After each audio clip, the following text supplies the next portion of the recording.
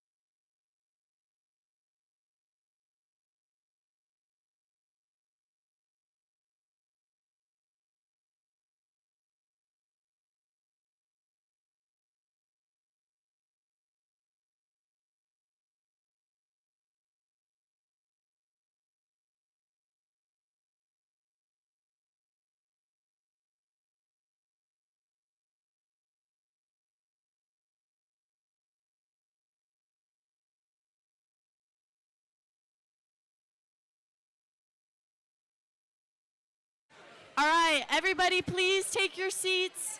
We're going to get started here. Make sure you have a journal. Please take your seats.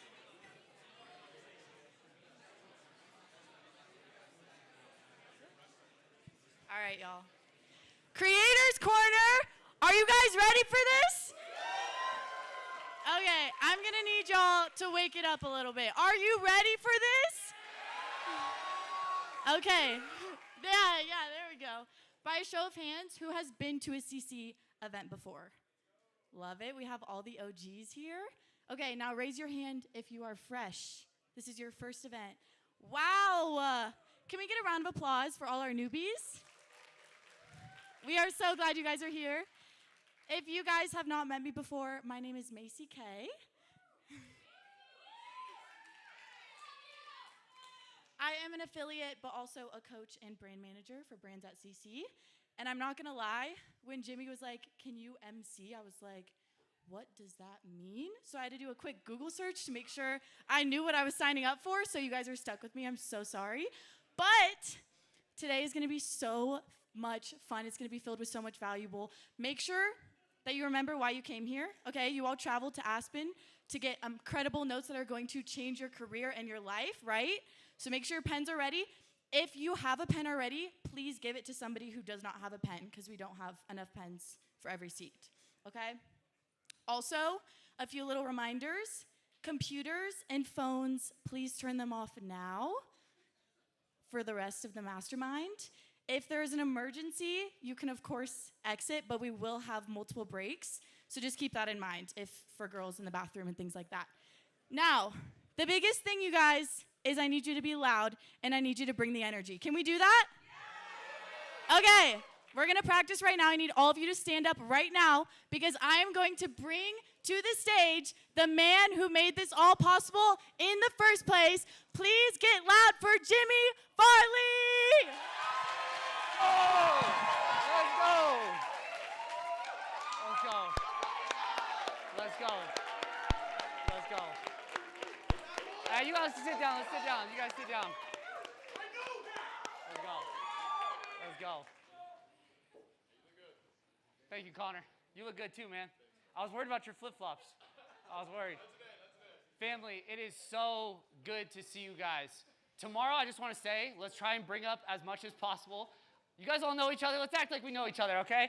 And if you don't, you're going to meet each other today. But, you know, Macy really hit the nail on the head with a bunch of those points.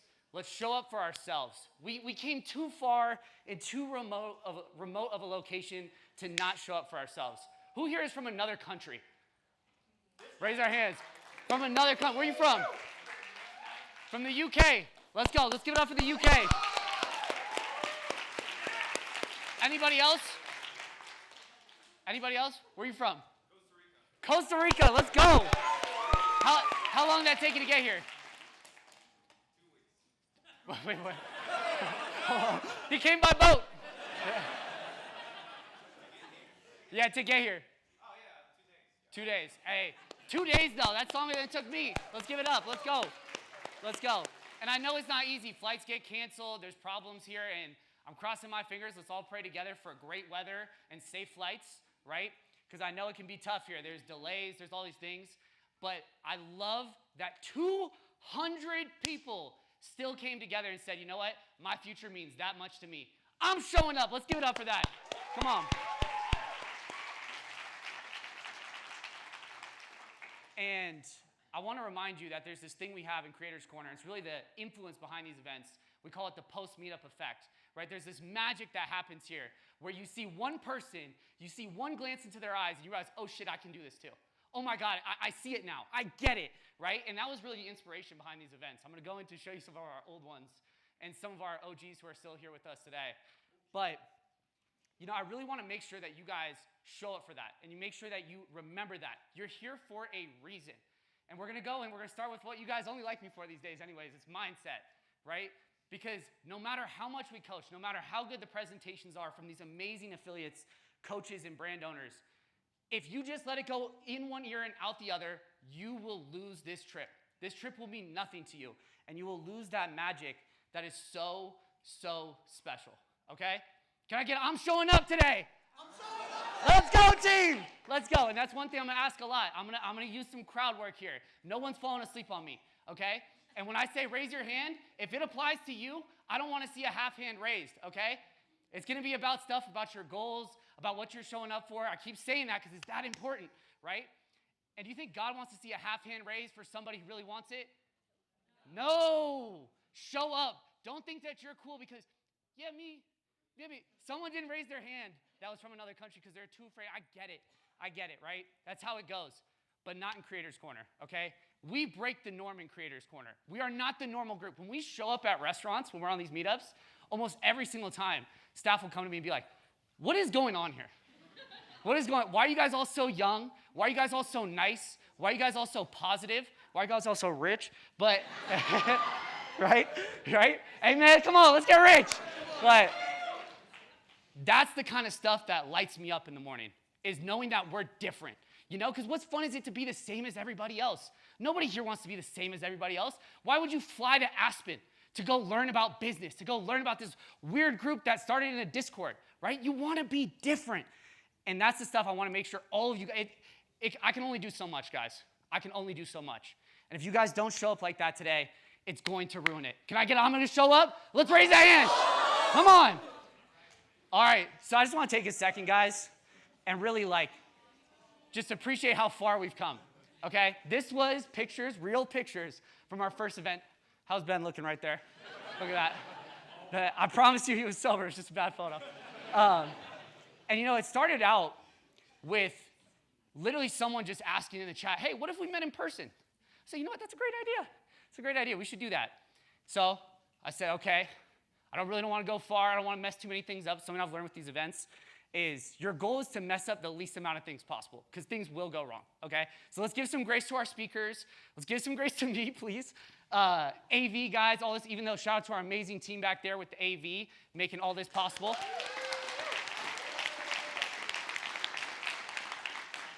And I missed a major shout out for the brands. Don't worry, I'm going to glaze y'all later for all the appreciation we have. But, I've learned that things go wrong no matter what. So I'm like, okay, let me stay home. Let me book my favorite restaurant, Sea Spice. We'll go there and we'll just see what happens, Worst comes to worst, things could be a little awkward and we'll just call it a day and we won't do it again. But what actually happened is people left meeting their best friends. People met each other that ended up being each other's weddings, that ended up being each other's groomsmen, bridesmaids. We have some up here. This happened. This is true story. Vic was there. Come on, right? And I said, okay, we're doing meetups. And look at these smiles right here. Pete, you here today? Yeah, Pete, yeah! Let's go. Obviously, we got Ben. Xander couldn't make it. Kyle couldn't make it. But they're still with us in CC today. Pretty epic, man.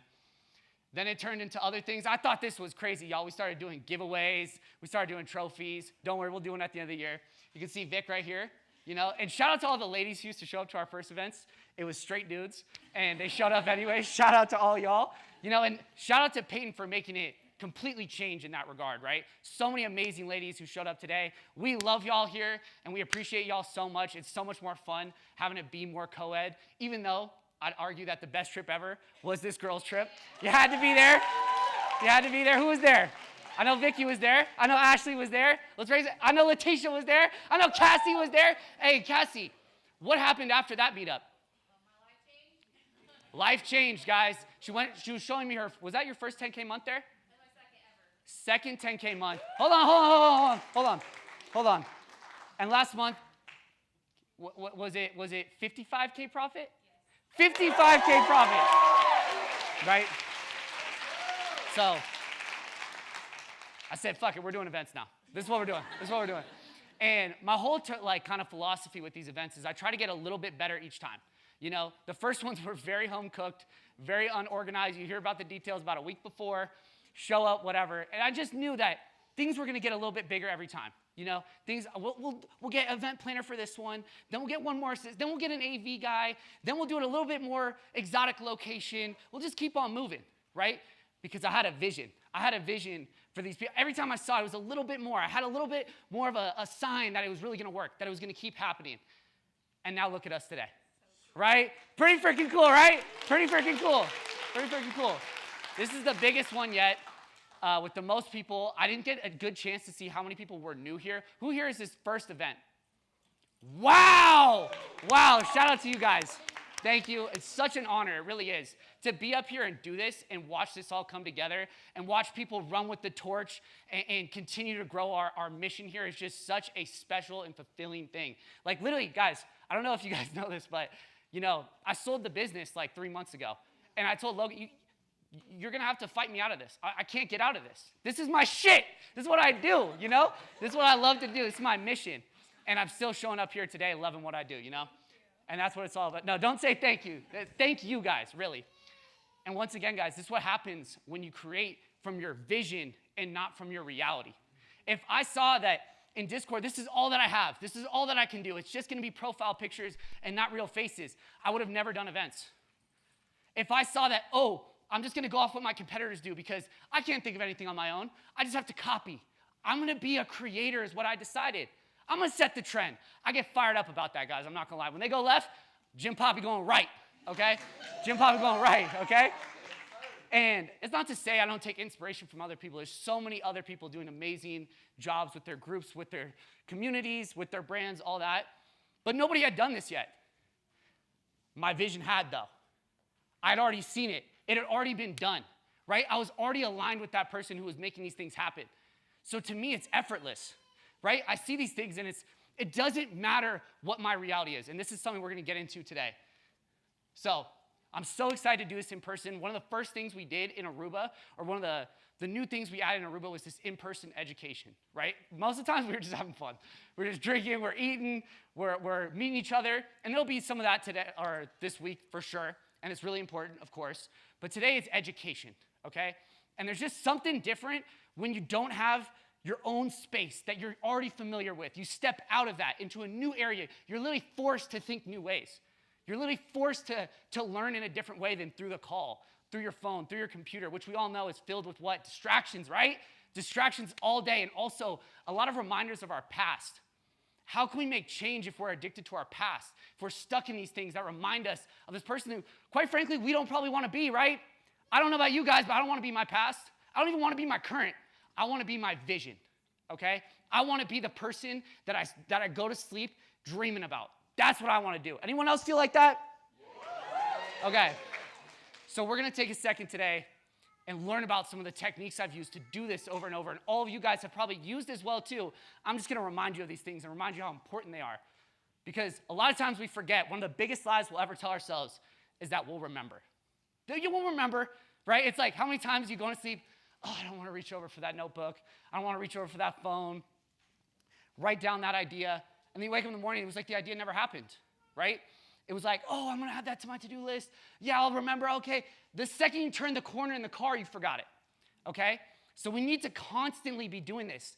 Sorry, guys, I hate to break it to you, but this is a lifelong battle, right? This isn't something you beat once and it's done, right? Unless you want to beat your past forever. Once again, we all saw those hands. No one here wants to be that, right? And if you don't use it, you lose it. If you don't use it, you lose it, right? The mind is a muscle. I really, truly believe that, right? It's just like the gym. For some reason, everybody loves that gym analogy. It's like anything that you can make an analogy to the gym for, people love. It's just simple. And people love the gym because it's super predictable. You go in there, you lift weights, you get stronger. You go in there, you get on the treadmill, you get faster, you get slimmer, you lose calories, right? People love predictable shit. But that takes you away from the magic, though. Honestly, guys, I'm going to tell you this right now. If it was predictable, it would not be fun. If you knew what was around the next corner, it wouldn't be that fun. The fun is turning around and saying, oh, shit, it's getting real. Oh, my God, it's better than I thought. That is the fun, okay? And we're going to get into that zone today because we have to do this every single day. Every single day you wake up, it starts to fade. The magic gets taken from you. We start at 0, okay? It's because your past is pulling you back.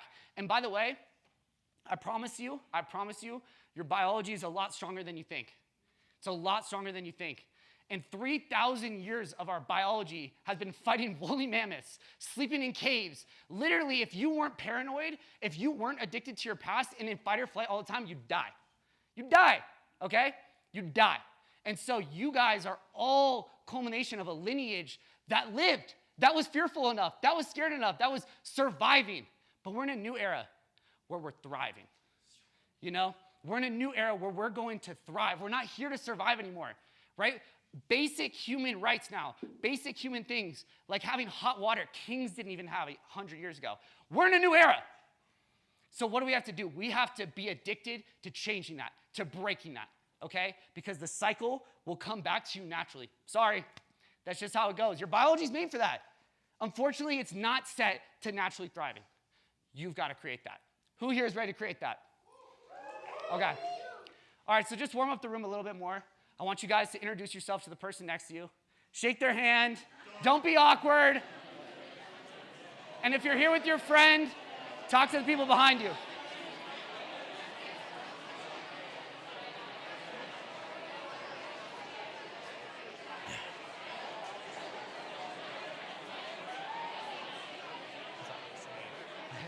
do. Just Huh? do the same shot we did. Okay, yeah.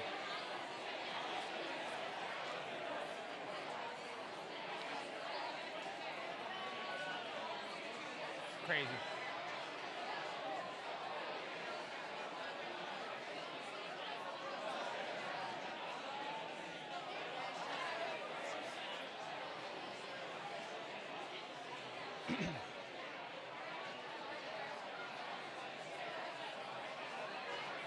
You guys know each other?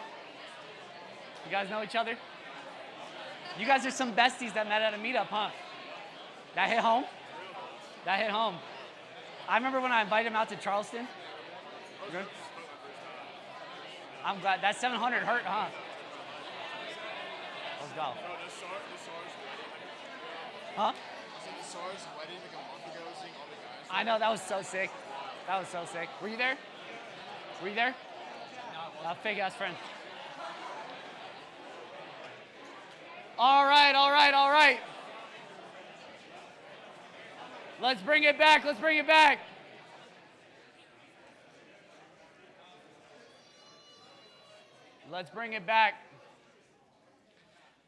You guys aren't, I thought it was going to be a lot more awkward than that. I love that shit right there. That was great. You guys all know each other's names? Take a second. Remember, what was the person's name? What was it? Hey, if you need to ask again, ask again. Ask again, it's okay. You get one pass. Ask again. Okay? Let's remember each other's names. It's important.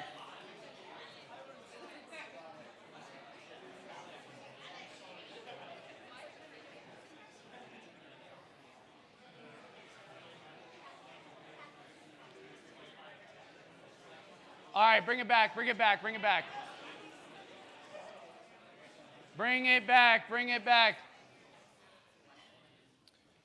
All right, guys, I love that. I really do.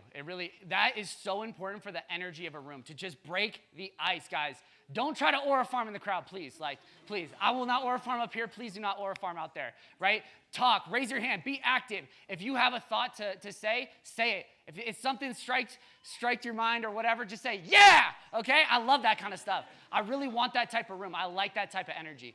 So let's get right into it, guys. Before we get into this, can anyone guess, I say it every Monday Mindset call, what one of the most important questions to remind ourselves when it comes to mindset is? Anyone have any ideas? Can I get a raise of hands if anyone has an idea? Close? Kind of? No? Nope. These are important, but not the one I'm thinking of. Let's see. Nope. Honestly, very close. This is a valid one. This is actually for tomorrow's lesson. But it's a question we remind ourselves for why mindset matters.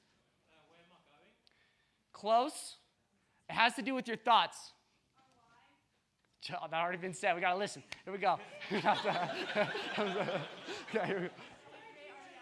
Oh! Wait. Can I repeat that again? Do we create our reality? Do our thoughts, at least bare minimum, play a part in our reality? Guys, yes or no? Yes. Right. Because if you were to say no, you'd be wrong, and we'll talk about that. But here first, we got a quarter zip for you. There we go. See, we reward crowd activity over here. Let's go. But way to nail that right there. Guys, I say it every Monday Mindset call. It's something I actually learned from Joe Dispenza here, like most of the stuff. But shout out Joe. But every single day he said, you lose it. Right? I start back at 0 and I have to remind myself why. It is your whys. Shout out to the whys here. But why am I doing this? And the question that answers that is, do I think my thoughts play a part in my reality? And then I remember they absolutely do. In fact, they are arguably the most important thing for everything out here, right? It all starts up here before it shows up out here. Right here, guys. Nail on the head. Let's go. Let's give it up for that again. Nail on the head. Let's go. And the reason for this is the placebo effect, guys. I could literally give you a drug, okay? Or I could literally tell you I'm giving you a drug, but it's really just a sugar pill. And if you believe me, because I'm a trustworthy guy, okay, I wouldn't do this to you, and I pulled it out of a Xanax bottle and I told you, hey, this is Xanax, okay? Take this before this flight, you'll knock right out. And you're like, okay, yeah, Jimmy wouldn't lie to me and it was in a Xanax bottle. I believe this with every fiber of my being. That makes sense to me. What up, fellas? Good to see you guys out here. Let's go. you would feel the systemic effects in your body as if you took the real thing. That's how powerful your beliefs are, right? That's how powerful. That's why in every single test that they do in scientific, they do the double-blind test, I think it's called, where they give one person a sugar pill and one person the real one. Because they know, hey, if you just believe it's real, blind, like, we'll tell you, hey, this is it, and you believe it, you will feel it. And they have to test real efficacy against your thoughts. That's how powerful they are, guys. It's no different when it comes to your dream life. It's no different when it comes to your identity. It's no different when it comes to all the things you tell yourself about your own life. You with me? Yes. Okay, let's go. And so we need to always be asking ourselves, what is going on up here? Because what happens is, and this is that addiction to that past, right? This is that survival mode, is we go on autopilot. The scariest thing you can be doing, honestly, is not even be conscious, okay? To not even know what's going on. If someone asks you, how's your mindset been recently? You're like, this shit should be a main focus, right? If someone asks you, have you been drinking water? You'd be like, okay, yeah, I have. Yeah, like, I do these things. Like, this should be that serious to you. If you're working on a goal, it's on the top of your mind, okay? And I'm constantly thinking, how can I rewire my mind? How can I break my limiting beliefs? How can I go in there and make this unconscious thing that's ruining my life and trying to pull me back into something that makes my life and pulls me forward? So I want you to turn to the person next to you and do this self-audit, okay? It doesn't matter what you were before this, okay? This is your chance to change. You showed up here for a reason. Talk to them and really take a second to self-reflect. Before we can make any change and look for a solution, we gotta know the problem, okay? We gotta know what we're doing well. We gotta know what's worked for us in the past. Talk about these things. Ask the person next to you, how's your mindset been recently? What are your goals for this trip? And what are some things you think you can improve? Let's go.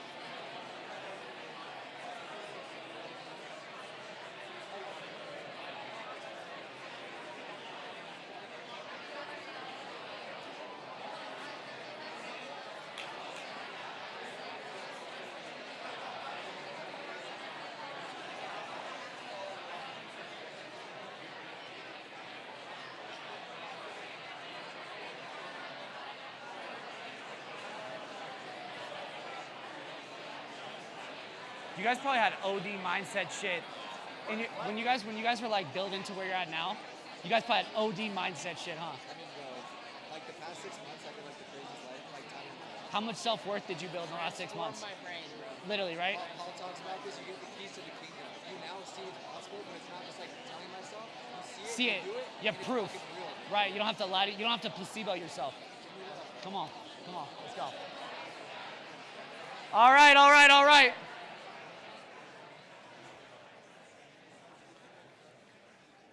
Once again, I'm already loving the energy in this room, guys. Like, I can tell, I can hear the conversations. Everybody's taking this serious, and if you aren't, I'll remind you again, you're only cheating yourself, okay? Don't cheat yourself, and don't cheat your future self, because I'm telling you, it's gonna be epic, guys. It's gonna be epic when it happens, okay? So don't pull yourself away from that moment. Anyone wanna share something that they're working on? Something maybe even they're doing well, or something that they wanna improve? Who wants to be the big person today? Here we go. Because it's easy at times when you're working, you're busy, to say, oh, you know what, I'll just make that video later. Yeah. What I plan on doing is, if I say I'm going to do it, I'm going to do it. Because I think that's what's going to help propel me forward, is starting to show up for myself when I say I'm going to. I love that. And you see, it's like, what will happen too is we'll tell ourselves, I struggle to show up. I struggle to do this. And right? Like, I've been caught in that too. That's something I've very much dealt with and still deal with to this day, right? But I love how you said, I want to start doing this. I'm going to start doing this. You see how that story is different when you write it? Versus I definitively saying I am something versus I'm going to be something. I'm becoming something, right? This is how I want you guys to be very cognizant of your language on this trip, okay? Someone else? Let's go, Oscar. Slowing down. Enjoying the moment from this. Okay, some gratitude. Who else relates to that one? Slowing down. Okay, I love that. That's a good one. Anyone else? Let's go here. The shiny object syndrome. Shiny object syndrome. Turn off the noise and like everything and just follow one path. Right, creating from your mission, right? A lot of times shiny object syndrome, guys, is actually like just comparison, right? That we kind of call a different term. Shiny object syndrome, we get caught in like, oh, but Nino's making this much money with this, but Peyton's running this product. Oh my God, but I need to do this video style, right? We run over to different things. I love that. It's actually, to not get caught in shiny object syndrome actually takes a lot of self-worth because you have to know, I know what I'm doing. I'm on my own shit. I'm not going till it's done. You have to be really mission-driven to not get stuck in that. We'll do that. Huh? It's never done. That's right, Cheyenne. Let's go. One more here. The biggest thing I took away from Aruba was misery loves company, but joy does too, and it throws better parties. Wow. Wait. Hold on. Wait, let's repeat that one. So being, or like when you're seeing people saying TikTok stealing from us, or don't listen to these coaches, community, you can do this all on your own, or you're never going to do what they do, so why are you doing this? Like blocking them instantly, or even just leaving a comment like, oh, I thought that too, and I did do it. So if you think you can do it, do it. Yes, Cassie. Come on. Right. What was the quote again? Oh, sorry. It was misery loves company, but so does joy, and joy throws better parties. Dang. Misery loves company, but so does joy, and joy throws better parties. What a saying. What a saying there. And so, guys, right? Like, and also, I just want you to take it here, because all top creators will tell you this. And someone shout out and tell me I'm wrong if I'm wrong, but I know I'm not. This game is a mental game, okay? All top creators will tell you this. Half the game, if not more, is just up here. It's just battling yourself, okay? And remembering where you came from and being super conscious, okay, guys? All these things are super important. But regardless of whatever story you've been writing to yourself, okay, guess what, guys? I got good news for you. You have a chance to change it, okay? It's never too late. It doesn't matter what happened yesterday. It doesn't matter if this was the worst year of your life, okay? Last year was not a good year for me, right? Not a good year. A bunch of bad shit happened. I fell out of my own practices. I wasn't practicing down to the wire of what I preach, and that's a problem, right? It's a problem. What do you think my reality showed? The exact same thing, right? Constantly putting out fires, constantly stressed out, going to sleep just thinking, what am I doing? Oh my God, like all this shame I just carried, right? But I remembered, I have the ability to rewrite this story. I got the fucking pen, right? And that's a really powerful feeling, guys. And this will put you back in the driver's seat. If you feel like you're not in the driver's seat, if you feel like you don't have control, you gotta remember that you do. There's things that are in your hands. Take radical accountability, especially for your own thoughts, because who else is experiencing them besides you, right? It's just you. So guys, get out those journals. Get out those journals. Get out those, anyone need a pen? I have an extra pen. We got some pens up here. Turn to a neighbor. Timmy, you here? Can you hand out some pens? We handed out all the pens.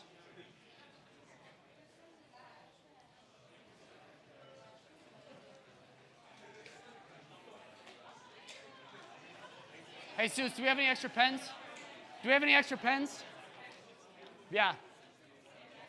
You have extra? Hey, anyone, who needs a pen? Who needs a pen? Behind you. Behind you. Right here. Help a neighbor out, guys. You give what you get. You get what you give.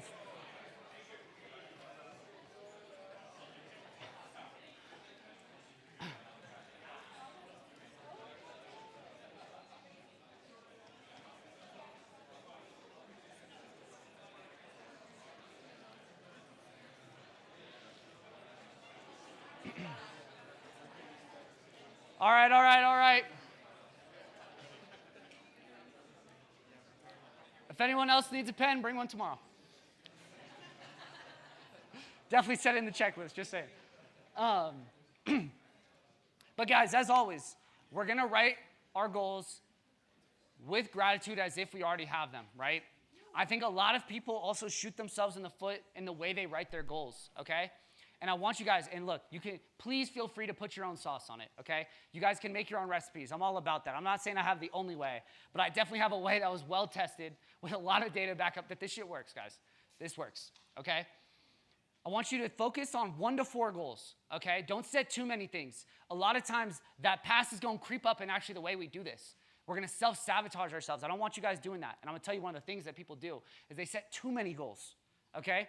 They're like, well, I also want this. That's, you're grabbing. You're grabbing. Guys, we'll get there. You can get a bunch of shit just happens when things start happening anyways, okay? So just know and claim for yourself that things will work out in other areas of your life too. Why would they not, right? If you're leveling up, everything around you will level up. So focus on the 4 things or the 2 things or the 3 things that mean the most to you. Usually it's going to be a big month, right? Anyone going to journal about that? Anyone going to journal about that, right? Yeah, let's go, Aiden. Let's go. It's going to be some things maybe around viral videos, around creativity, around anything in your life that you really feel like is your main focus. That would really mean the most to you. I want you guys to focus on those and go just out of reach. A lot of people will also shoot for the stars. And look, if you're that person, that's fine. Okay, I get the whole shoot for the stars and we'll hit the moon, like whatever. But to me, it doesn't show that the process really is ironclad, right? I really like to shoot for things that are just out of my reach. I remember my first one was like, I knew I could get 1 sale. I knew I could do that. So I said 3 sales, right? Just go a little bit further. Just go a little bit further. And then when I saw that worked, I said, okay, I got it. I'm going for 10,000. Like that was my jump. That made sense to me. I knew I could do that.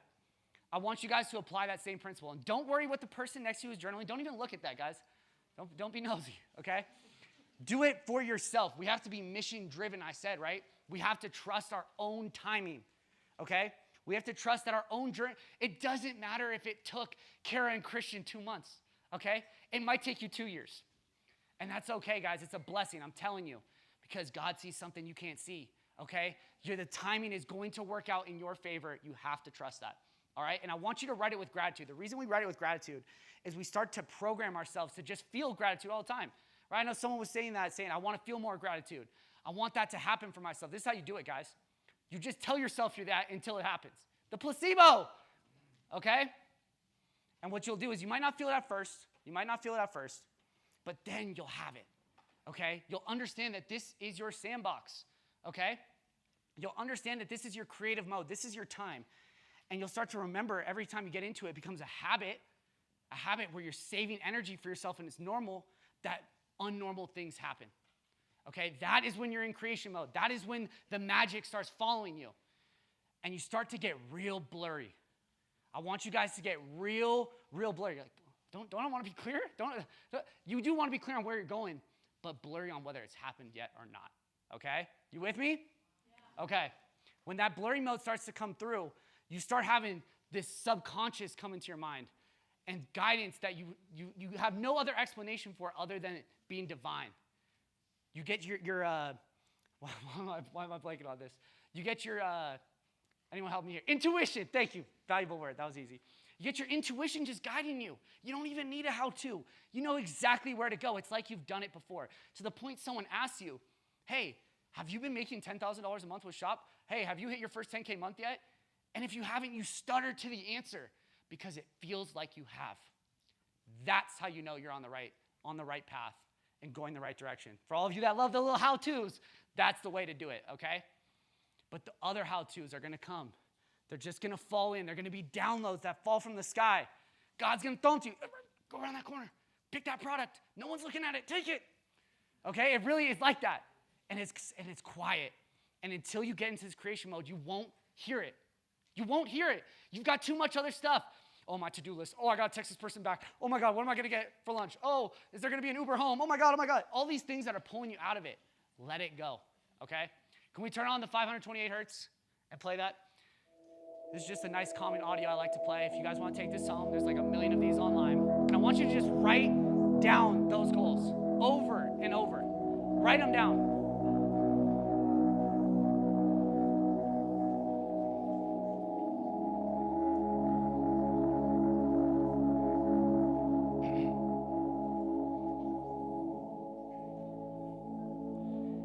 yourself slowing down into the moment, thinking about that person, because I'm telling you, that person would be doing what you're doing right now, and they're showing up. And no one should be talking right now. Let's be writing. Only person you should be talking to is your future self.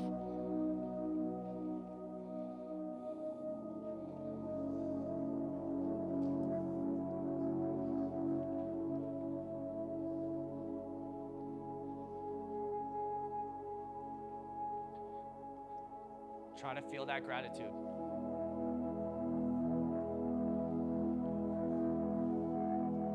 If you can feel thankful like it really happened, that's how you know change is beginning.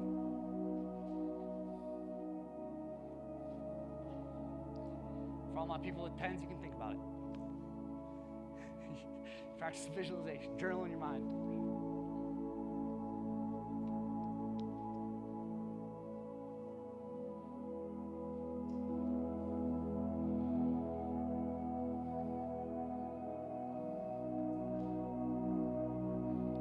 Right, and become the placebo.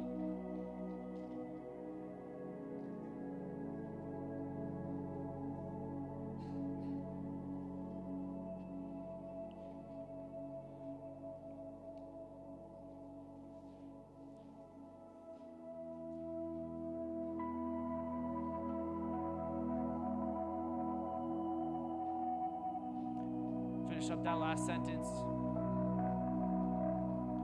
Writing out those goals that have been on your mind as if you already have them. Remind yourself too. This is something I remember every single morning when I write it out, I'm like, man, that's why I do it.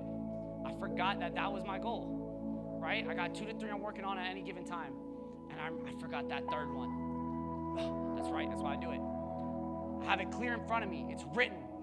It's a to-do list for myself for this next step that's going to be closing my eyes and making a memory of the future. Okay, guys? Oh no, Jimmy's gonna meditate. No. Guys, it's nothing to be scared of here, right? And I want you to also, whatever works for you to make yourself comfortable with it, do it, okay? If closing your eyes scares you, I encourage you to maybe realize no one in the room is gonna hurt you. You're gonna be okay. If you like to think about, if any of my believers, anyone who's religious, I'm religious as well, if you need to think about God, if you need to think about Allah, whoever it is for you, the universe, if you're not religious, do it for you, guys. This should be implied here, but I'll remind you. Do it your way. Do it what makes you feel comfortable. But we're going to all close our eyes in unison, okay? If we could also dim the lights, that would be great. As you guys know, we do this on a lot of Monday mindsets. Review your list. Know your list. Know what you wrote down.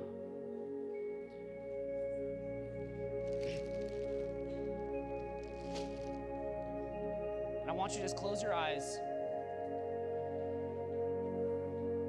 It's the last thing Jimmy's going to talk about. I promise, guys. I know he's annoying. And just let go. Let go. Breathe in. And out. And just let go. Keep the breathing going. Just letting go of those texts you know you need to get back to, those videos you're behind on, that to-do list that's sitting there glaring at you. Let it go. It does not matter.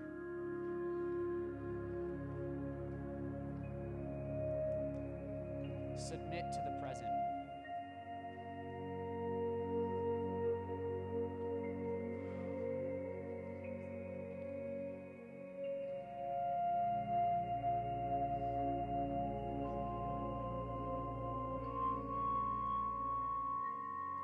As you start finding yourself in this moment, I want you guys to think about that reality where those goals have come true. Okay? Think about it. Let go. Let go of your feeling to think this is weird, to feel like this is off, and just think about your future. Have it matter to you that much. No one's breathing, no one's clicking, no one's foot tapping can take you out of this moment. Think about it. What's it feel like? What's that moment where it all comes true? Don't worry about how it happened. Just worry about what happened and why it feels so special to you.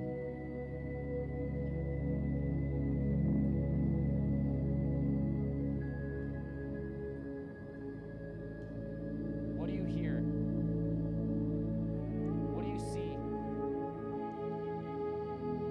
What do you smell?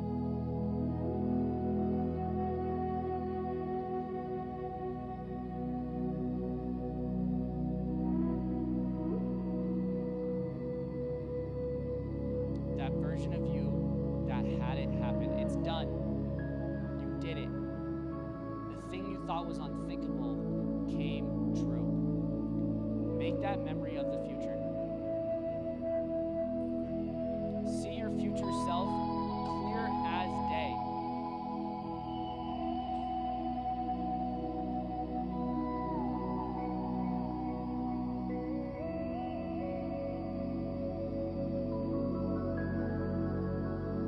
And if you're struggling to stay there, just know that you needed to do this. That your past is still in control, and that's okay. You're showing up for that. But if you're there, I want you to make that memory, because your brain doesn't know the difference between what is in reality and what isn't in your mind.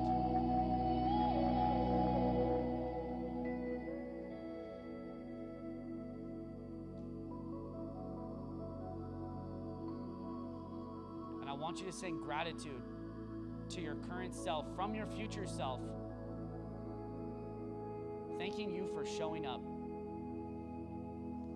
for not giving up when it was hard, when you really, really wanted to.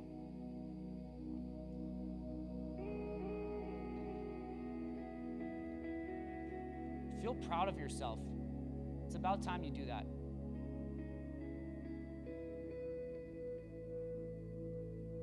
You've suffered enough.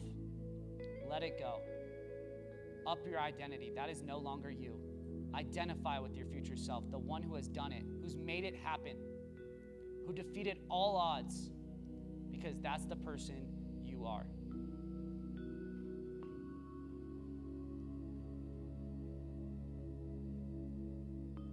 And I want you to think what you're going to do in that moment. Who are you going to call? Who are you going to text? And say, it's happening. We did it. Thank you for believing in me.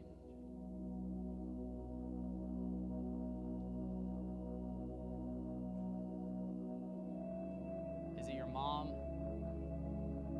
Is it your spouse? Is it your friend that pushed you to make this happen, that believed in you even when you didn't believe in yourself? Give them a hug and say thank you.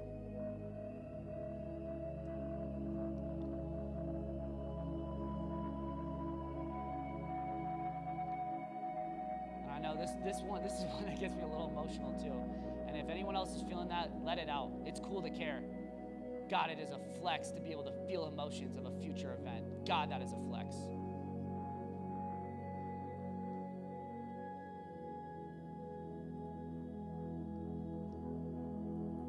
Feel that moment. Experience it as now. Your parents saying they're so proud of you, that they knew you were going to do it. That dashboard, opening it up, seeing it happened. That 0 turned to 100, turned to 1,000, turned to 10,000 real quick.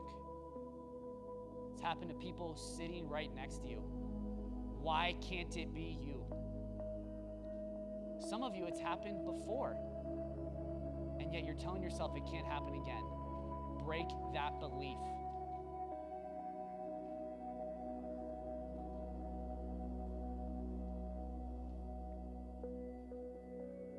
Come on, keep showing up. We're almost done. Keep showing up. If you can even get 5 seconds of that future memory, it's a win. You're breaking free from your past. Just 5 seconds. See it. Hear it. Let it come to you.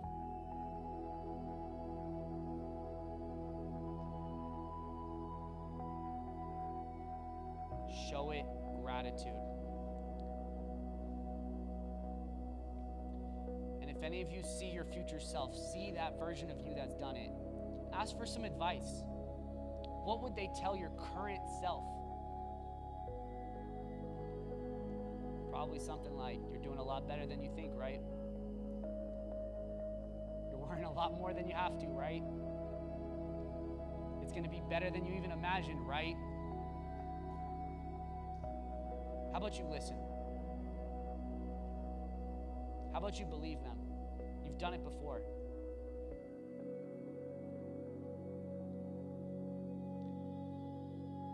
Take a couple more deep breaths, just breathing through that moment, breathing through that change of making it happen. You did it, my friend. All that's left to do is time to catch up.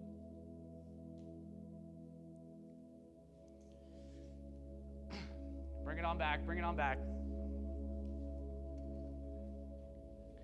Open up to a new reality, right? That brought some tears out of my eyes too. Special. Let's give it up. Right?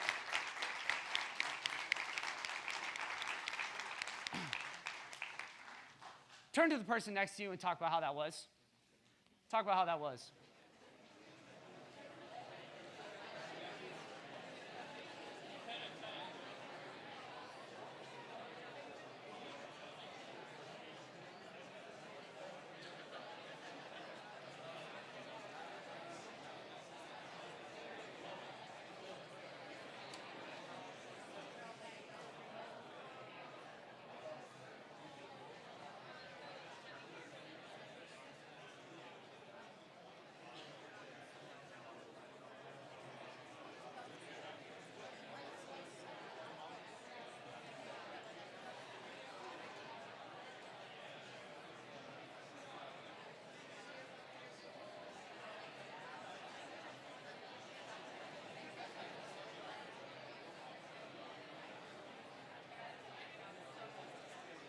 All right, bring it on back, bring it on back.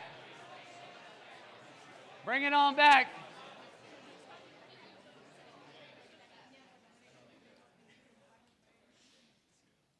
How was that? Pretty good? Pretty good? Let's go. Let's go. Anyone want to share a cool moment they had during it? Anyone want to share? Oh, stop it. Don't do that. Don't do it. Don't do that. Oh, don't do that. Can you share a moment about yourself, your own experience? Good. Okay, I love that. Love to hear that. Guys, if you felt anything, that's a win. I'm going to remind you that right now. Anyone else want to share a little moment they had? I remember when we did this in Aruba, and I had tears in my eyes then, but then doing it again now in Aspen with everyone else here, just reminded me of how far I've come since then, and it's only been a couple months. Wow, look at that. Let's give it up for him, right? Anyone in the back? Cheyenne? You already know I'm crying. And why do you think Cheyenne has made $2 million from TikTok Shop? Because she can do this. Come on. Come on. My sister's here with me today, and when you said the people that support you and have your back, Oof. every month I win. I'm still doing my 150K month. Yes, she is. Yes. And how do you show up every single day for those? Just like this, right? Just like this, there's no doubt in my mind that I make it every month. I make it, and there is no what if. There's no lack of faith. But I call this one, this is my sister, I call her all the time, and she's only ever been supportive, even when I do have my tiny little crash outs, and it just made me realize how grateful I am, and yeah, I'm where you guys want to be with the over 100K months, but it doesn't stop there, and I journal for more, so. Let's go, Cheyenne. Come on. God, I love that. God, I love. What a blessing it is to have someone who supports you, right? We've all had people who've doubted us. We've all had people who made us feel unworthy, all these things. But you got to be bigger than that, right? There's no one who can tell you who you are. I promise you that. I promise there's no one next to you that can tell you who the fuck you know you are. Okay? You got to understand that. Sorry, excuse my French. It's real though, guys. And especially not over their screen, okay? Especially not in the comment section. God, right? God. And how often do we fall for that, right? I'm like, dang, they got me right there. That was embarrassing. That was embarrassing. But I know who I am, right? And you got to know who you are. I love that. Make sure that you let the people who support you be your light, not the people that are bringing you down. Do you want to share something? Yeah, my husband actually speaks to my future self. He's like, when you quit your job, you're gonna. He's like,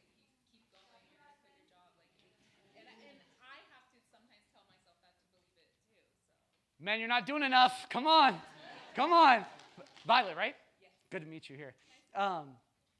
That is such a blessing, I can't even put it into words, right? To show up for your spouse, believing more in them than they do in themselves. Wow, right? You want to know something too, guys? I know there's a few of you who might not have that in their life, right? At some points, I didn't either. Can you show up for somebody else and do it for them? Because guess what, guys? You reap what you sow, right? And watch, if you do that for somebody else and you believe in them for literally no reason, in fact, they're your competitor, watch what will happen. Watch what will happen. It'll be magic. Anyone want to share something they struggle with during that? Ashley. Like forgetting about outside. And that means you needed to do it, guys. Anyone else struggle with that a little bit? There was a couple things. I'm like, the event planner's texting me. We got tents to get, this, that. There's nothing more important than showing up right now, right? And right, I know. We'll hope they get done. Yeah. But yeah, I get that. And like, guys, once again, you have to know that's your compass. If there's any time where you're struggling with it, and the times when this is really a habit, it'll feel like you're just falling back. It'll feel like you are just falling right into it. It's obvious. It's literally who you are, this thing that you're thinking of. And guys, I'm really telling you, you got to believe me. Those times where it's harder are way better because that means you have something that needs to change. Okay? Let's go, Ashley. One more? Anyone? Want to share something you struggle with? Right here. I struggle. I don't believe that I deserve it just as much as anybody else in this room. And I really struggle to get over that. I'll tell you this. Does he deserve it? Yeah. You know? And it's like, you have to, this is something we're going to talk about tomorrow. It's really easy to make change when you're at your lowest, right? It's really easy when you're broke to be like, I need some fucking money. It's like, it's really easy when you're most unhappy with your body to be like, oh, I'm going to go get in the gym. It's really easy when your friend is screwing you over to be like, I'm done with this person, right? But if you need to break down to your lowest to make that change, you're just going to always have to do that. You're just going to go like this all the time. And I need you to know right now that you deserve it. You don't need to see over and over that you don't deserve it and keep trying to prove that to yourself. It's only you. You've got to just let that go. You heard the room? Yes! Can you show up like that for yourself? You came from the UK to Aspen to still say that? No, you didn't, right? But you got to make that choice. And if you show up every single day and you write it, I deserve this. I'm so grateful that I knew I deserved this, that I showed up for myself, that I made it happen, that I did it, that I gave a testimony to someone else who was my shoes and made them realize that they deserve it too. Can you make your why bigger than you? I know that's something that helped me because I felt those same things, right? I was like, if I'm going to struggle here, it's not enough for me. I hate myself too much, right? I've been there. But I said, I got other people on my back, and I'm not a selfish person. I'll tell you that. You can do this. You got it? Let's go. Let's give it up.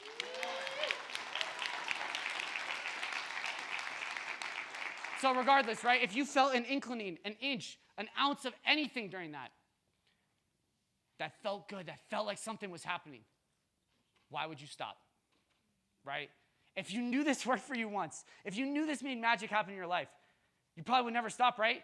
Wrong. Everybody does. Everybody does. They think they got it. Oh, I can chill now. I'm done. But guys, if you don't use it, you lose it. You need to show up every single day. Show up like the person who's already done it. And I want you guys to do that during this presentation. Don't worry, we'll take a little break after this. But how would they listen? How would they act? How would they show up? What would they be thinking? What would they be reminding themselves, right? I'm telling you, I really hope it's not in one ear and out the other because there's going to be some things that happen today. Synchronicities, signs, the answers you've been looking for. But if you're going to show up like that old self, it's going to go whoosh, right? Because you're going to keep proving to yourself you're the person that you were yesterday. Okay, guys? Who's going to show up for them? Come on, let's go. Don't let this is what Cassie was talking about here. Don't let this be what's going through your mind. I'm never getting out of L1. TikTok just hates me. Oh my God, everybody's in the dumps. Guys, TikTok shop is dead. It's never going to happen. Oh my God, I need to go join AI Creator Lab. Oh my God, I need to go to TikTok shop. Oh my God, I need to go there. Oh, that's doing nothing for you guys. Misery loves company. I can't do this. I'm not as good as Cheyenne. I'm not as good as Peyton. Ugh. Guys, ridiculous thinking. I promise you what's crazy about this space too is there's unlimited inspiration, right? There's literally like thousands of people who have made it. It's really, it's not even like luck at this point, you know? It's like, it's really just, there's every reason to believe in yourself. Every shape, every size, every ethnicity, even countries, guys. You guys are in the U.S. I know some of you guys are international, but just know that there's someone in another country who knows they can and isn't going to let. Cheyenne was in Belgium, and isn't going to let that stop them. They're bigger than any environmental thing that's put in front of them. Their vision is that strong, okay? And you want to start talking to yourself in the opposite. I'm here to get better. I'm getting better. I'm doing this. I'm making it happen. I've decided my change. It's done. Just because they haven't done it doesn't mean that I can't. A lot of you guys say, well, I just need someone to do it. They don't believe it. How is that faith? How is that faith, guys? Come on. Be the trendsetter. Be the 4-minute mile. You guys all have an opportunity to do that. So, every creator will once again tell you it's mental, and there's a reason for that, guys. Take this serious. And that is it for today. Thank you for showing up. Thank you. Thank you.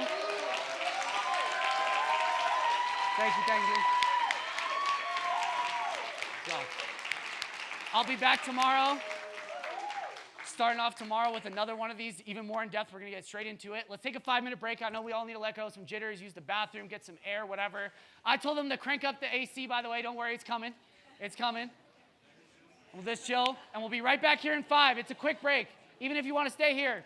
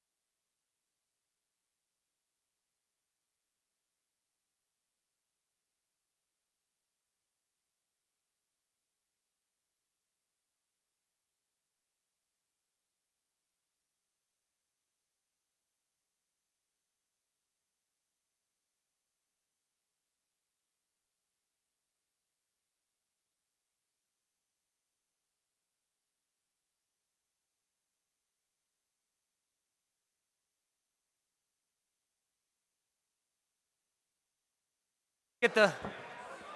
All right, let's make it back to our seats. Let's make it back to our seats, y'all. Come on.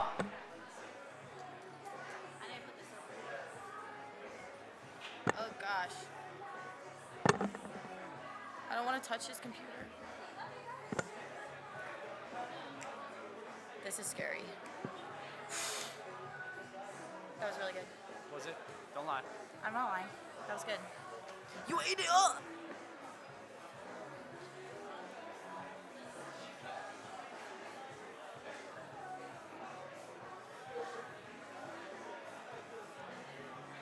Bring it on back. Bring it on back. Oscar! Oh, you can't hear me.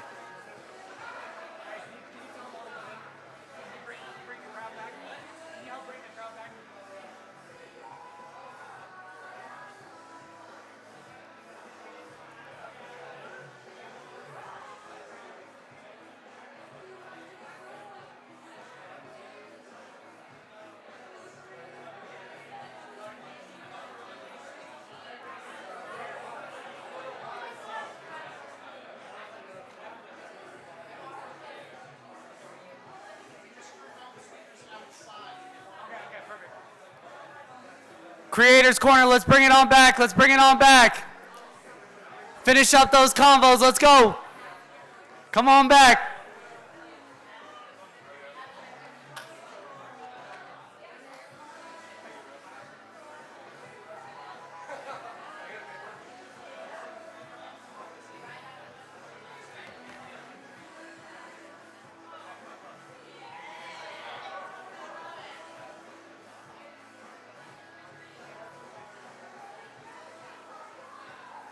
Why are my manager coaches? Let's help bring people back. Where are they? They're all out there. What's up, Chris?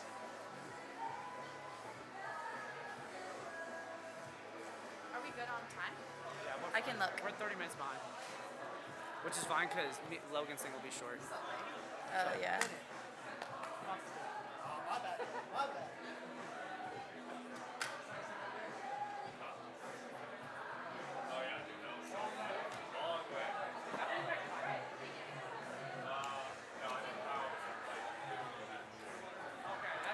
That is fucking crazy. I can't imagine. I can't imagine a world where you guys aren't like best friends. Bro, I know. I'm sad they're not here. I know.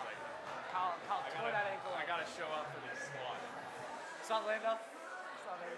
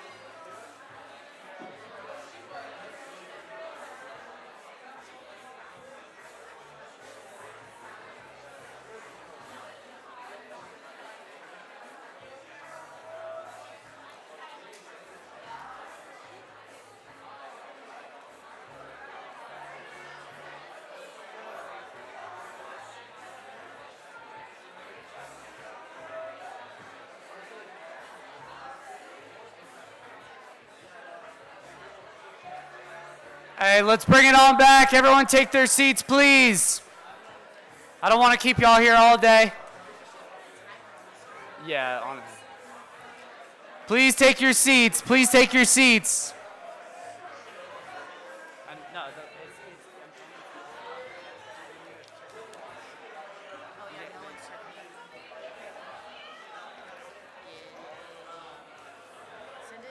I did like 10 times. It's gonna be a problem.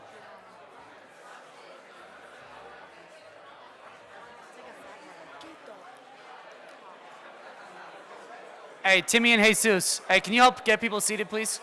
Just be like, literally don't let anyone stand in the lobby. Thank you. They want me to go do it, I will. Hey. I'll hit you after, yep. Not the time. Editing. There we go. That's what I like to hear. Big Dylan in the building.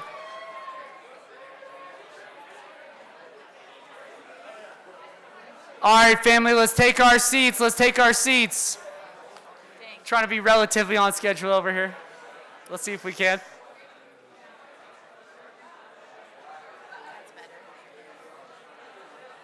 Can I take your seat right here? Or no? Where's I'm about Ben's to seat? sit down. We'll take Ben's seat. Yeah, too. He's on the end. Oh, he's nervous. Look. So nervous.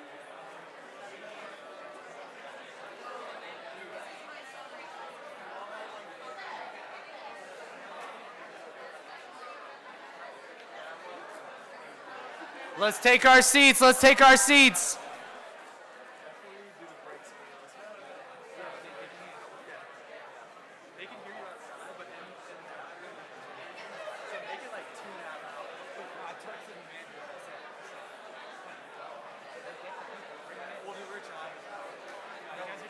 Trust me, I would do it. He started screaming at him. I'm gonna do it. Tell Jesus though he did it. Yeah, I'll do it. All right. Let's take our seats. I'll let you take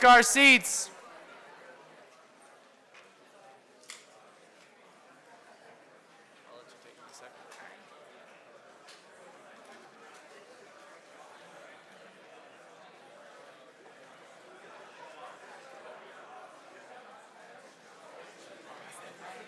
Huh? I know, right? Girls are sad. I'm gonna do it. That? Let's take our seats.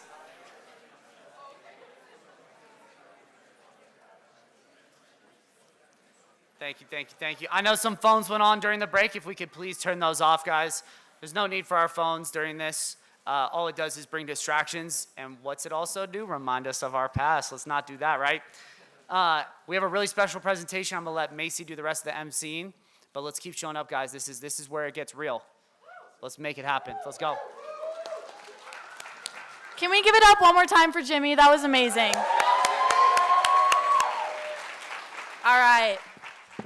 Our next speaker spent a year doing organic drop shipping before pivoting to TikTok Shop in January 2024. That summer, he got his big break coaching Neurogum. Everyone know Neurogum? Who ran Neurogum? Let me see. Yeah. Here in CC, he managed Neurogum from taking them from a $5K month to a $1 million month as their manager, but also was the top affiliate at the exact same time. Please put your hands together for Ben Honig.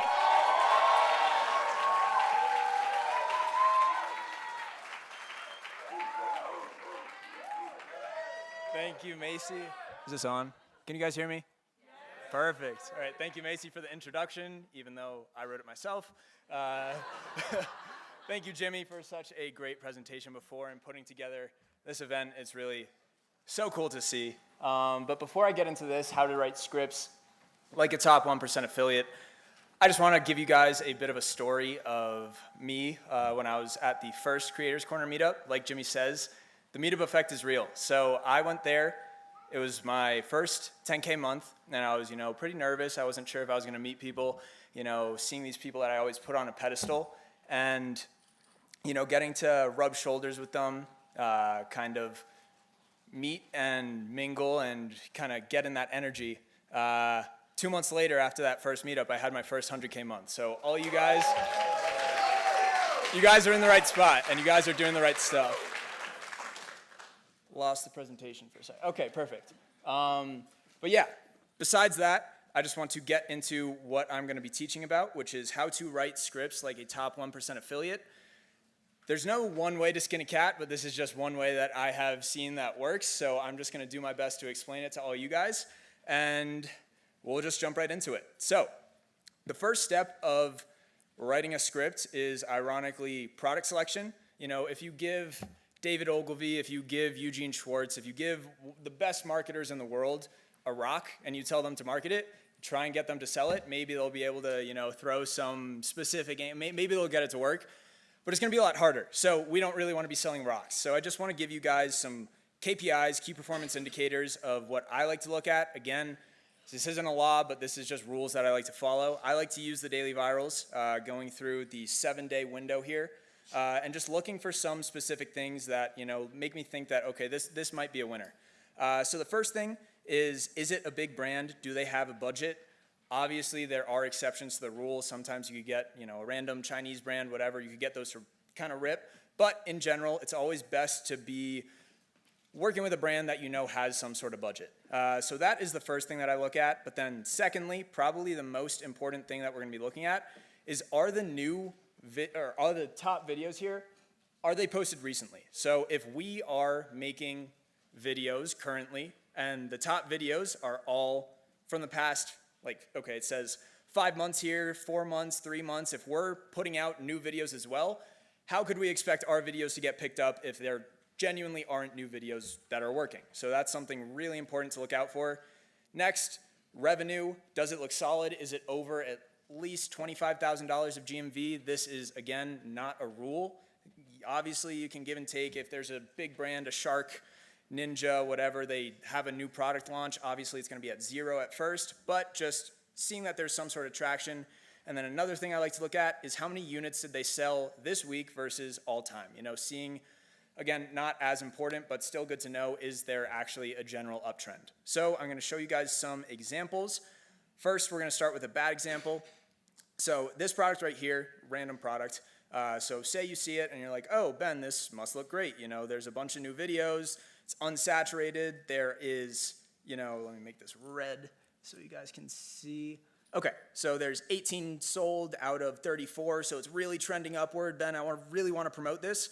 But in this case, this brand probably does not have enough spend to actually push your videos. So you never want to just be promoting a product that is run by 2 drop shippers kind of in their college basement. You know, you really want to be doing a solid brand. And one way to kind of check that is their Amazon presence. You know, how many people bought it last month? So if only 50 people bought this product last month, chances are, you know, it's only going to stick around that 50 people a month on TikTok Shop too. Again, not a law, but, you know, pretty important to look at. So then one more bad example, this one with better revenue, but, you know, $500,000 of revenue, a lot of units sold recently. That looks pretty good, but all the videos here are older. So 3 months ago, 8 months ago, 4 months ago, 10 months ago. If we're posting a video today and the only videos that are working are older, chances are we are not going to be getting into the GMV Max pool. Yes, there's an exception right here with this 1 week, but, you know, exception, not really the rule here. So one more good example, and so throughout this process, I'm going to be showing you, I'm not just going to tell you, okay, this is how I would write a script. I'm going to write a script, and at the end, you guys can rip it if you want.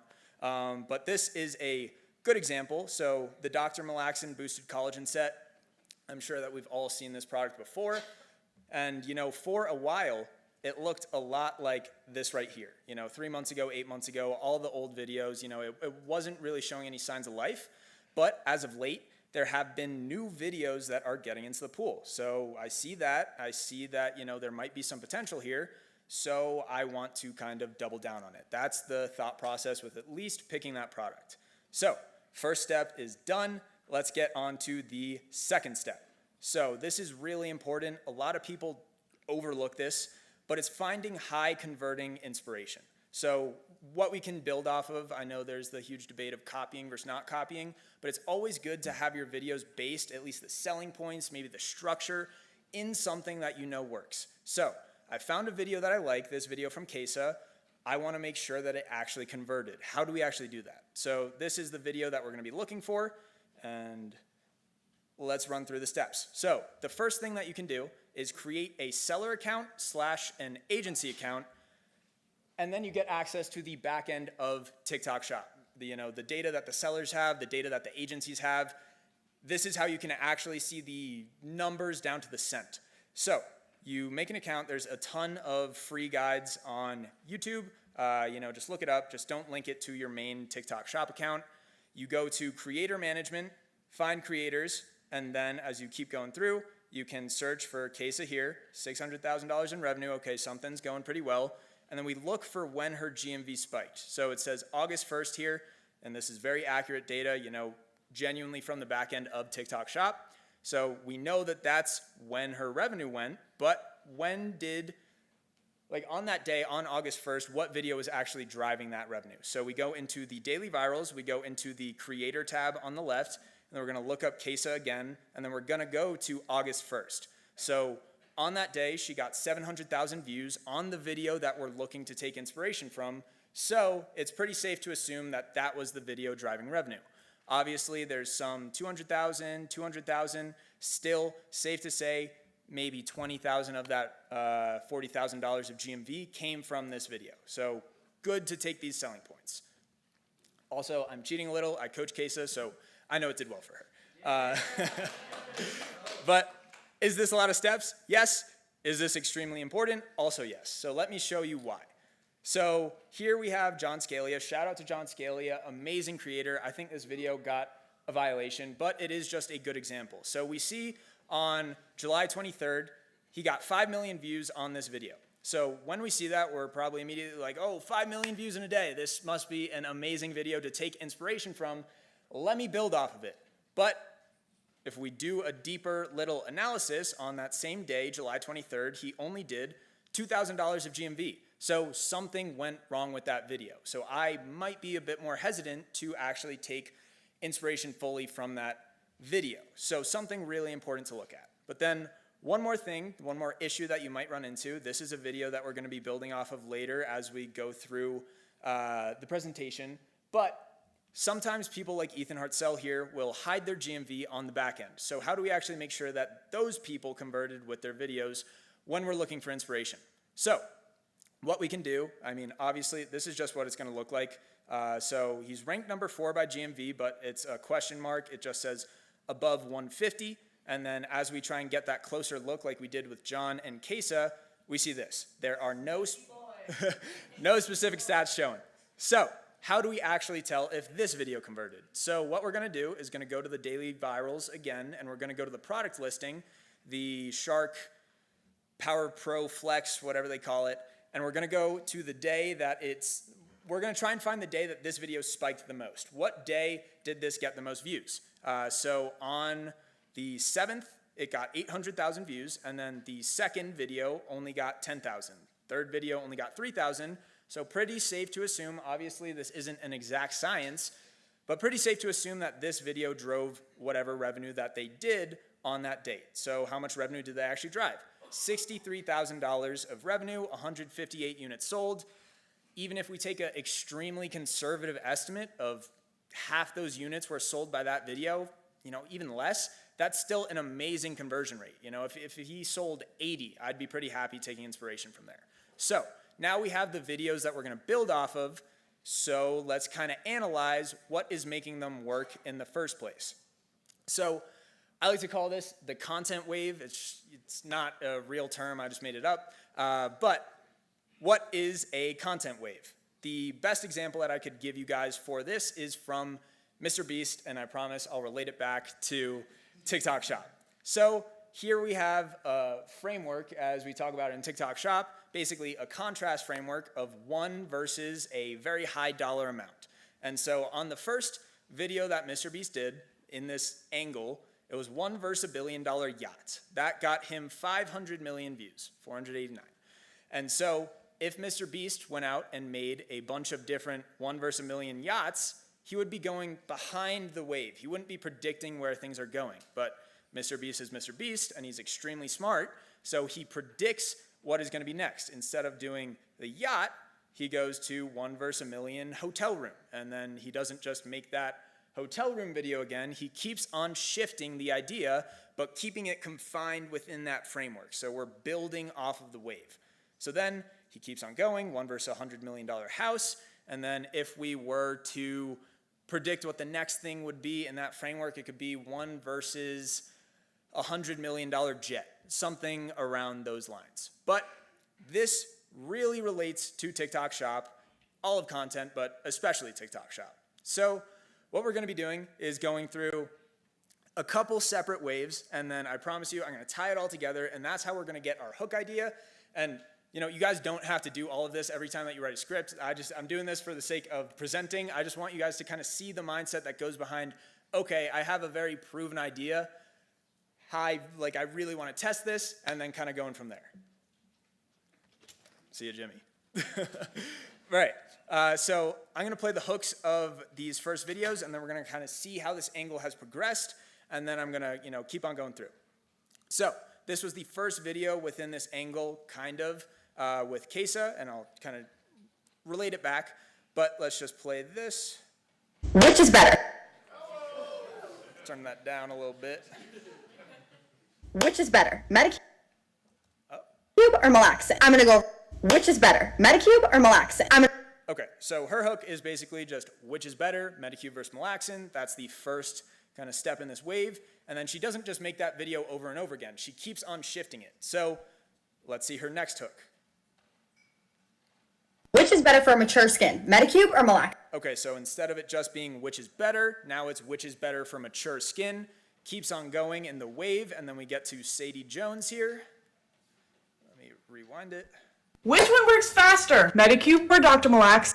Okay, so we are changing every time, not just which is better, but which does it better in X regard. So if we wanted to predict what would be next here, we could basically say which is better for saggy skin, which is better for younger skin, all that sort of stuff. But that's kind of just like a baseline idea. I want to give you guys something more, something with a bit more juice behind it. So in order to do that, I want to kind of go back in time a little bit to where this angle even kind of started.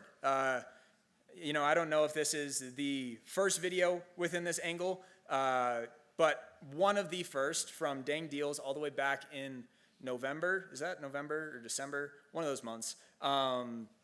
But I'm just going to play the hooks, and I'm going to keep on going through. So what's the difference between the 2024 model, the 2025, and the 2026? So this was kind of the first video-ish in that angle, the first one to really go mega viral. And then it kept on evolving as time went on. Ethan Hartzell was able to take it to Shark Ninja with this video right here. So what's the difference between the Shark Semen pickup and the Hydro Duo? Well, they both... Apologies for... TikTok Shop. It's just what works. It's important. I promise it's going to relate. Then Ethan switches it up, and then he goes with different verbiage. So what's the better buy? Is it the Ninja Possible Cooker Pro? Instead of what's the difference, what's the better buy, then Ty iterates again, and he's the first one to do it between brands, this kind of comparison. So what's the better cordless vacuum, the Dyson V8 or a Shark Power Pro Flex? So, okay, we're continuing. Then another one of my students, Reed, was the first one to kind of get it to pop in skincare. So what's the difference between Medicube's old Glass Glow skincare set and their new? I hope you guys kind of get the point. Things are changing video by video by video. Then just one more example, which I'm just not even going to show it because I think you guys understand it by now. But this wave with Kesa and Sadie Jones is kind of interconnected, which is very interesting. You know, content is always moving in a wave like this. Even if there's times where the angle is down, chances are it's going to come back in the future. So it's always good to really have this in the back of your mind. Okay, where did this angle come from? If shifts here are working now, maybe a shift from back then is going to work again. But besides the point, I'm going to bring this over to a current trending framework, and then we're going to kind of see how I piece it all together. So a few more videos, and then we'll get into the actual meat of the presentation, which is actually how to write these scripts. But ideation is so important, because if you don't actually have an idea that is good, you're not going to get the views to actually convert on your script. So super important stuff.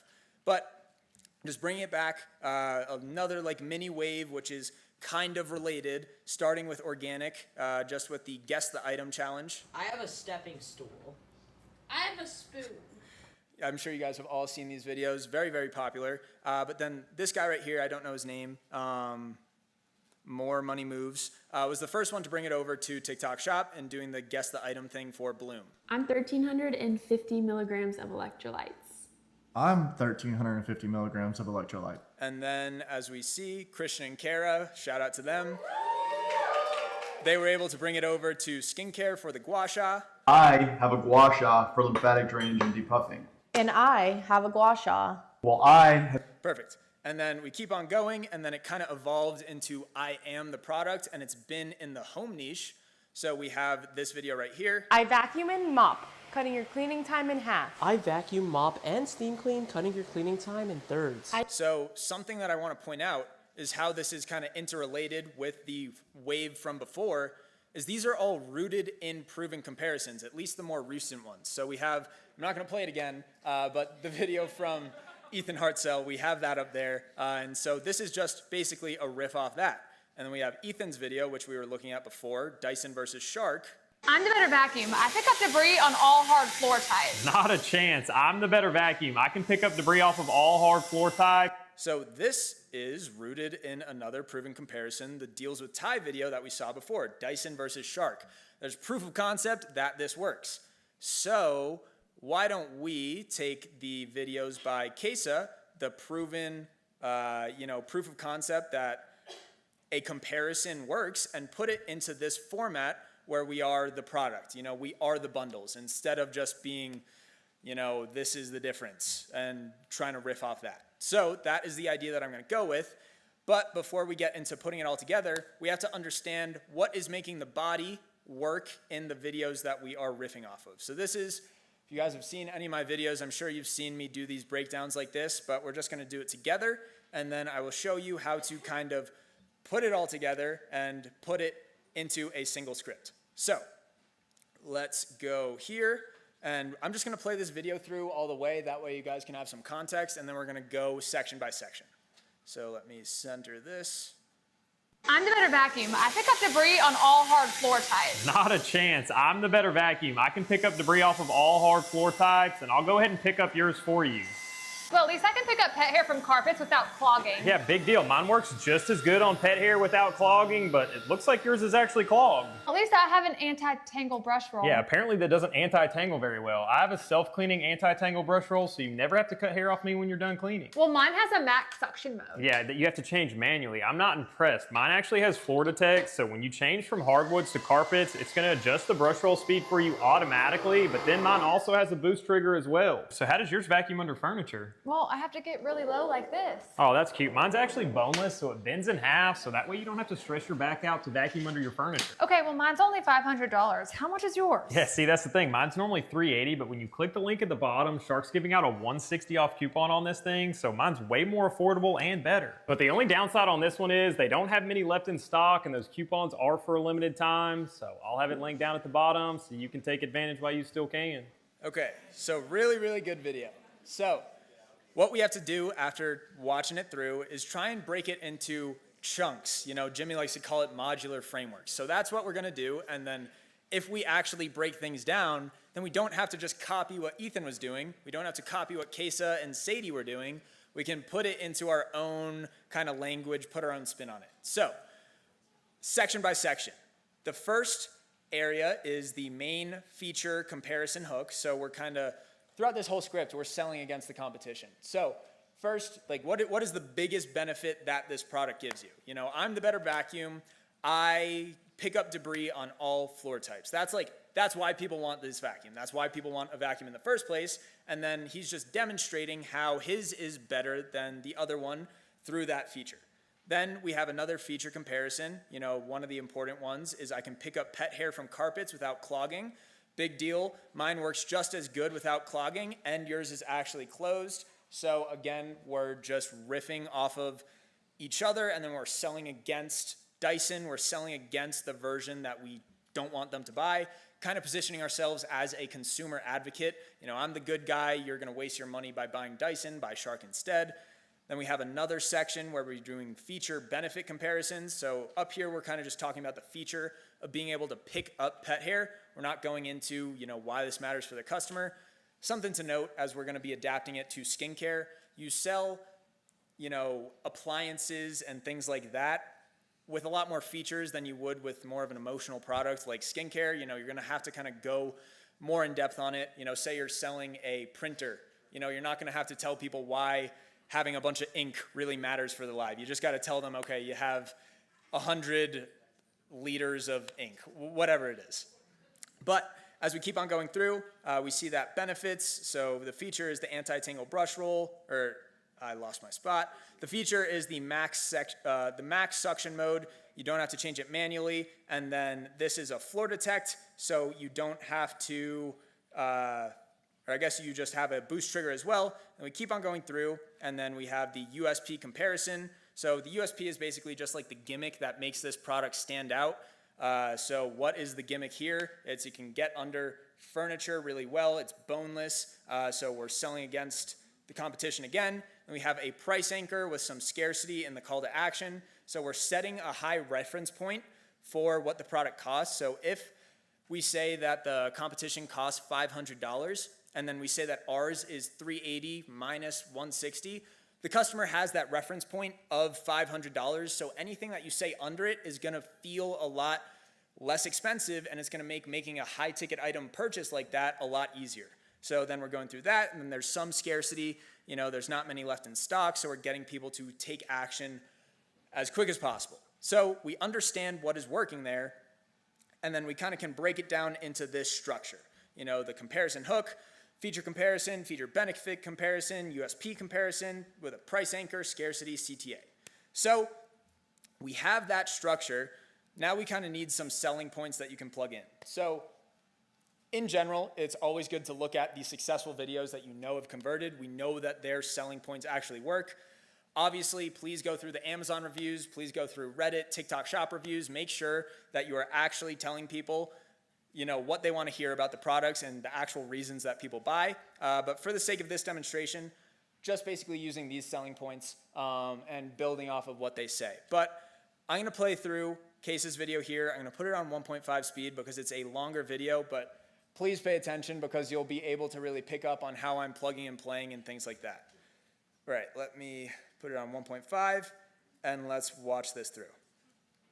Which is better, Medicube or Malaxin? How the fuck do you choose when Medicube gives transformations like this, Malaxin transformations like this? I'm gonna go over the differences between the Gifted Collagen Boost set by Malaxin and the Gatekeeping My Real Age set by Medicube. First up, NAD Growth Factor Serum by Medicube, Korean Spicule Serum by Malaxin. The NAD Growth Factor Serum supports cellular energy. This is gonna help with saggy skin and visibly reducing the appearance of dark spots. The Malaxin's Pink Spicule Serum. This supports cellular turnover. Not only is this going to visibly reduce the appearance of texture, but it's gonna help create microchannels in the skin so that any other product that you put on your skin afterwards for any reason can absorb more effectively into the skin. Dark spots and saggy skin, large pores, texture and absorption. Next, the Malaxin Extra Volume Firming Cream and the Medicube Triple Collagen Cream. The Medicube Triple Collagen Cream has a low molecular collagen, meaning that the collagen absorbs into the skin more effectively. This is for crepey skin and fine lines. And the Malaxin cream has hydrolyzed elastane and collagen in it. This supports a firmer looking appearance for saggy and crepey skin. This cream did this to her forehead. So hydration and bounce, structure, volume, and saggy skin. Then we have the Medicube Volufilin Stick and the Malaxin Calcium and Rebornic Stick. These actually do the same thing, they just use different ingredients. The Volufilin Stick helps support the skin's natural lipid content, helping areas look plumper and less hollow with consistent use. The Dr. Malaxin Stick has snow mushroom in it, which helps the skin attract and retain water, giving it a fuller and plumper looking appearance. The Malaxin eye patches and Medicube eye patches. The Medicube eye patches have caffeine and PDRN in them. The caffeine is going to help visibly reduce the appearance of puffiness, and the PDRN smooths fine lines. Then the Dr. Malaxin eye patches are soaked in calcium, rebornic, and adenosine. The adenosine is a brightening ingredient, the rebornic is a plumping ingredient, and the calcium smooths fine lines. The Dr. Malaxin eye patches have a patented ingredient that no other skincare has, and brought my under eyes from this to this. So, volume loss and fine lines, puffiness and fine lines. And finally, the Dr. Malaxin Skin Tone Evening Serum, and the Medicube Triple Collagen Toner. This is where the bundles start to get different. The Triple Collagen Toner has a low molecular collagen in it, much like the cream. This is gonna support hydration and plumping and looks amazing underneath makeup, I will say that. But the Picotonic Shot is a skin tone evening serum. This is packed with their patented ingredient Rebornic plus niacinamide and calcium. This helps visibly reduce the appearance of dark spots and gives you an insane glow. You won't even need to wear makeup. Also took my sister's face from this to this. Here's the thing, they're both great. I'm not gonna dispute that. We're gonna pick Dr. Malaxin. I'm gonna tell you why. Everything that the Medicube set has, the Dr. Malaxin set has. Except the Dr. Malaxin set has the Spicule Serum. This is such a good serum to have, not only because of what it does to texture, acne, and large pores, but because all those products that you're putting on your face is gonna help those products absorb more effectively. It's also just better for mature skin in general. So yeah, if you're younger, use Medicube. But if you are older, use Malaxin. And especially because I'm an addict in recovery and it did this for me. my face. I'm gonna link the Malaxin right there because that's what I choose. They do have a hard time keeping that in stock, as you all know. If you do see that's in stock, check for a sale. I think they're running a sale. If they're running a sale and it is in stock, girl,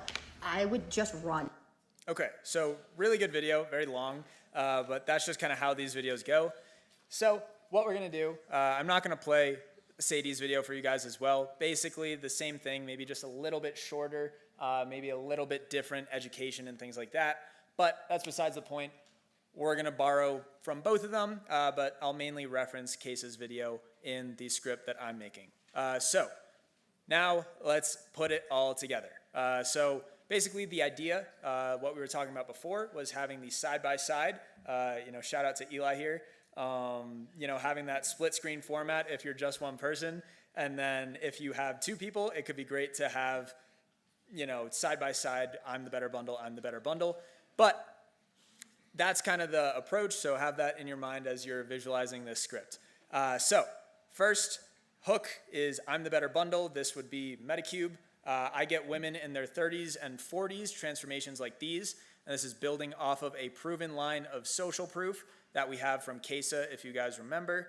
So. Which is better, Medicube or Malaxin? How the fuck do you choose when Medicube gives transformations like this, Malaxin transformations like this? So transformations like this, we know that line has some proof of concept behind it, so let's run with it. And then we're also building off of right here, we have that main feature comparison hook. What is the main reason that people want to buy these bundles? They want to buy it because they get the desired transformation, as we're showing them, of looking better and looking younger.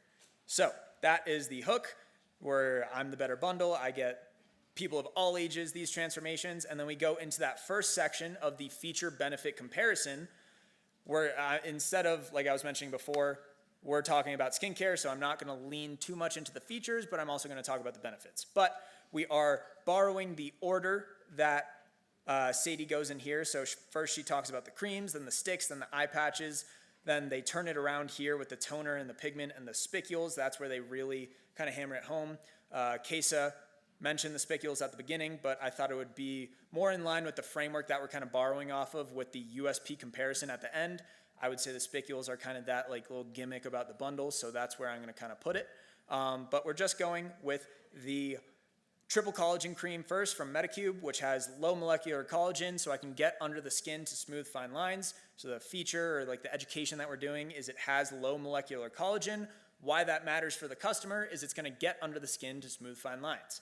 Then as Malaxin, we're riffing off of each other. Yeah, big deal. I come with an intense calcium cream, which has patented Rebornic calcium. Huge selling point that has been working for a while, just naming that it's patented, and then we could throw in the line, so you can't use that ingredient, and it goes a level deeper and actually regenerates your cells. So I'm gonna plump and smooth fine lines too, but I'm also gonna firm up any areas that are collapsing like this, and then we can show an image of the pain point. So that's the first section, and then we're gonna go through exactly like this for every different ingredient, well, not ingredient, but product within the bundle. Each of them comes with 5.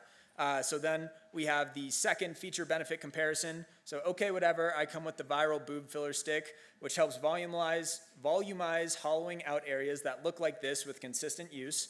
And everyone knows about this stick. I'm sure a bunch of people in here have made a lot of money off of this stick. But basically the point of this line is just making it seem like, okay, like I do the same thing. I'm just as good as this super viral stick. So I'm not impressed. I have the calcium balm stick, which does the same exact thing. I just use Rebornic calcium in it, but I'm not gonna leave you a greasy mess afterwards. So first we have the fact that they are basically the same. This is borrowed from both of these scripts, basically just saying that there is no real difference. We know that's a proven line from these videos.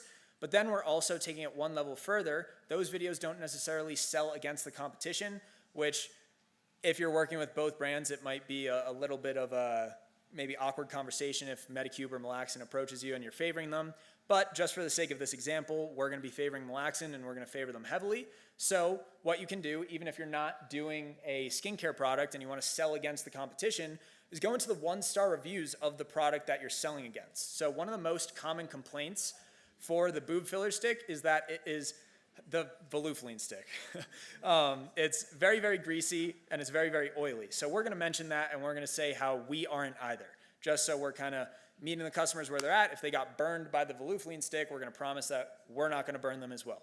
Then we keep on going through. We have the next feature comparison here. I come with eye patches that help with brightening and fine lines. Nice try, I do as well. Here there wasn't really much different between the two products, so I didn't really want to emphasize it too much, just saying that they're basically the same thing. But here is kind of where we make the turn. We're really, really, really favoring malaxin in these. So now, from Medicube's point of view, okay, check this out. I come with a toner that has low molecular collagen. That's going to leave your skin looking so hydrated and looking amazing under makeup. Then, that's cute, having that little banter.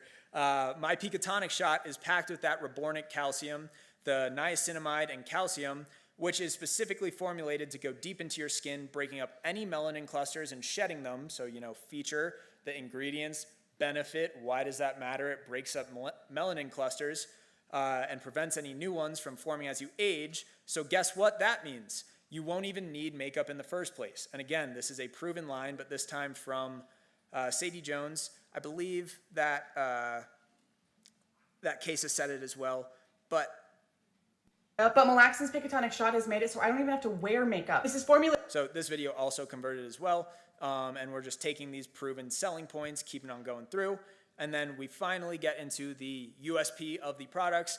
Fine, you win that one, but check this out. I come with an EGF serum, which will give your skin more energy and firmness. Then from Malaxin's point of view, we're favoring the spicules, what makes the product and the bundle great overall. That's great, but I come with a spicule serum, which has thousands of tiny spicules, which create thousands of microchannels in our skin promoting cell turnover. Why does cell turnover matter? That's going to reduce the appearance of skin texture, demolish fine lines, improve the appearance of pores. But this is also going to make every single product I mentioned penetrate way deeper and absorb more effectively into the skin. So now it's like a no-brainer in the customer's mind. Every single item in the bundle has been better, and now with this final product, it makes all those better items work even better. That USP. Why does that really matter? So finally, we're going to tie it all together with a price anchor plus scarcity CTA. So we're going to set that high reference point with the Gatekeeping My Age bundle. Obviously, please be careful with saying direct pricing, but just for the sake of this example, mine is only $79 right now. I bet yours is super expensive. How much is yours? That's the thing. Dr. Malaxin is running a limited time sale, so some urgency, and it's actually less than that, even more affordable than yours. So 79 is that high reference point, even more affordable. Even if it's a $60 bundle, it's gonna feel a lot better. Obviously, if you could make it a bigger difference between the high reference point and then the lower one, it's gonna have more an effect, but we could still use that in our script, and we're gonna have that scarcity. Downside is because of that sale, they don't have much left in stock. So if you can see the link down below, I would grab yours while you still can. Following the same structure that Ethan is following, but then we're just putting it into the format of skincare. And after you have all this, obviously, you're not just gonna test it once. So what we're gonna do is have this main idea here, so the different, excuse my spelling, different format. And so that's the idea that I was just talking about. And we're gonna have a bunch of different variations that we're gonna test. So we're gonna have, excuse my drawings, I'm like a toddler, but we're gonna keep on going through, and then we're gonna test a bunch of variations to see if this angle was a good idea. We're gonna look at the data. What we could also do is test that idea that I was talking about before with that, what's the next step of the wave with the mature skin, maybe saggy skin or something like that. So saggy skin, and we're gonna give it a bunch of tests, but I'm not gonna go too in-depth into that because Sarah is gonna be doing a very in-depth presentation on testing tomorrow, so you guys will just have to wait for that. Open to loop. So stay tuned, and yeah, that's my presentation. I hope you guys enjoyed it. Thank you all.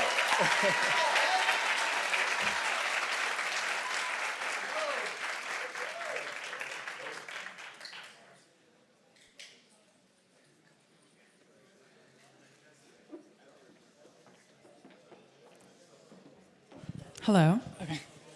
How is everybody? How did we like that? You know how to write a script, okay? You see how intense that is, all the loops, okay? You can't just throw things out there. So, who wants to have a 100K month in Q4? Yeah, okay? You're going to. with Leafar, okay? So, if you don't know, Macy has done 500K GMV with Leafar, okay? And a lot of people, I feel like they think the product is dying out, and last month they did 5 million, okay? 5 million, which means 10 people could have had a 100K month just last month, okay? Let me figure out how to use this. There we go. Okay, so over 2 million units sold, over 300,000 customers. They have almost a 5-star rating. Okay, I know there might be a lot of complaints. Some people will oversell, but a lot of people, it's actually a really, really good product, and people do love it, and it shows. Then they also just have the cutting drops that just dropped. They also have 3 more products that are dropping before the end of the year. So that's also really nice because that also gives you guys time to innovate, hit those new numbers. All of these brands that when they can put out products, it helps so that it doesn't die out, right? People think, oh, it's so old, you know. Look at the Dr. Malaxin bundle. That has been around for so long. I'm shocked at how well it still does, but it's because it's a good product, right? And this is a really good product, which is why it's having the longevity that it does. But to also help negate it dying out, they're coming out with products and really good ones too.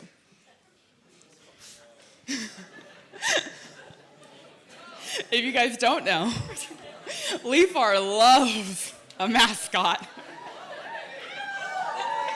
Okay? Okay? If you've ever been to a Leafar event, they have these everywhere. If anybody would like to wear it at the event tomorrow, it's all yours. 15% shop ads rate, okay, right? 15% shop ads rate right there. You're still making money. You guys know those brands that you complain about that you're like, oh my gosh, when they run ads, they drop it down to 1%. No, they do 15%, okay? Then we have a Rise and Elite program, which is run by Macy and I, okay? Is anybody in the Rise program right now? Okay, how are we liking it? Yes, yes. The Elite program, I know I just had a one-on-one with Ashley, right? These one-on-ones that I do with y'all, Cassie just had one. I think they're so great, dare I say. But I do think they really help. We get on a call, right? We can brainstorm. And so we have those reserved for like the top 15 to 20. And then Macy's Rise program is more so gearing you up for that, right? So if you also get on Leafar, you will have access to the dynamic duo. Okay, so here's Macy with her Rise program. Okay, so I made the Rise program because of First Taker's advantage. If you rely on a coach to do everything for you, say you had a viral video and now you're like, okay, I'm gonna send it to get audited. They take 2 to 3 days to audit it. You just lost your momentum, right? Everyone needs to be able to innovate on their own. So I created this to make sure you know how to critically think for yourself, not just listen to a coach. So every single Monday, I drop a new lesson that has an activity and a resource. And yeah, people are eating it up. Okay, then we have the Elites program. So like I was saying, I do one-on-ones. I'll do them on like Mondays and Tuesdays. And I really think the reason why we created it was because as a creator, I know I kind of begged for that like one-on-one help, right? I think it's such a good unlock. You just get to bounce things back and forth. You get to brainstorm. We can talk mindset. We can do anything, right? And like she was saying, you know, coach takes 2 days to get the video back. You lost the momentum, right? So if we can hop on a call and we can go through and then boom, you film it right after the call. Me and Selena had one, boom, she got a sale. She filmed it, had a sale, right? So it's like, you guys also, it works for you, right? What you put into it is what you get out. And so before you leave tomorrow at the event, we're going to have, Leafar also has new flavors. They have pina colada, so you guys are gonna be able to try those. So what I would do is I would make a video taste testing, okay, and then post it. Because these little group videos, they do so well, and Leafar spends lots and lots and lots of money on ads. Another thing, who loves a giveaway? Because something about Leafar is they love to do a giveaway. So that's another reason you should hop on Leafar. I took home $25K cash because of a giveaway. So make sure you jump on that also. Yes, they will. I'm sure they'll be doing another giveaway when they drop these new products. But yeah, they'll have their own table here tomorrow. And so we'd love to see you guys on there. We are going to have a 10-minute break, but it has to be a real 10-minute break, okay? We're gonna set a timer. So if you guys could please be back in your seats, we will be starting in 10 minutes right now. So skedaddle, go get your water, bathroom break, whatever you need. Back in your seats in 10 minutes, not walking in 10 minutes.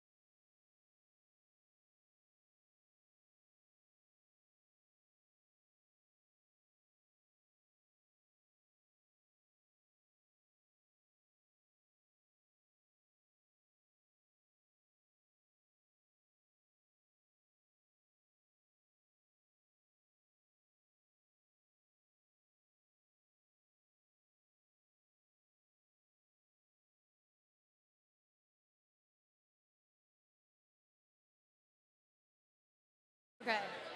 Everybody, please be in your seats in the next 20 seconds. We don't have to do the walk up thing. I mean, we can. You can ask her.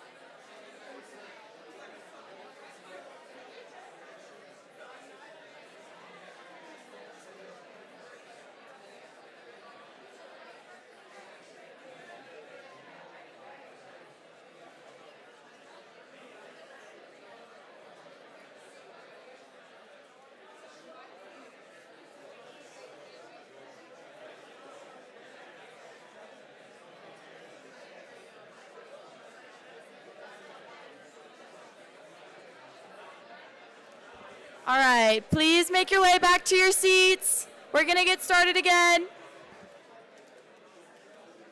Welcome back. We're still off schedule. They call me. I'll call them like, where you guys at? Like, they're waiting. They canceled the order on us because I paid it 15 minutes late. What? I swear to God. So what'd you do? I was livid. So what'd you do? So the tables come as well? Yeah, we got it. They're good. Clutched it. But they were like, yeah, we canceled the order on you. You're 15 minutes late to pay it. I was like, they sent it to me 48 hours after I'd looked into it. Like you would think I would have 48 hours. Right. That was a lot. I was like, They should comp everything. They should pay for. But you know what? They're cheaper, and we got 80 chairs instead of 70 now. Okay, it worked out. It worked out. Okay, good. Don't worry. We're doing it? Okay. All right, should I throw can we throw some of these? Yeah, I'm about to intro this person. She's making me do an intro now. Jimmy, can you do like a toss, like in like slow motion real quick? We're halfway through home stretch. Yeah, we have to know. Oh, do the landowners know they're going after Peyton? Because I didn't. Because if not, I'm just gonna introduce them. But the FOMO guy needs to know to go like right after. Which one?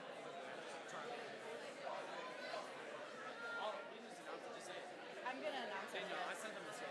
Charlie just needs to know to go up after, but I'm not coming back on. I don't know who Charlie is.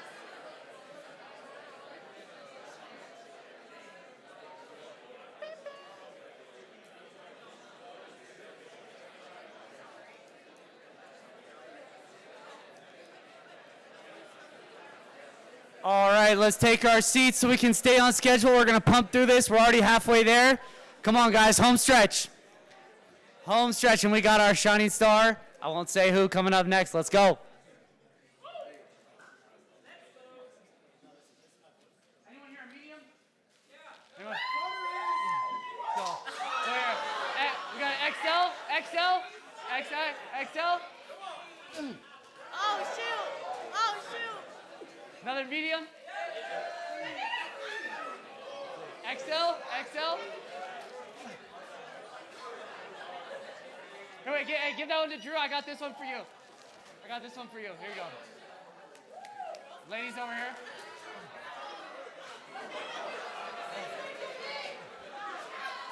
All right. One more medium. All right, I'm going out here. Oh! Let's go. Are we good? Yeah. All right, you want to announce it? Yeah. All right. Are we all back? Are we in our seats? Are we ready to learn? What? Okay, because I'm going to need y'all to lock in for this next speaker. She doesn't even need an introduction, okay? Put your hands together for Peyton Levy!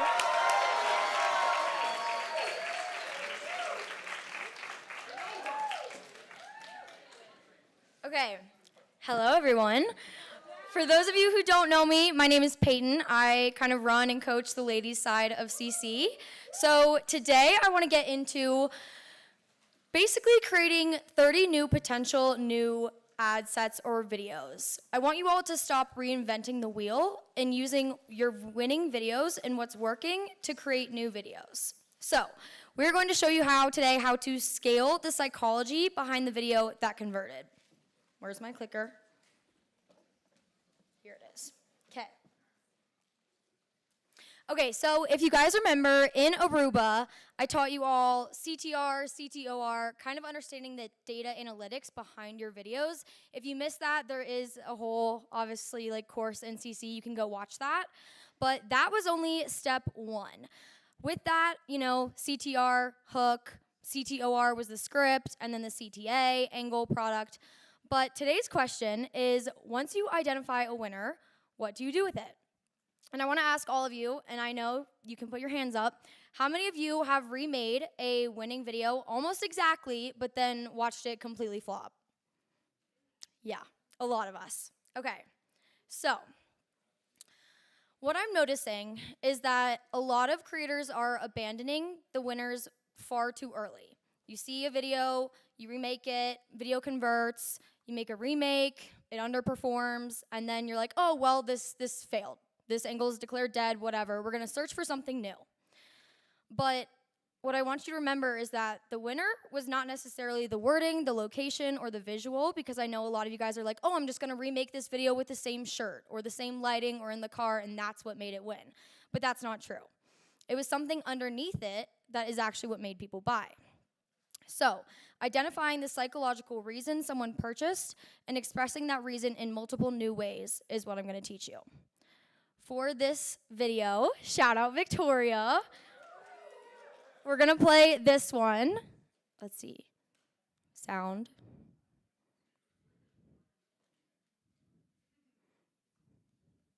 Wait.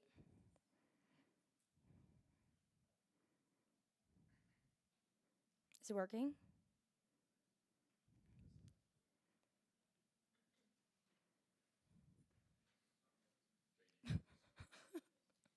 I need my people. There is this girl in my hot mat There we go. and it drives me insane. Every time this girl walks in, all the heads turn. She looks like luxury, she smells like luxury. I finally get the courage to ask her, hey girl, what is your secret? Because I feel like if you can still smell good after a hot mat class, you're doing something right. And I was kind of shocked that this was her response. I genuinely was not expecting this. The girl gave me the perfume. I was like, are you sure? It smells she smells like this warm vanilla walnut honey scent, right? Yeah, girl, take it. Go ahead. She was like, this perfume this perfume smells better than any of my like $500 perfumes. Like, you'll love it. Like, go ahead. And I was like, oh, okay. And you know, I'm a little nosy, so of course I had to look it up. Like, this girl just gave me her perfume. I want to know everything about it. Tell me why I find it on TikTok shop. It's like this. Like, it literally says luxury. It literally says luxury on the bottle. But yeah, anyways, I feel like if you are looking for your signature scent, like, if I can link it to the video, I will. Okay. Shout out Vic. Everyone give Vic a round of applause. So, that video was obviously incredible, but you're probably wondering, okay, what was she selling? And obviously I could ask you guys and you'd be like, oh, you know, she's selling the perfume, smelling good, long-lasting fragrance, affordable luxury, etc. But what she's really selling is the identity of being the woman that everyone around her notices. So basically the perfume was the vehicle, but the deeper desire is to walk into a room and make people know who you are and wonder what you're wearing. So when I'm recreating a viral video, you have to think about what was the first winning repeatable DNA. So obviously we have the social tension. It drives me insane. You're immediately thinking like, okay, why is this girl at her hot mat class driving her crazy? Then we have this third party aspirational woman. Then we have an open loop, extreme proof, sensory desire, price anchoring, discovery, soft call to action. So clearly her story follows a repeatable psychological structure. So when you're analyzing your own videos or winning video that you want to replicate, write down the DNA, the winning DNA first. Then, basically, what I've realized is that obviously I coach a lot of you, and I see over and over a lot of you are kind of copying that same story. And I know this gets back into what Ben was saying with like 80-20ing and you know, hot topic. You'll see people be like, oh, like I just got back from the med spa, or I nannied for a billionaire, like all those viral stories that you've probably seen and people just rip. But they obviously first like don't even understand why they're copying it in the first place. So then when it flops, they're like super confused. So what I'm trying to teach you guys is that obviously here's like the surface level, I have a little pointer, execution, and then here's the winning psychology. So when it comes to 80-20ing or whatever you want to call that, you shouldn't be copying the story, you should be copying the winning psychology. Obviously for this, it's the difficult environment proves the longevity of the perfume, the aspirational third-party character, the desire to be noticed, an unexpected event which strengthens the curiosity, luxury price anchoring, and then it feels found rather than promoted. So this is what I like to tell people. If all of you are all that girl that's saying, oh, I saw this girl in my hot mat class, you know, and recreate that same video, that's copying. But if you can keep that desire, the proof, and the intrigue while creating truthful new executions, that's how you actually scale a winner. So this is what I like to call Pepe's remake matrix. So first we have protecting the winning core. So obviously I'll get into that in a second. But then we have choosing what to change. That's the second step. And then you have third, which is choosing your distance. This complete method right here, which I didn't even realize until after I applied it and saw what happened and then was able to define it and name it. This is what literally scaled me from a 50K profit month to a 130K profit month. So let's get into what it actually is. Okay, and I'm gonna go fast. The 6 creative controls, obviously you all know, the hook is the entry point, the identity of the customer, pain or desire, then the proof, the format, and the objection. When you're changing 1 or 2 variables at a time, that's what you're doing to test and see what these new possible results could be. And you're gonna start small, which I'll explain in a second, but you're gonna start close and then do wide remakes. So these 6 elements can be changed without abandoning the actual winner, and how many you change will determine how far you deviate from the beginning winner, which is what I will get into. Okay, so first, choosing your remake distance. 1, if you're gonna change 1 element, that could be the hook, the story, the format, whatever, that's close. Medium is changing 2 or more. And also I'll have a little worksheet at the end of this for you to like screenshot, and you can do this for your own videos. And then wide is 3 or more elements. You might have new format, new proof, new objection. So Obviously, the protected promise is still there, the affordable perfume that makes you smell expensive. But you can see this is a completely different remake. So the goal is to not make the exact same video. I see so many times people are like, oh, I'm just gonna, I remade it and it's not going anywhere. Like, I'm so confused. Why is it not popping off? I did the exact same thing. You wanna recreate the reason that somebody stopped, believed, and bought the product, not just the video. So, okay.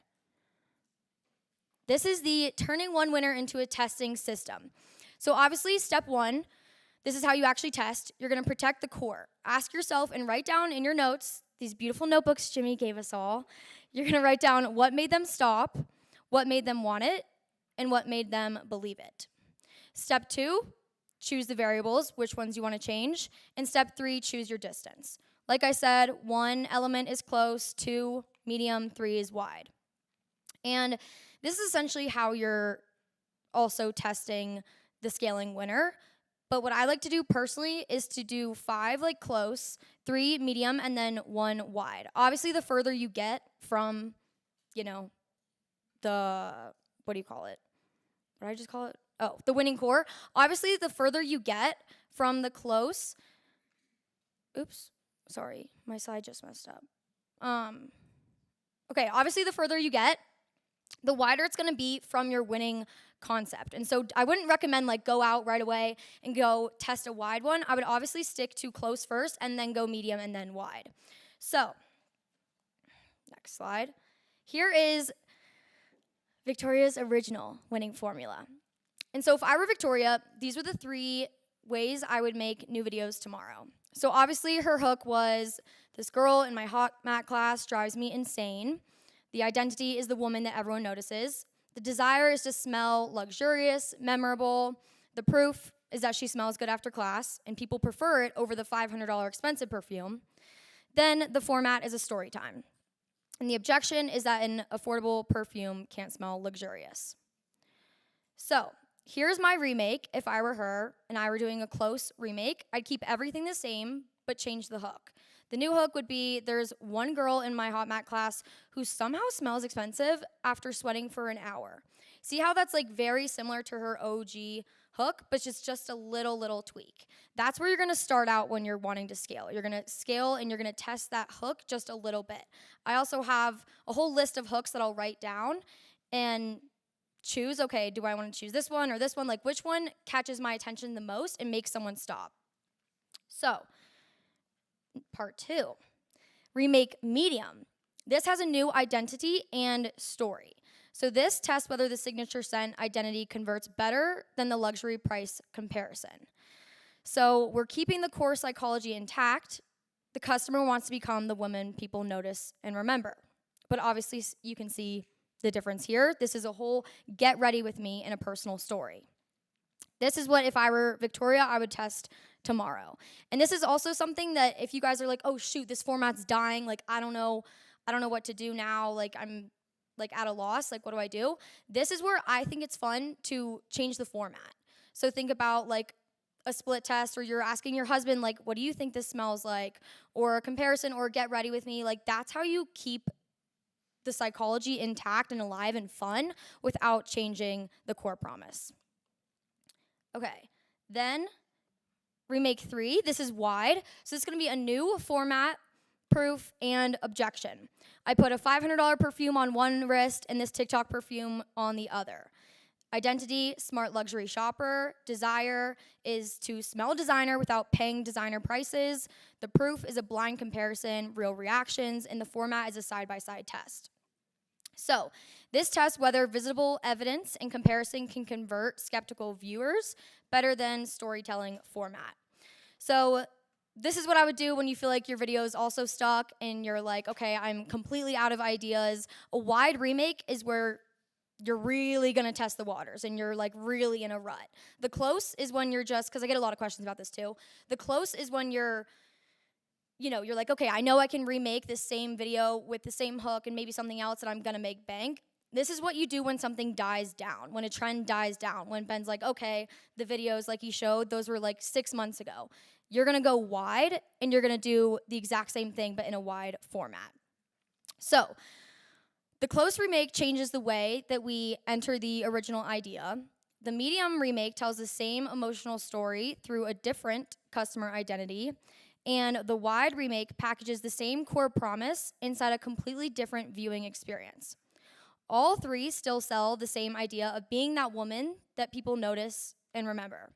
So the perfume is obviously presented as the secret to becoming her. So in all three of these remakes, the execution changed, but the winning psychology didn't. And that is how you scale a winner without reinventing the wheel. And then here's a little worksheet that you can either take a screenshot of. I was gonna print them out, we couldn't find a printer, sorry. But you can take a picture of this or write this down, and this should help you scale your highest converting video. Macy? Yeah. I don't know where to put this.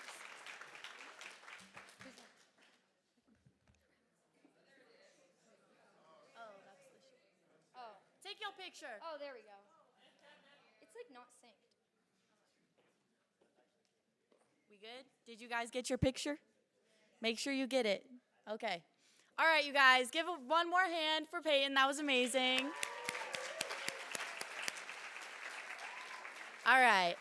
Now we are going to have 2 brand presentations, and I really want you guys to give your undivided attention. Please pay attention because these products are amazing. And we're going to start with CGK. Give them a round.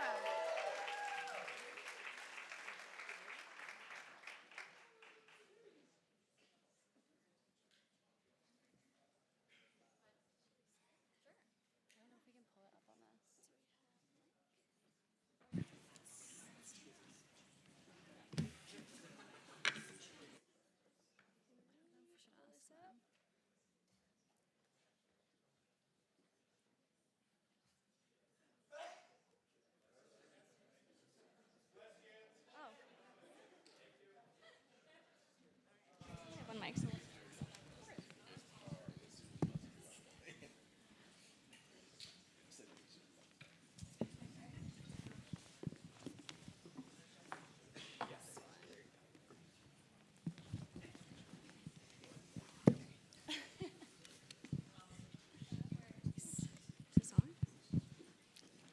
Is this on? Hi, everyone. We're the CGK. Sorry, let me not get ahead of myself. We are the CGK Linens TikTok team. My name is Shelby. I am the head of TikTok here at CGK. My name is Ella. I am our Director of Affiliate Partnerships here at CGK. Thank you. We're so excited to be here with you guys. This is our first time in Aspen with Creators Corner, but we're going to tell you all about CGK and why we might be a great fit for you guys to work with moving into our peak holiday season. We got to figure out this clicker. Sorry, guys. Okay, fabulous. For those of you who don't know who CGK is, we are an Amazon-based bedding brand. We've been around on Amazon for over 10 years, and we are the best-selling brand on the platform. We started off selling sheet sets, and now we sell every bedding product under the sun, from comforters, blankets, mattress toppers, pillows, you name it. Hello? Okay. Is that on now? Okay, sorry.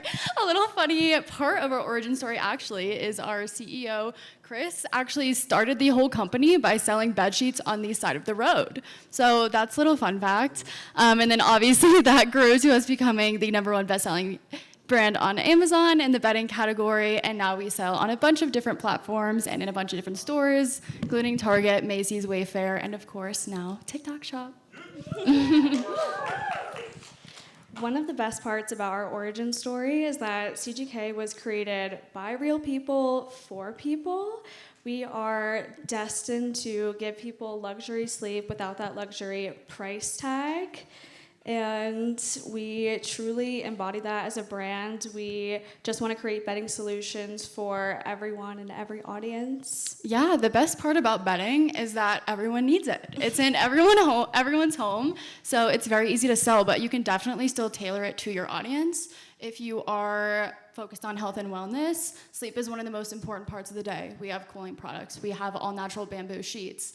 Why is that an important part to add to your routine? If you are a home and lifestyle creator, what is this product that made your home feel cozy? What made you excited to come home every day? Whatever your niche is, we have a product for everyone, and that's why we are the best to work for.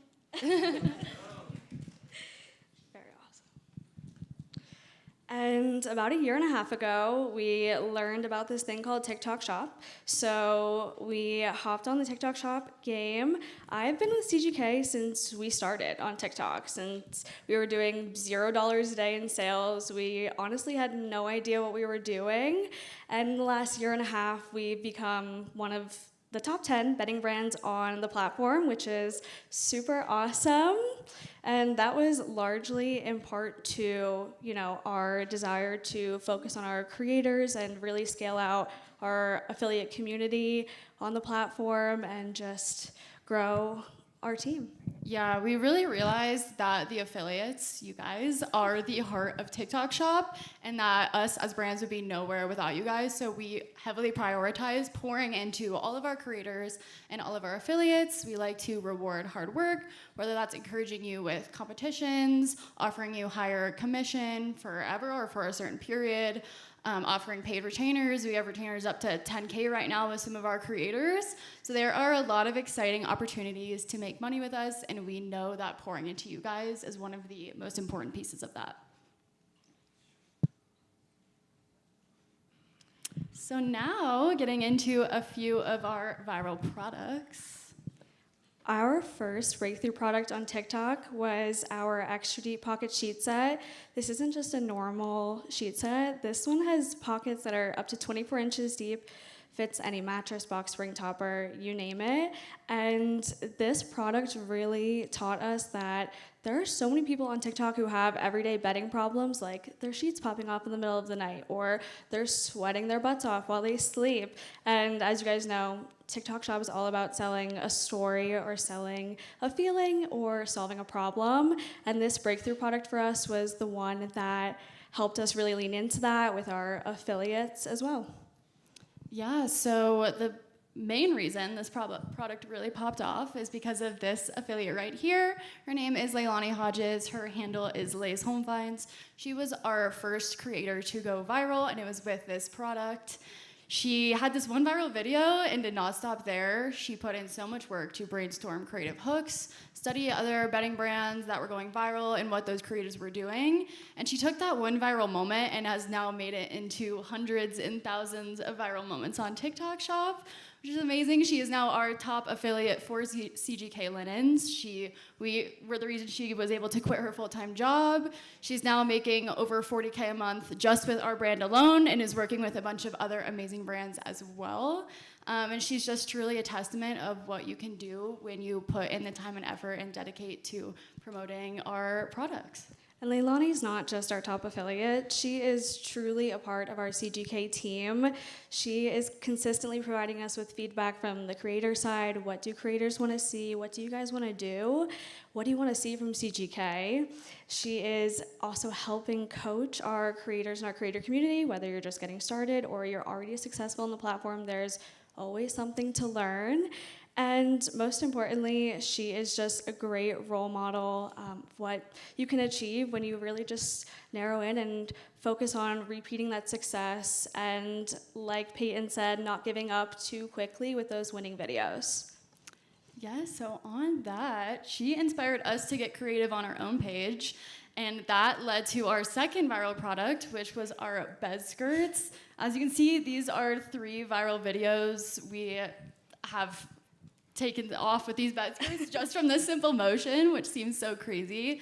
But once you find what works, we just keep running with that, and we encourage all of our affiliates to keep running with that as well. We love sharing wins, whether that's in our Discord community or in any of our other creator communities. I'm encouraging people to copy that and just find what works for them, find that feeling that it's giving them, like we just talked about. Or the solution that it provides. Our bed skirts, for example, are not only cute, but they also hide the clutter under your bed, keep dust out, all of those things. But if there's a way to make a fun visual or text hook and then show how easy it is to use the product, we've seen those videos do really well for us.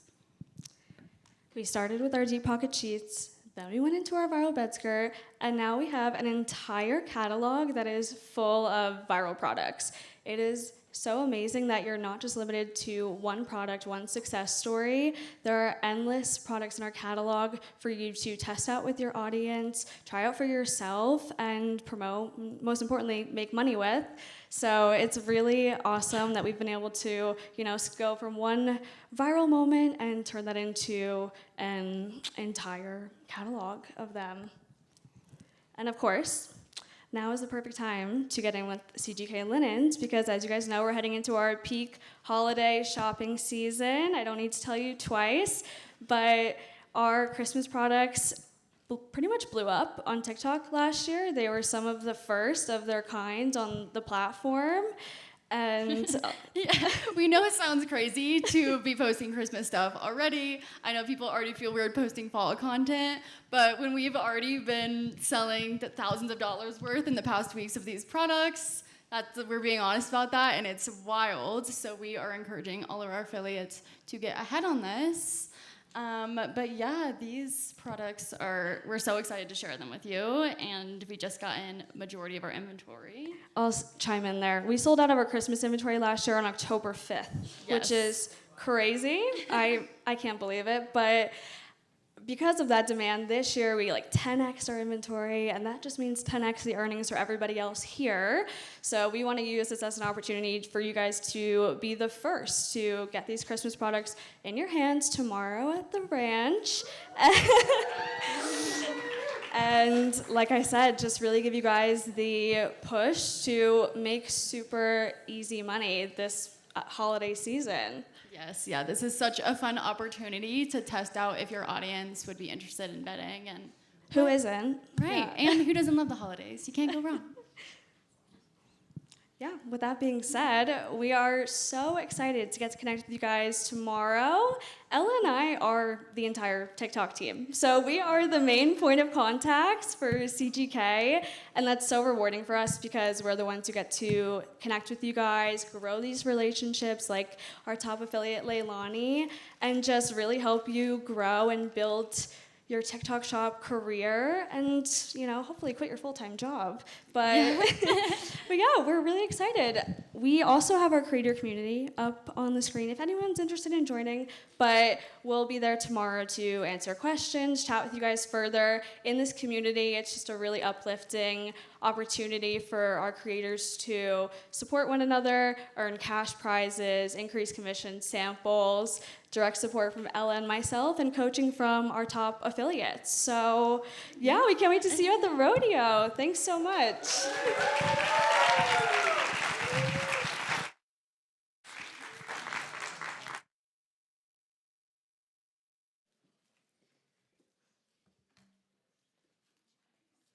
Two mics. Turn this one off. I don't really know how to get it up.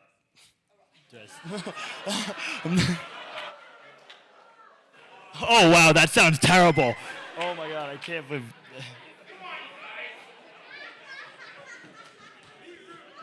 I'll be here all week.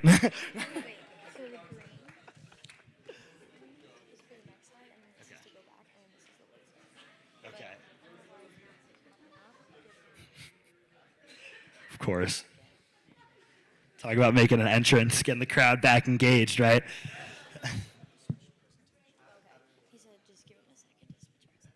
Okay.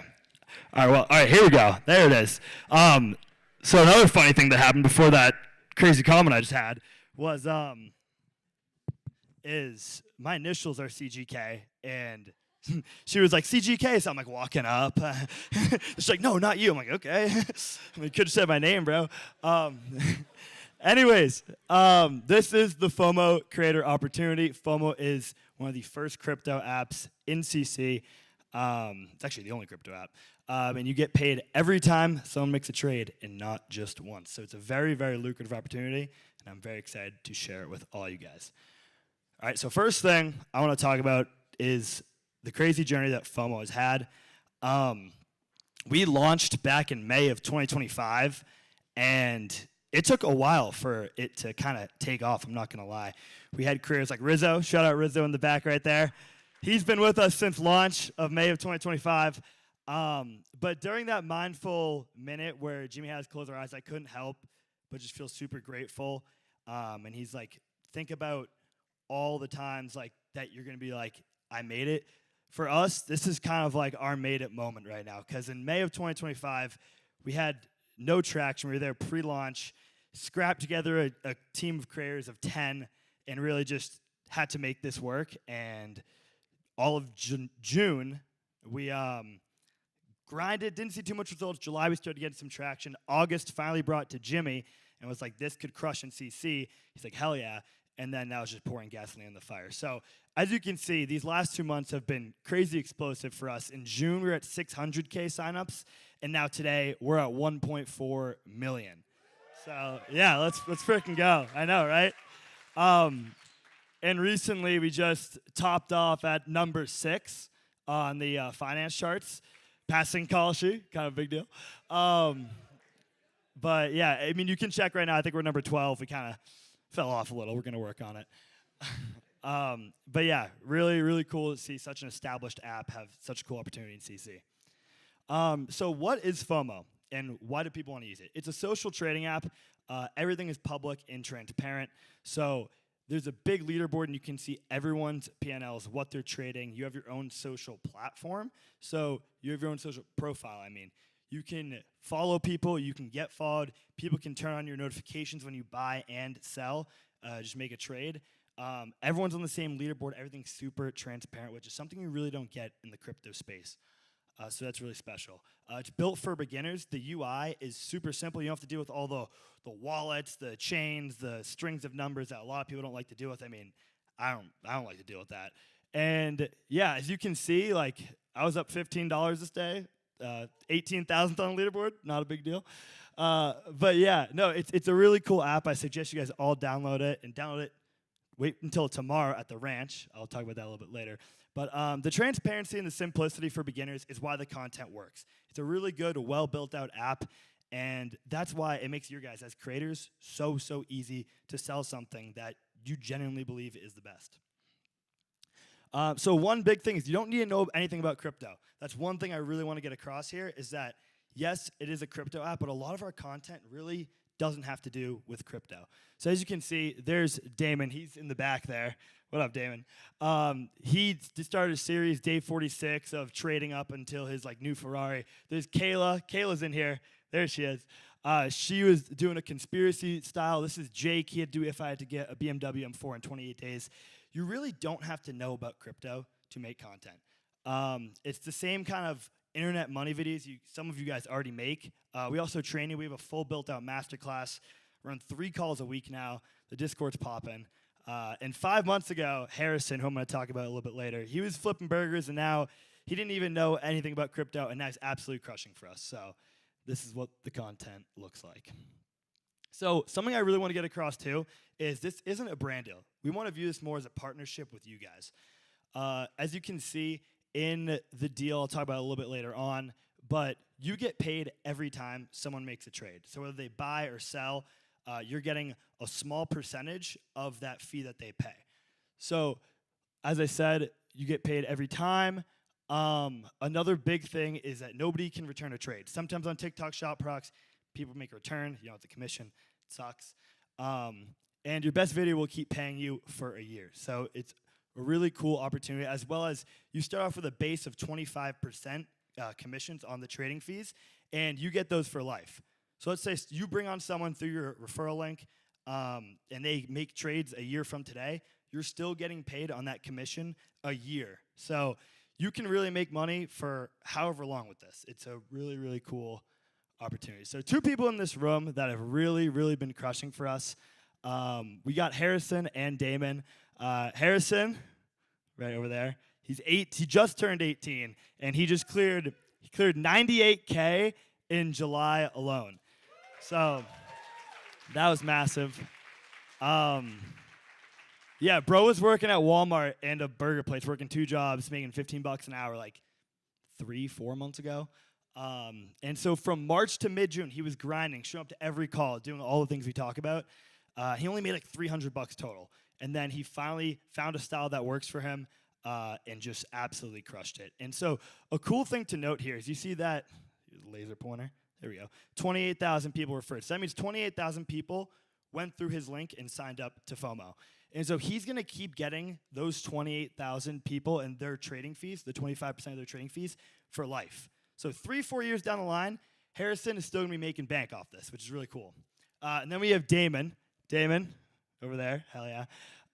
He's made $293K since May with FOMO. So, yeah, the money's really real. Yeah, it's really cool. So he made a little over 100K this past month. Absolutely massive. He spent April planning his content, really getting a good plan here, and then went in May with a huge push of content, posting like videos across all different accounts. Made like 5 different accounts just to see which one sticks, not leaving shit up to chance. That's stuff we talk about. And the craziest part about Damon's story is he's only had around 5 million views total across platforms.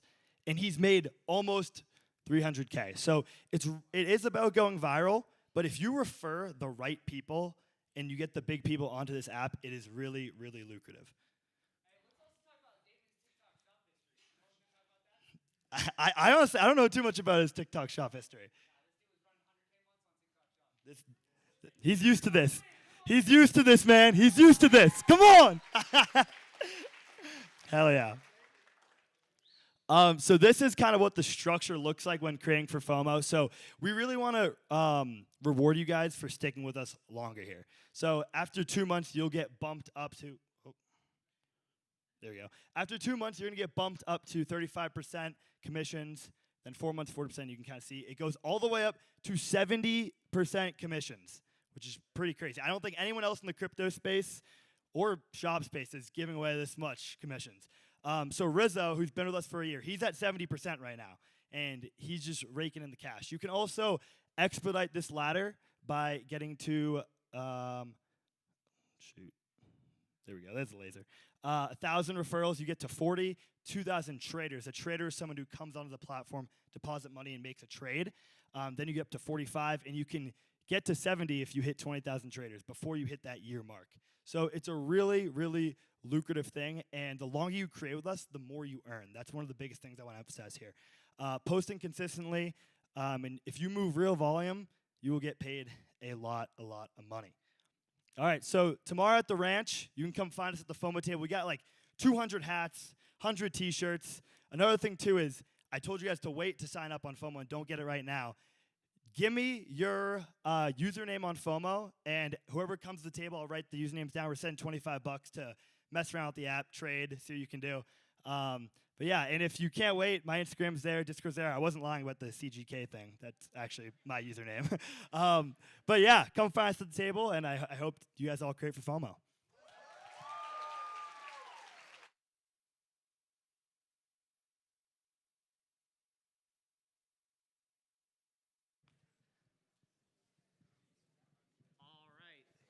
Can I use this one, or do I have to use the handheld? Am I good here? Let's see. All right, is this working? Is that working? Okay, cool. All right, next up, we're on the home stretch here. We have a pretty important Q&A. We've been kind of waiting on this one for a while now. Mr. Logan Chiroti, the official owner of Creators Corner now, and also the owner of Physician's Choice. Who here has made money with Physician's Choice? Look at that room. Wow, look at that. It's amazing. We've done 20 million in GMV in Creators Corner, if not more now. Matt, am I correct on that stat? I might be, yeah, it's not right.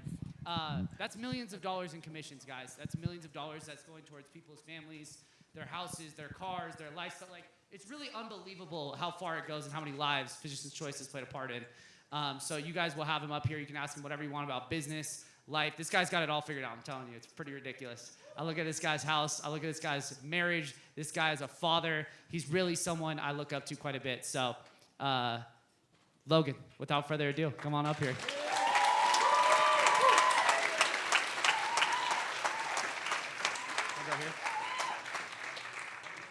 And as some of y'all may know too, we were supposed to have a guest feature from Greg Levecki, but he was a busy guy, couldn't make it today. He's gonna probably send in a video for us tomorrow. I wanted to kind of announce a special guest if he's willing to come up here. Someone that's like our Greg at home, another crazy brand owner here in Creators Corner, Luka Washenko. Luke, come on up here.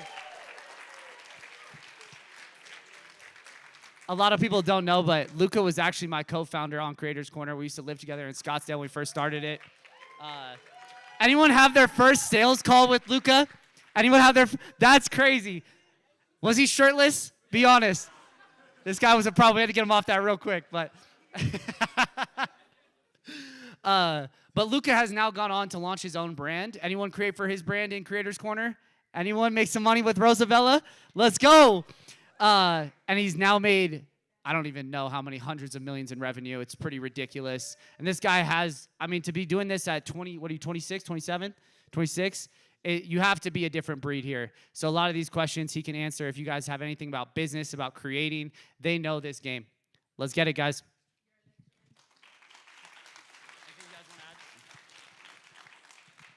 No, just a pleasure to be here. Everyone looks so nice. I swear half my For You page is in this room. Y'all been crushing it. All right, anyone want to start break the ice with the first question? Let's see. Do we have a mic we can run in the crowd too? Yeah. Okay, perfect. Just go ahead and pick, Victoria. Tina.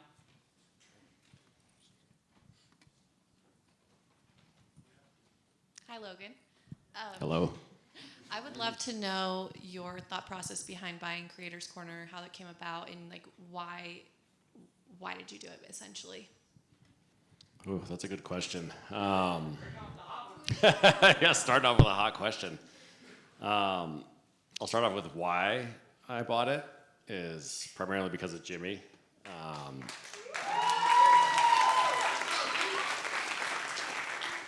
I had met Jimmy probably 3 or 4 years ago, and through being a client at Physician's Choice, we'd slowly gotten to know each other. And over the past probably year and a half, we got to know each other really well on like more than just a business level, on a very personal level. And I saw that he was super talented, had an amazing business with Creators Corner. I was super impressed with what he built. And we just started having a dialogue about like what could be the future of Creators Corner. And I think Jimmy recognized that I had a lot of business experience. I recognized that he had a lot of talent, and he reminded me of myself when I was in my 20s.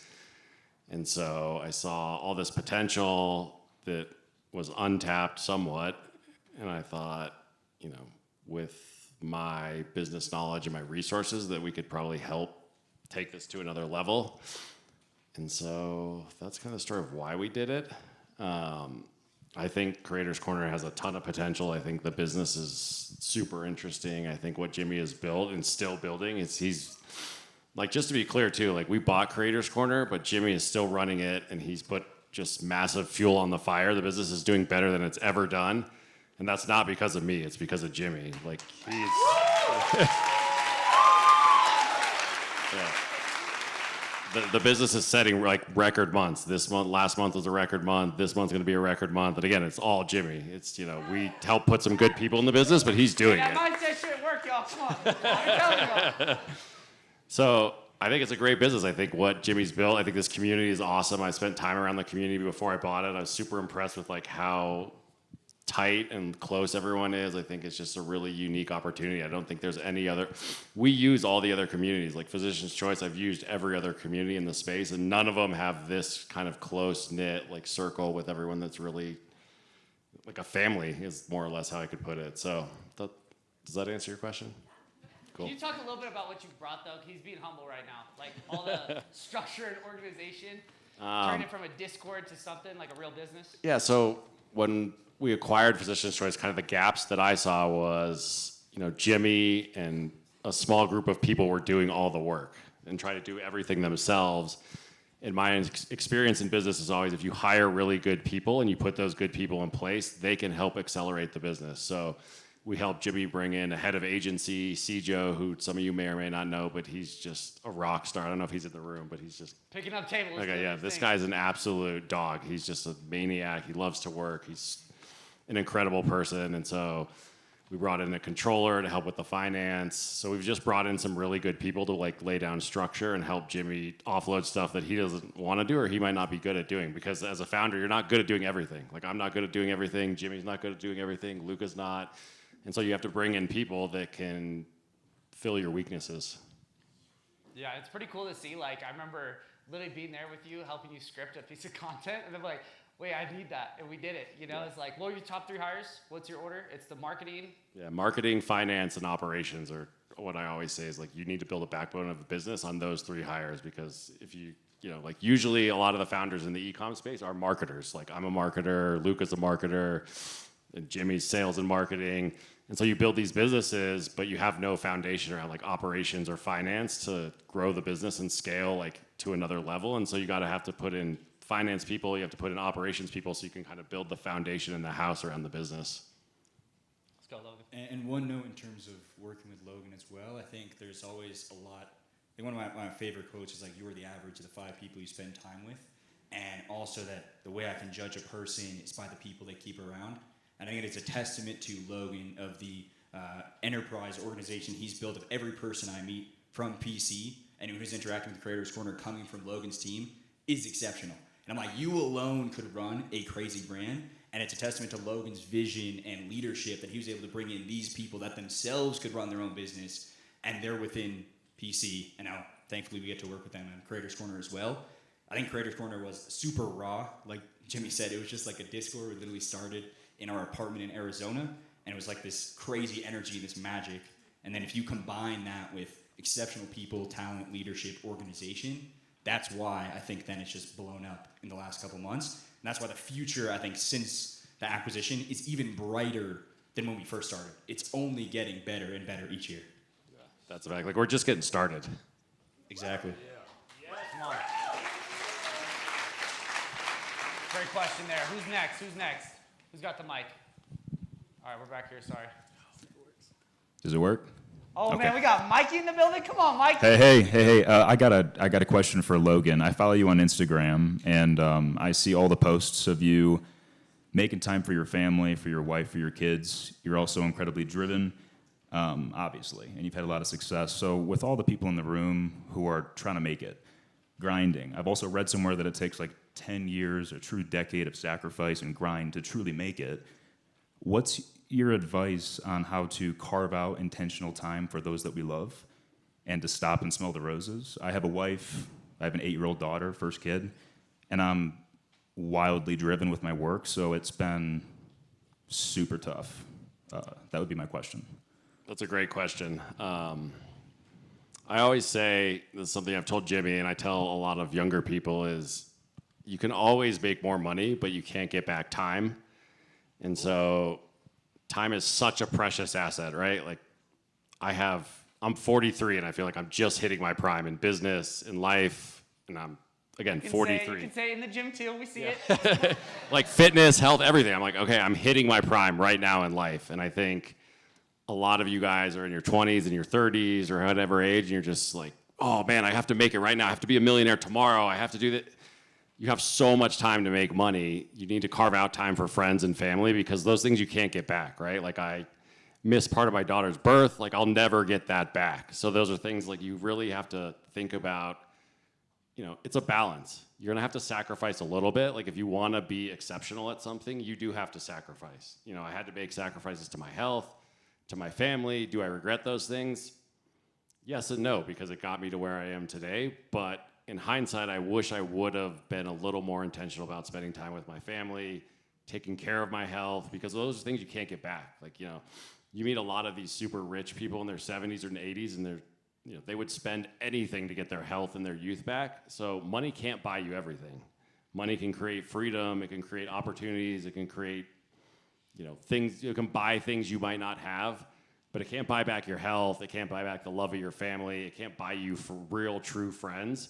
So I have, a lot of, like Luca was saying, a lot of my people that work at PC are like childhood friends of mine, friends I've had for 40 years, and you can't recreate friendships like that, right? So for me, it's really finding a balance. Like I would just recommend that always think you don't need to be a millionaire tomorrow, dude. Like I didn't start making real money. I sold companies and stuff, but PC, I started when I was 35 34 or 36, and I didn't really like get true wealth until I was in my late 30s, like 39. So most of you guys are making way more fucking money than I was ever making in my 20s and 30s. I can tell you that right now. Like I hear about the money you guys are making, I'm like, this is insane compared to where I was. So you're all ahead of the curve. You just need to slow down a little bit, I think, and think like, okay, how am I gonna like take care of my life, take care of my health, have real friends, take care of my family.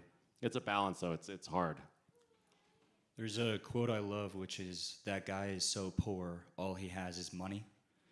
And it kind of stuck with me of my why is to retire my parents, take care of my family. And then I realized I was grinding 12 hours a day to make all this money to give to my mom, but I wouldn't pick up the phone to give her a FaceTime. It's like my mom doesn't want a Birkin. She just wants to hear me every day.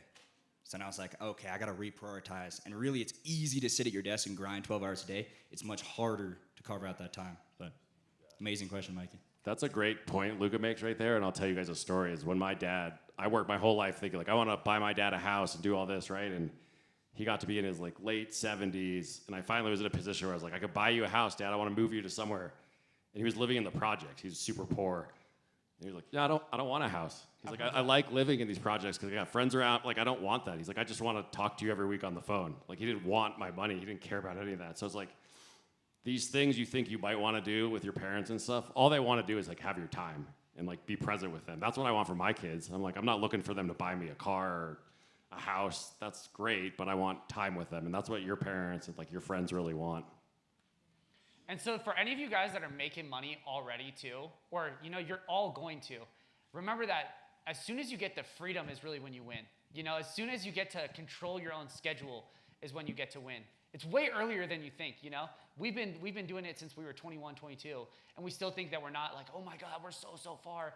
Just having that freedom to be able to schedule in a call with your mom, take your mom out to dinner, do all these things is the win. It's not the car, it's not the house, it's not that. It really is. That chase never ends, guys. Like, it's just like, it never stops. I can look at Greg and be like, oh, this guy's richer than I am. He's got a nicer plane. Like, it's like, he's younger. Oh my God. Fuck! It never stops, guys. So it's like, you just have to get comfortable with like, just enjoy the process of making money, enjoy the journey. There's gonna be ups and downs. There's gonna be like shitty times and good times. But if you get in this headspace of like, I need to get to this number to make it, like I can promise you that number always keeps going up. It never stops. Great questions. Hi, Logan. I have a question for both of you. As a new brand owner myself, I am trying to build wealth beyond the generational mark. If you had to start over, both of you, what piece of advice would you give yourselves to become successful sooner with your brands? Yeah, I think I've realized, and this is why I love Jimmy talking about the mindset stuff all the time, that for me, the biggest reason that prevented me, because I've been making money online since I was 14, so it's been 12 years in the making. The biggest thing that prevented me from actually accelerating further was not having a strong enough why. It was never about the tactics. It was never about the YouTube video, the course, any of that. Of course, those are useful. But I think if I wanted to think bigger, my why needed to be so big that my dreams could fit within there. Because in the beginning, I was working in investment banking. I was just wearing a suit and tie every day. I was like, I just don't want to wear a suit and tie. But that happened in 6 months. Then it was making $10K a month. That happened in a year. Then it was making more than I made in my past job. So each time the why had to keep increasing, but along the way I got distracted by all the other things. In the beginning, if I had always had the why that was less of what I want, what car I want to drive, what watch I want to wear, and more about doing it for my mom, my sister, my dad, my family, because that why is so big, I was forced to build a massive business from the beginning, as opposed to chasing 10K a month, which happened much quicker. And then once I got there, I was lost and confused. And honestly got depressed for a while because I was like, I'm working 2 hours a day. All my friends are working their jobs. I have no one to hang out with. I watch Netflix all the time.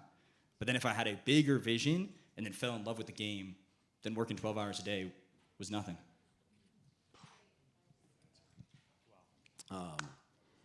To kind of piggyback on that a little bit, one thing I'll say is I wouldn't focus so much on the tactics of like, how do we, what's this YouTube tactic or what's this TikTok tactic? Because that stuff is always changing. Like, of course, there's going to be arbitrages you can find on TikTok or different things that you can get ahead of with these like marketing tactics. But I think ultimately, if you want to build a real company that has like generational wealth, you need to like stand up a really strong team. You need to think very long term. It's not, okay, how much money am I making this year or next year even? It's like, how do we build this into something that's going to make hundreds of $1 million in 5 to 8 years? You have to, I'm always thinking way out, like planning for next, right now I'm planning what we're going to do next year, end of next year, the following year. Like, I'm planning way ahead because it's much different than a month-to-month game. It's much longer term. So you have to think longer term, and you have to really think about surrounding yourself with a team of really smart people. It becomes, you can't do it all anymore. And Luca knows this, brand owners know this. It becomes a point of like, okay, as a creator, you're doing it all, a lot of it yourself. You're in a community that's helping you. But when you're building a brand, you have to rely on tons of other people. So you have to really get good at, hiring good people. There's a great recruiter in the room, Carson, who helped me hire a lot of good people, and I hope I get a discount for that. So, but that would be my advice, Cheyenne, is like, you gotta think long term. It's not a 1 year or a 2 year game, and it's really about building a good team. It's not about the tactics because they're always changing. Mr. Drew, with the mic.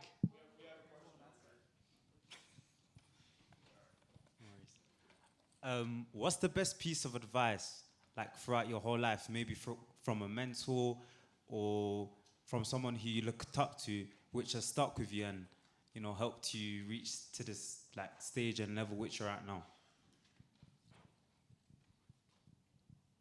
And it wasn't one piece of advice, but the overarching, it was like a meta piece of advice, that everything you hear, any piece of advice you hear on the internet, is all true, but it applies at different stages of the business. So I would hear work on the business, not in the business. And I would think, oh, I need to zoom out. But when I just started, I need to do everything myself. And then you would hear, oh, millionaires have 7 streams of income. So I was running 8 businesses at once. But they don't tell you that's not how they became a millionaire. That's when they are a millionaire. It's not like, oh, Greg is flying a PJ. If I want to be like Greg, I need to book a PJ. That's not how it works. So it's less about any individual advice. It's more about trying to think, okay, with this person speaking, who are they speaking to? And does that represent what I'm coming from? That makes sense. That's good. I mean, how often does that happen on TikTok Shop, by the way? I swear some of y'all change your whole strategy every single day. Just based off one TikTok Shop video you see. Oh no, oh man, I gotta go do this product, I gotta do this niche. You have to think for yourself a lot, right? Like, you very much were always picking different paths. That's smart. This isn't a piece of advice someone gave me, but it's something that I've learned probably over the last couple years, and I've talked about this in Discord, but I'll say it again because I think it's important, is the really hard times you go through in business and in creating and in making money are the biggest times of growth. And those are the times that you want to quit and you have to push through. Because if you quit, the journey's over and you're done. But if you push through, you become better. Like, I've become a better business person by every single hard time I have gone through. And I've gone through some really hard times that almost broke me, where I was like on the floor crying, thinking I was gonna have bankruptcy, like going through crazy litigation, like really hard times. But I would come out of those and be a better, like a stronger person. Mentally, you become stronger from these stressful times. You build a mental muscle. I'm at the point now where I'm like, nothing fucking stresses me out. You cannot stress me out. No matter what you throw at me, I will not get stressed out. I will just keep going, making a little bit of progress every day. And that's a skill you have to learn and earn by going through hard times. So I think a lot of people just encounter these hard times and they give up because like, oh, that's so hard. It's so stressful. I just don't want to do it anymore. I'm going to go get a job.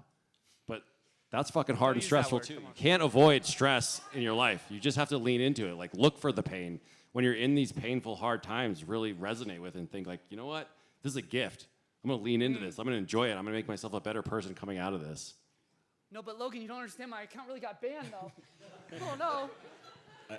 I think the paradox of business is you think with more experience, with more money, with more resources, with more team, that it gets easier.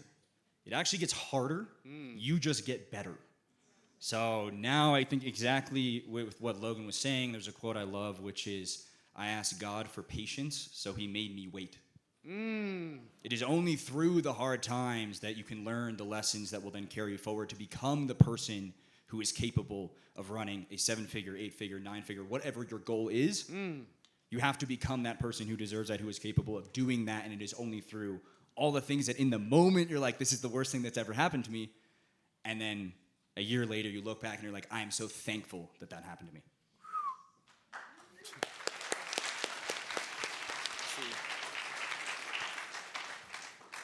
All right, a few more here. Let's keep it going. These are great. I don't got the mics. I can't pick. You guys got to pick. Yeah. Okay. Hey, we'll go right here. We'll go right here. Oh, yeah, I love it. Come on.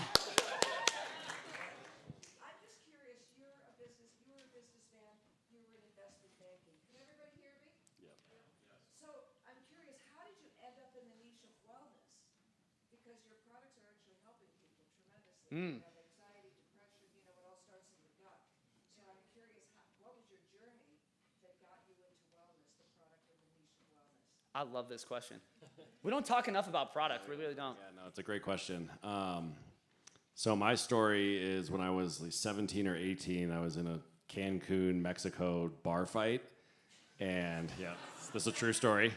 And someone threw a 40 bottle, like a 40 beer bottle at my head, and it knocked me unconscious, and I fell, and I hit the pavement really hard, and I broke something in my inner ear called your paralimb fistula, and it basically led me like bedridden for probably, I don't know, maybe months, at least a month. I lost all my hearing in my ear. I was going to doctors, and they're like, you need brain surgery, but that might not fix it. Like, you probably feel like this the rest of your life. You'll have this ringing in your head the rest of your life. You're not gonna be able to hear. Like, it was just a mess. And my mom was like, we should go to this naturopath doctor, after going to like 5 or 6 specialists. And I was like, that's mumbo jumbo, like that's bullshit. I was like angry 17-year-old kid. I was like, that's just complete nonsense. And she took me to the doctor. I went there, I got this really high dose arnica, and within 3 days, like all the vertigo, all the dizziness was gone, my hearing came back, and this was all tested. It wasn't in my head. It was like my hearing was tested. I had gone from perfect hearing as a 17-year-old to 5% hearing, back up to 80% after I took this arnica. And so after that, I became obsessed with supplements. I went and worked at GNC. I worked there through high school and college. I was taking a bunch of supplements. I still take. So I just became a big believer in the space. My wife is here and in the crowd, but for years before I started Physician's Choice, I was just talking about starting a supplement brand, just talking. And one day she was like, you better just shut the fuck up or like start this business because I'm tired of hearing about you talk about this. This is like obnoxious. And that was the push I needed to actually start the business. So that's kind of my story. She's up there. Stand up, Jen. Yeah, Jen. My story all starts with a puff bar. So I was in, when I was working in investment banking, I was in college, and everyone around me, including myself, was addicted to vaping. We tried everything. We tried cold turkey. We tried nicotine patches. We tried this and that. Nothing really worked. And one day, I saw an ad, and I discovered there's a caffeine vape. I was like, maybe the solution to vaping is vaping with a different product. So I was working in investment banking, and I realized I have to renege on my return offer. I have to turn down the 6-figure salary to spend my last $3,000 to buy these vapes, put them in my apartment, and then I was like, well, now I have thousands of these. How am I going to sell them? And that's when I discovered TikTok in January of 2021. Made my first video. I'm a college student. Everyone's addicted to vaping, including myself. I'm trying to help people out with this product. First video blew up. Still the worst video I think I've ever seen. But back then, no one was selling anything, so we sell out of all of them in one day. And then I ended up getting, months later, emails from customers. And most of my customers were like me. They're 18, 20, 25. Except for one customer named Wendy, who was 55. And she said, I've been smoking cigarettes since I was 14. And your product is the only thing that has gotten me to quit. And I'd damn near shed a tear. So I ran that business for a couple more years. And by the end of it, in 2024, I was living in my mom's basement. I still have like old YouTube videos of me literally in the basement. There was one night I was up late working. She was up late because she couldn't sleep, and we meet in the kitchen, and she starts telling me about menopause. And I was, 23-year-old dude. I knew nothing about menopause. She's like, the night sweats, and I did this, and suddenly I'm taking off my hoodie, and then I'm too hot, and I can't sleep through the night. And she opens up the kitchen cabinet, and all these pills and prescriptions and potions and 40 different things. And I took this and this thing and this thing, and that led me down the rabbit hole. And I discovered Moringa, which was our first product. And she was the original tester. Then she brought it to her menopause women's group. They all started taking it. They're like, Luca, you got to do your TikTok thing. I don't even know how it works. Put it on the internet. We put it on TikTok Shop. And thanks to many of the creators in this room, we ended up blowing up. And that was our first product. And then, Rosabella was born from there. So it was first for myself and for everyone else in college. And then it was for my mother. And hello. You know what's really, really funny about that too is, I've been trying to make this point, y'all. I've been trying. If you were to ask most health creators why they do health, they're like, the commissions, the money, the this, the retainers, the this, right? And it's like, it's almost like you have this opportunity to shift your why right in front of you for any of you guys who are in those positions. And any products that you sell, even for the home products, even for the whatever, it's like, if you shift your view into, oh my God, I'm helping someone get a product that's actually gonna work, that's gonna solve this mess in their house that they fight about in their marriage, that all these things, you shift the way you sell this product, you know? And how many of you guys are really doing that? I would argue it's less than half of you, you know, if that. Just something to take away there. Just something to take away. You look at these brand owners. Hi. Hi, Logan and Luca. So basically, I'm sure everyone has heard the stories of businesses crumbling from horizontally scaling too fast, opening too many franchises, too many products, services, etc. So my question to you both is, how do you know when you've vertically scaled enough to the point that you have a foundation that's strong enough so that your business won't crumble when you add another product or another service or acquire another business overall? When do you know it's the right time to horizontally scale? What do you mean by horizontally scale? Give me an example. For example, maybe with Physician's Choice, you start off with one product, just a fiber, and then going into a probiotic and something else. I guess I'll hit this from two angles. One is from early growth, like in your early days. I think a lot of, and I'll use like a team as an example, right? Hiring, because I think a lot of people are afraid to hire as they grow. A mentor of mine a long time ago, this guy's a billionaire, and he gave me the piece of advice, which I think is good advice, is always hire ahead of growth, because once you get behind, it's really hard to like keep up, and your competitors will come eat your lunch if you're not taking market share. And hiring ahead of growth, pouring on growth, always chasing that. Like, I'm a big believer. I never let my foot off the gas. I always want to be growing, so I'm willing to break a little bit in my business for the sake of growth. Like, I'm willing to sacrifice a little bit of perfection, knowing that I want growth all the time. For launching products, I'm a very firm believer of going narrow and deep. I don't like to launch a bunch of different SKUs.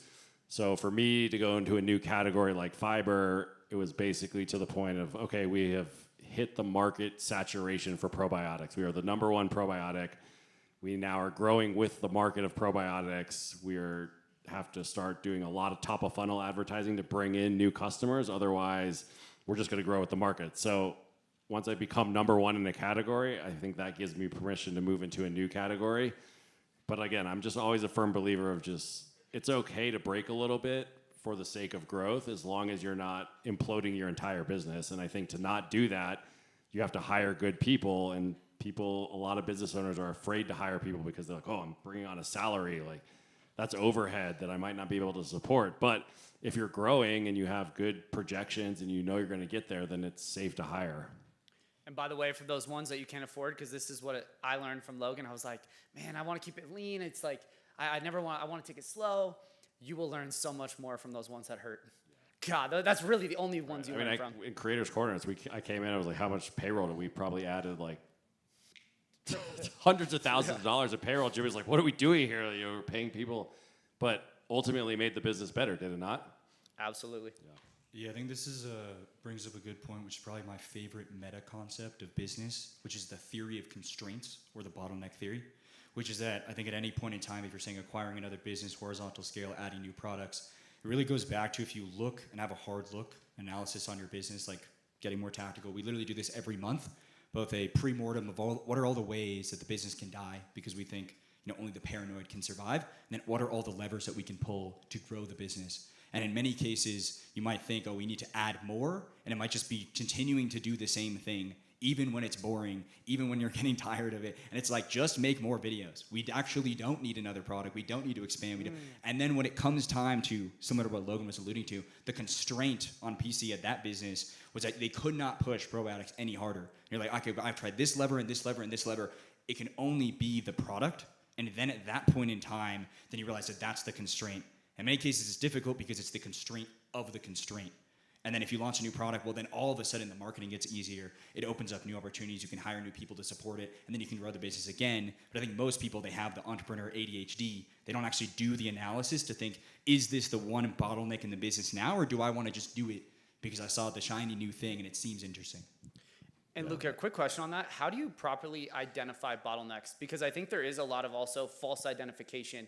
My problem is that I'm not posting enough videos. My problem is it's this product. How do you do that? What's your reasoning in that? Yeah, so we generally go through a rigorous process, and this helps of having what I call kind of like a board of advisors. So Jimmy, like Mr. Beast, he's talked about this when he was growing his YouTube channel. He had 5 other people that were around a little bit below, a little bit above in terms of subscribers, and they would always say what's working for them, and most importantly, share the analysis, the CTR, the benchmarks. So if you go through all the different levers and you're benchmarking comparably to other people that are growing similar size businesses, like I have 5 or 10 people I always talk to, then I know, okay, well, I'm in line with these 3 other guys. So yeah, I could try and be a 10 out of 10 in this area, or I could go to this one area where my email and SMS strategy is a 1 out of 10.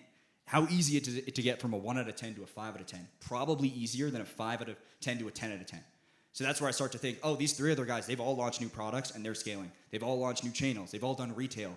I've done none of that. That's probably the actual bottleneck. So it comes from benchmarking as opposed to just like locking yourself in a room and thinking hard for 12 hours. You're probably not going to make the right decision. So it's people around you. And what would you say are some of the most important qualities if somehow, somewhere they would meet these people, maybe at an event or something? What are some of the most important qualities to look for? I think above all else, it's less about like the revenue, the GMV, the numbers. I think it's more about, are they good people? Are they honest? Are they integrous? Because I generally don't share that much. I think most people don't even know I own Creator's Corner. I own Rosabella. But with the few people that I do trust, I share everything. Here's my SOPs. Here's my hiring guide. Here's a good employee. Here's a bad, everything. And it's the same thing with them. And it's only through that complete trust that I know they're not going to leak all this information to everyone else. So I think there, and also if you genuinely enjoy being around them, I think the best creators when we were first starting was just, they would just spend hours in a Discord call with a couple other people. They'd be chopping it up, talking about scripts, doing all of this. And then by the end of it, they'd actually made massive progress as opposed to trying to do the work itself, just spending time with good people you trust that are honest, that you know will have your best intentions at heart, and then you all will grow together, almost guaranteed. Wow, it's almost like the people around you, right in front of you, might matter.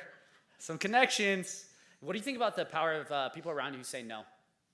I think it takes a good friend to say no. I think it takes a good friend. Wait, sorry. Say that one more time. Say it one more time. I think it takes a good friend to say no.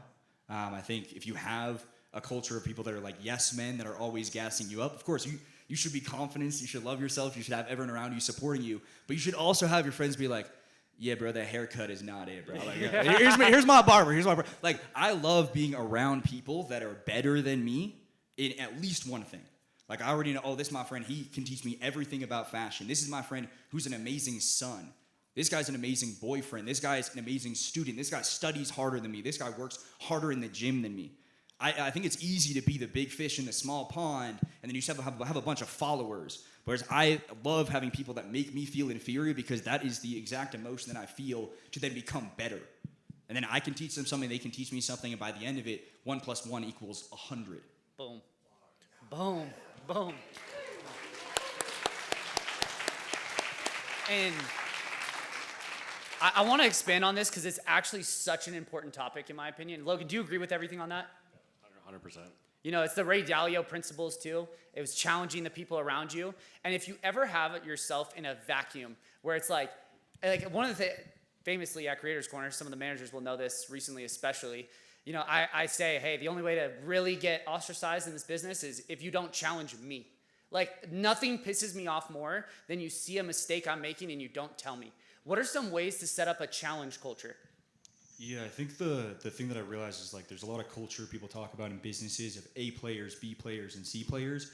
And I've realized that all the A players, all the people that win now and will win in the future, they are constantly looking for the constructive criticism. Like I'm constantly asking people around me, please tell me, can I do this better? Is this speech better? Did I run that call the best way possible? I'm constantly trying to see who can I pay for consulting that can give me advice. And I think it's this speech that I heard my freshman year of college, which really changed it for me, which was orientation, and I don't remember much of Welcome Week except for this one part which was a speaker that came in who wrote a book about the learning mindset and the fixed mindset, and how most people, when they come into college through high school, they said, I'm not bad at math, or I can't do this, or I can't play this sport, I'm not athletic.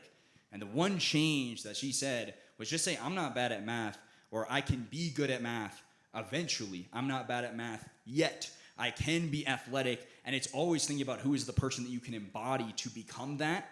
And I think if you constantly are asking other people to challenge you, then you will get the same thing back. But it always comes back to the fixed versus the learning mindset of, do you think I am a person that is set in stone and I can only do this thing? Or do you think as I'm a person that can learn anything, it's just a matter of how hard I try and my willpower? Mindset, it really matters? You sure? Just a little bit. You know, also, I'll say one more thing too. How many times have you seen people switch from a learning mindset, then switch back to a fixed mindset? How often does that happen? Yeah, I think oftentimes too, because you get caught into a rut of, okay, I've succeeded within this one area, and I can only be good at TikTok Shop. And I think the people that I realize are like, it's a constant state of reinvention. Even if you were only going to do TikTok Shop, what it was like 3 months ago, 6 months ago, 9 months ago, I mean, we've been doing it for 2.5 years. It changes every 3 or 6 months. And if you're doing the same videos you were doing a year ago, it's not going to work. But I think once you get that level of success, a lot of times that's the worst thing, because you start to have fear. I remember talking with one creator where she would say, I'm scared to post because everybody knows my account. And there was this anxiety of, oh, because I'm the 100K a month creator, now if I post a video that flops, it's not just flopping for me, it's the 20 other creators that are going to judge me. So she actually had way more freedom and way more ability to just say, I don't care what anybody thinks in the beginning, because no one was watching. All of a sudden, there were eyes on her. But of course, when I talk to those people, they're like, oh, she's going to crush regardless. I don't care. She can flop 20 times in a row. The 21st video is going to work. She's still my hero. She's Literally. still the GOAT, no matter what. So I think it's getting out of that rut, because oftentimes, like Jimmy's mentioned, it's not just like the mindset changes once. It is a constant battle of reinvention every 3 months, every 6 months, every year, no matter what. Bangers. Yeah, go ahead. Okay, so you guys obviously have very big businesses, so you work with a lot of people, but we were just talking about like trust and loyalty. How do you distinguish between someone who is loyal to you and somebody who is loyal to the opportunity that you bring? Like, your table has to be big, but the decision makers, like, what are some red flags or green flags of the people that you keep with you? Hold on, great question there, but it's not every time that we have a celebrity asking celebrities here. Alicia, what up, Alicia? Let's give it up for Alicia. Yeah. Come on. Let's go. Great question. I mean, in my case, for what I'm doing and the brand I have, I want people that are loyal to the opportunity and not to me. Like, I want my key people, I want them bought in on the business and not bought in on me. I don't want to be like some God or Jesus to these people where they're blindly following me. I want them to call me out if I'm doing something that's dangerous for the business. I want them to be fully bought in on the opportunity we have. So I think as you get more success and as you get more clout and power, it's harder and harder to weed out yes men and people that are just going to blindly follow you. So, I mean, tactically, some of the things I do is I'm usually the last one to speak in most meetings I'm in. I'm usually very quiet because I'm listening and I want to hear what other people say before I speak, because as soon as I speak, it creates a bias in my company and my culture. So I'm always letting them speak first. And I have a culture of people that, you know, I don't want yes men. I don't want people that are just going to blindly follow me, and everyone knows that. And so we weed those people out, as ruthless as that is. We just can't have a culture of yes men. Like, my leadership team at my company are super ethical people. You know, if I was to do something that was like pushing the boundaries of ethics, or like, they would call me out. Like, they would go to my board and be like, this guy's doing shady shit and we have a problem. Like, that's the level of people I have. And I want to surround myself with those people because I want to build a good culture, build a good company. I don't trust myself to run a company this big without good, smart, ethical people around me. I love that. Thank you. I think the greatest test that I found for this is, what do they do when nobody's watching? What do they say about you when you aren't in the room? It's very easy for someone to just say, oh, I love the mission, I love the company, I love the work that we're doing, when we're in a one-on-one and it's the boss and they know I pay the salary and everything like that. But it's more so of when we're doing the company retreat and everyone's left the room, and we're all outside, who's the person where I turn around and they're picking up the trash? And they didn't expect me to go open the door again and see, or who are the people that are talking nice about everyone else and gassing people up when it's just a one-on-one and they're on a lunch when they didn't think that anyone was going to overhear. So oftentimes it comes down of like trying to back channel or hear through different people, but all of those of less of what they're going to say outwardly, right? It's not trust what people say, it's trust what people do. Like I think I will always believe their actions 100 times more than any of the words they say, because people can just figure out what you want to hear and then tell you that. But then we've had many problems with that if people come in, make a ton of money and leave. But if I can figure out who's the real people that are picking up the trash and no one else is looking, I know that person's going to be here for years to come. And so what's your protocol when that doesn't align? You know, like what's your protocol when you see like these things are not going well, there's bad signs? Yeah, I think it's been really tough. Like there's people we brought in where they're on $200,000, $300,000 salary. They came from great brands. They're smart, they're hardworking, they know their stuff. And within 30 days, we have to have a conversation. I'm like, you are great, and I think my company's going to be great, but for whatever reason, we're not meshing, and it's not going to work. And you say you embody the culture and the values and everything that we came in, but I'm not seeing it happen. So there's many people that have joined, and within a couple weeks or a month, we have to let them go. And it's tough because we spent 3 months, hundreds of resumes and reviews and interviews, and I'm like, I have to go back to that and do it again. But I know if this person's not going to last 30 days, they're not going to last 3 years. So it's making that hard decision. In many cases, I didn't do it in the beginning, and then a year later, it comes to bite you. So I'd rather figure that out much earlier on, have the difficult conversations. I think most problems in business are solved by one difficult conversation that you just procrastinate for months on end. And it's trying to have that willpower to yourself to say, it's going to be awkward, it's going to be hard, but I have to look this person in the face and say, I'm sorry, you're not a good fit. And we'll give you the references, help you out, but it's not working out.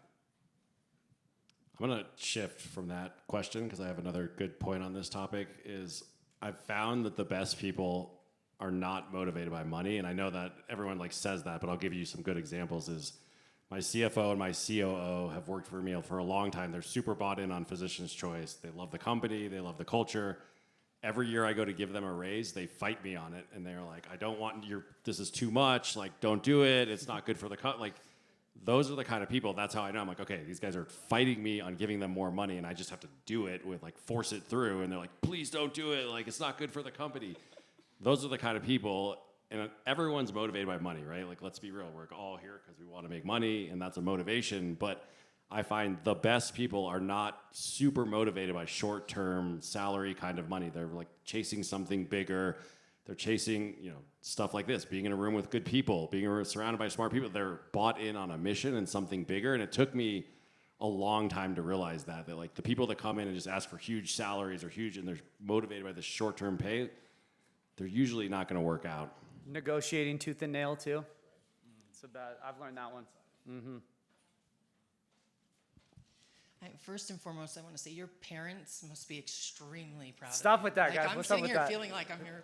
But I'm 29 for the 25th time this year. So I've competed in fitness. I've served my country for 23 years, and I live by a code. So Thank you. Sorry. Thank you. I didn't say it for that. But what I wanted to say was that I live by a code. So when I align with people, and I've spent over 3 years of looking at this industry. When I got out of the service, I went into mortgages somehow, I'm not sure, and stayed in fitness all those years. But when I look into signing up with a company like Physician's Choice, I look and being in the industry and having taken every supplement out there, and some probably not on the market anywhere, I genuinely look and I studied you, and I looked at your background and what you went through and all of that, and you being a family man, and I look into that before I actually align myself with someone. But I have a question. I don't know. Can you hold this? I can't. I had to write it down or put it in here. So for me, starting brand new, I don't have all these years to go, and I don't want to wait till I'm 70 to retire. Signing up for Creators Corners, and I'm not kidding. I've spent almost $100,000 in 3 years in coaching. Mikey, shout out to Mikey. Mikey's one of my, but Took all of our money. I like to align myself with people that are real and authentic online. Cheyenne shines through. Alicia, back here, we've never met a day, shines through. And so I pay attention to that. I make a great salary. I'm not here to get rich. I want to retire. I'm tired of mortgages. So my question is, if you were starting over today at my age as a creator with an audience, but no real system behind the business yet, aside from being in Creators Corner, what would you focus on for the next 12 months to build something that actually creates wealth instead of just chasing views and commission. I'll just say this right off the bat. I've been in coaching for 3 years now. Anyone who's willing to invest in themselves like that is just a different breed. Part of, like, the main reason behind the pricing in Creators Corner is literally just to weed out people who are ready to invest in themselves. Like, I swear, you could totally push everything at a lower ticket way, way, way higher and get way more people through the door, but it's the serious ones that make the business go. I forgot to mention, Christian is the reason I'm here. I saw his video. Let's go, Christian. Come on. Come on. Which, by the way, I was... Which, by the way, you have phenomenal choices so far. Mikey and Christian are both amazing people, so it's like great coaches right there. I think you just got to know that it's just a matter of time. That's what I'm going to say first, but I want to hear what these guys have to say. Yeah, I'm not a creator, so I don't have a real tactical answer for you on that, but my experience, and I did mortgages in the past too, so I can understand that's a hard business. My experience in business and like getting to a level of success I'm at has been a lot of surrounding myself by people like this, people that you admire, people that are doing what you want to do, but I'll surround myself with people who have been where I want to be, and then I will latch onto those people and I will give them value from whatever way I can, whether that's being a nice person or a friend, and I will just obsessively learn from those people. I will copy them for more or less and then I'll do it better. I'm like, okay, when I started Physician's Choice, that's what I did. I saw that there was other brands selling probiotics, but they were all selling generic supplements that were kind of crap, and I was like, I'm gonna copy exactly their marketing model and exactly what they're doing, but I'm gonna make better products. So I'm gonna do what they're doing, but better. And in my previous business, I did the same thing. I just found the exact business I wanted to be like. I copied them exactly. Not like, their logo and everything, but I copied their marketing funnel. I copied everything they were doing, and I just did it better. So my advice to you would be like, who in this room aligns with like what you want to do and your audience, and then how do you don't have to copy their video word for word, right? But you just follow their method. Yeah, I would say like, your preamble to your question, I think gives really good insight into why people buy, which is the authenticity. And I think there's an idea that was in the media a couple of years ago about attention is the new oil, which was the era we were in, which I think was why it's like Mr. Beast, 100 million views, everything going viral. And now we're reaching a point of saturation where I think the new phrase is that authenticity is the dominant currency. And the videos that I love the most are the videos on TikTok Shop that you cannot fake, that only have been created because people thought long term. Like some guy who's selling a hair growth serum. Instead of saying, oh, it grows my hair, he shaved his head and then spent 3 months applying it and showed the before and after when he shaved it without using it and when he shaved it with using it. And that video took 6 months to make, but there's a reason it was #1 on daily virals. So I think if you're thinking long term, if you're being authentic, if you're actually trying products for multiple months, if you're doing things that can't be faked, and then in terms of the style, like you're in Creators Corner where there's a ton of people making a ton of money, but everyone makes money in a different way. Mm-hmm. So I think it's I think it's similar to what Logan was saying of like figure out what's work and then what works for you. Mm-hmm. I think if you have those, the long-term mindset, the authenticity, doing the things that don't scale that no one else will be willing to do, and then telling your story authentically, and then working with products and brands that you spend the time, I think you'll probably spend way more time than most affiliates, that is going to shine through, and I think a year from now, your life will be completely different. It's crazy that you say that because I literally have been taking Physician's Choice for 3 months on purpose. I've only made one video like when it first came out, and then I hadn't really taken it, so I felt like, and I took Zen-wise, digestive enzymes when I competed, right? And I didn't feel like they did anything for me. Coach said take them, so I took them. But now that I'm going through menopause, now that I'm going through, not to TMI, but menopause and all that, I've been taking them. They're on my nightstand, and I take them at night, actually, all 3, every single night, and I swear by these things. My girlfriend, so I haven't even started my videos yet, but I can speak the testament, right? So I think that's what, because I want to speak that. And so I'll tell you this too, like I actually have it. I haven't taken it. Exactly what you're saying, just from a really objective point too, to help you with this content, you'll start to see things that other people don't see. Because you gotta realize that most pieces of content are actually just like watered down copies that are just, you can really, Ben, what he does is he follows the trail back. He's really good at following the trail and seeing where things came from and where they are going to, right? But if you're the one that sets it because you're the one who actually experienced it, what an advantage that is, right? You know, you see things, the best content speaks to people in this way where they're like, you literally know me. You know me. You've been in my shoes. I can tell you have, because you would never say that otherwise. And most affiliates don't even get close to the time it takes to get in those positions. That makes sense because I caught myself buying pudding. My husband Right. I didn't make the pudding videos. Right, there you go, you know? But it'll take time, I think, is also something that's like, unfortunately, the hard part, is that it just like everybody underestimates the amount of time. Everybody, you know? And if you're just like completely detached from a time frame, you're really hard to stop. You're really, really, really hard to stop. Completely detached from a time frame, you know? Because it's like, if you're like, hey, if it doesn't go tomorrow, I'm gonna quit. I'm like, okay, then you might as well just quit now. You know, it's just, there's no point. I knew that I was never going to quit. Like, I always say that to you guys. I'm like, you're gonna have to kill me. I promise you, I won't stop. You know, come on, come on. Hey, let's do one more question, and then, you guys loving this, by the way? You loving this? This is all valuable? Okay. It's the teacher in me. I can't turn it off. I'm gonna make you guys turn for 5 minutes and talk to each other about these lessons. I don't want this going in one ear and out the other, okay? Alex, go ahead. First and foremost, thank you so much for this information. This has been fantastic. It's been an amazing experience.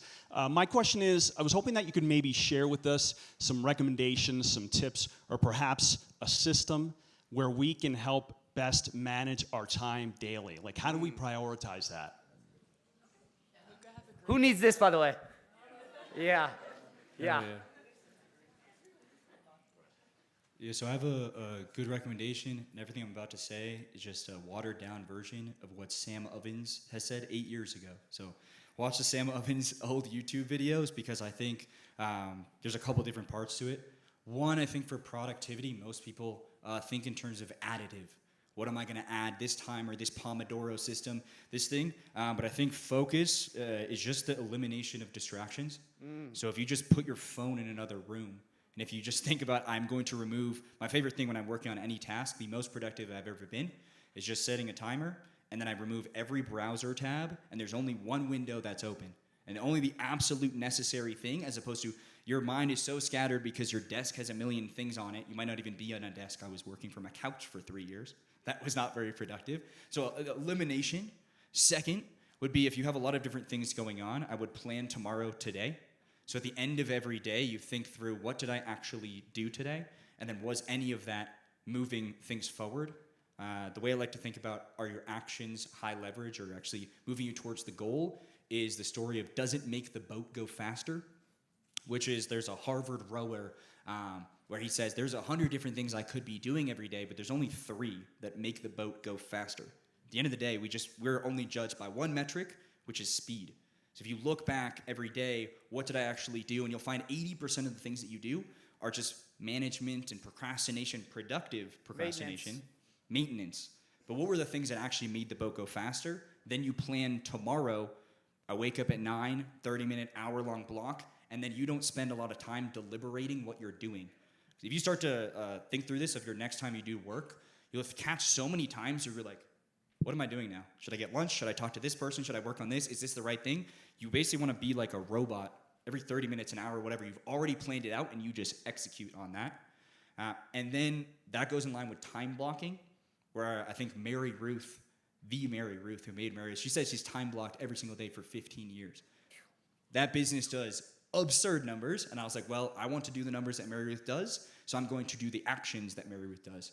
And I think since I did that, you plan tomorrow today, you look at, does it make the boat go faster? You eliminate the maintenance tasks, you remove the distractions, and then you actually time block, and you will find that you are 10 times more powerful. You can get more done in one day than you can do in 2 weeks.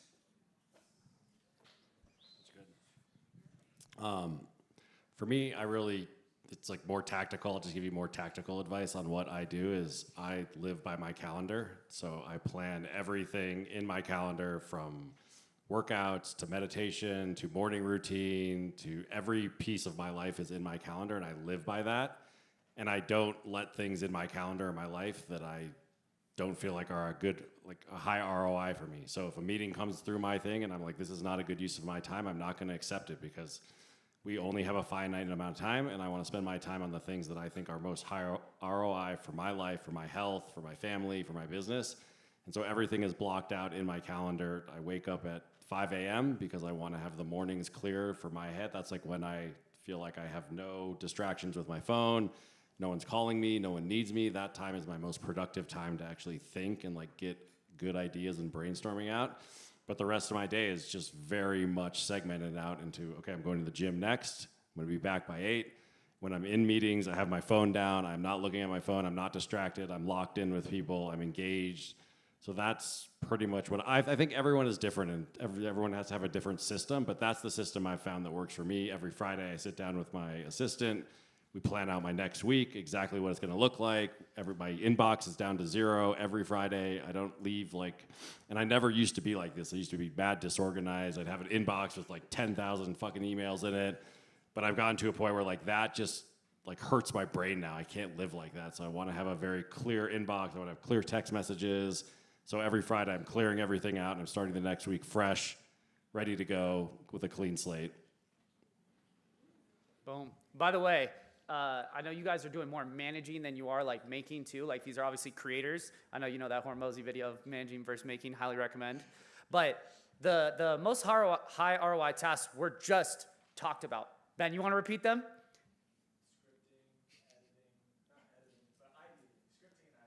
Scripting, ideating, filming, editing, right? That's all you need to do. And how many of you guys have that scheduled in your calendar? Raise your hand. Like literally maybe 1/5 of the room. Something to think about. Something to think about, right? How many of you guys save videos when you scroll? Right? How many of you guys have that on your calendar to go review those? Right? Okay, we got one. Something to think about. That's something I got from Oren, right? On Sundays I review. All right, guys, we got like 15 more minutes. I want you guys to just turn for 5 minutes. I don't want this information going in one ear and out the other, okay? And I don't think you guys do too. Turn to the person next to you and talk about what you've learned, remind yourself, and what you want to take past this. Come on, let's go. Come on, we're almost done here.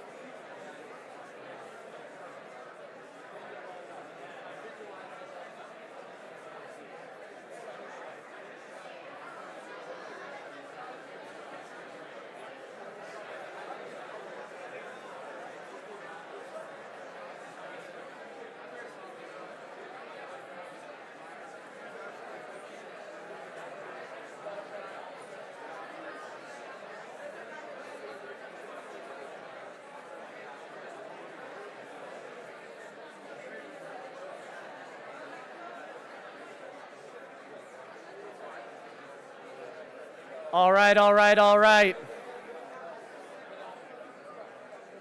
Let's bring it on back here. You guys find it valuable when you turn and talk? Yeah, okay. Try and do even more of that. I found it when I go to seminars, even I find myself, and I try to tell myself, write that story that I'm a good learner, right? I like to listen. I'm a very curious person, but I found it too. It's just easy to fall asleep back there. But you got to remember too, first off, you're only cheating yourself. Don't cheat yourself out of this growth, right?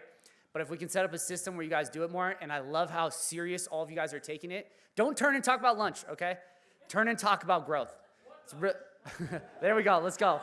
Let's go. I love it.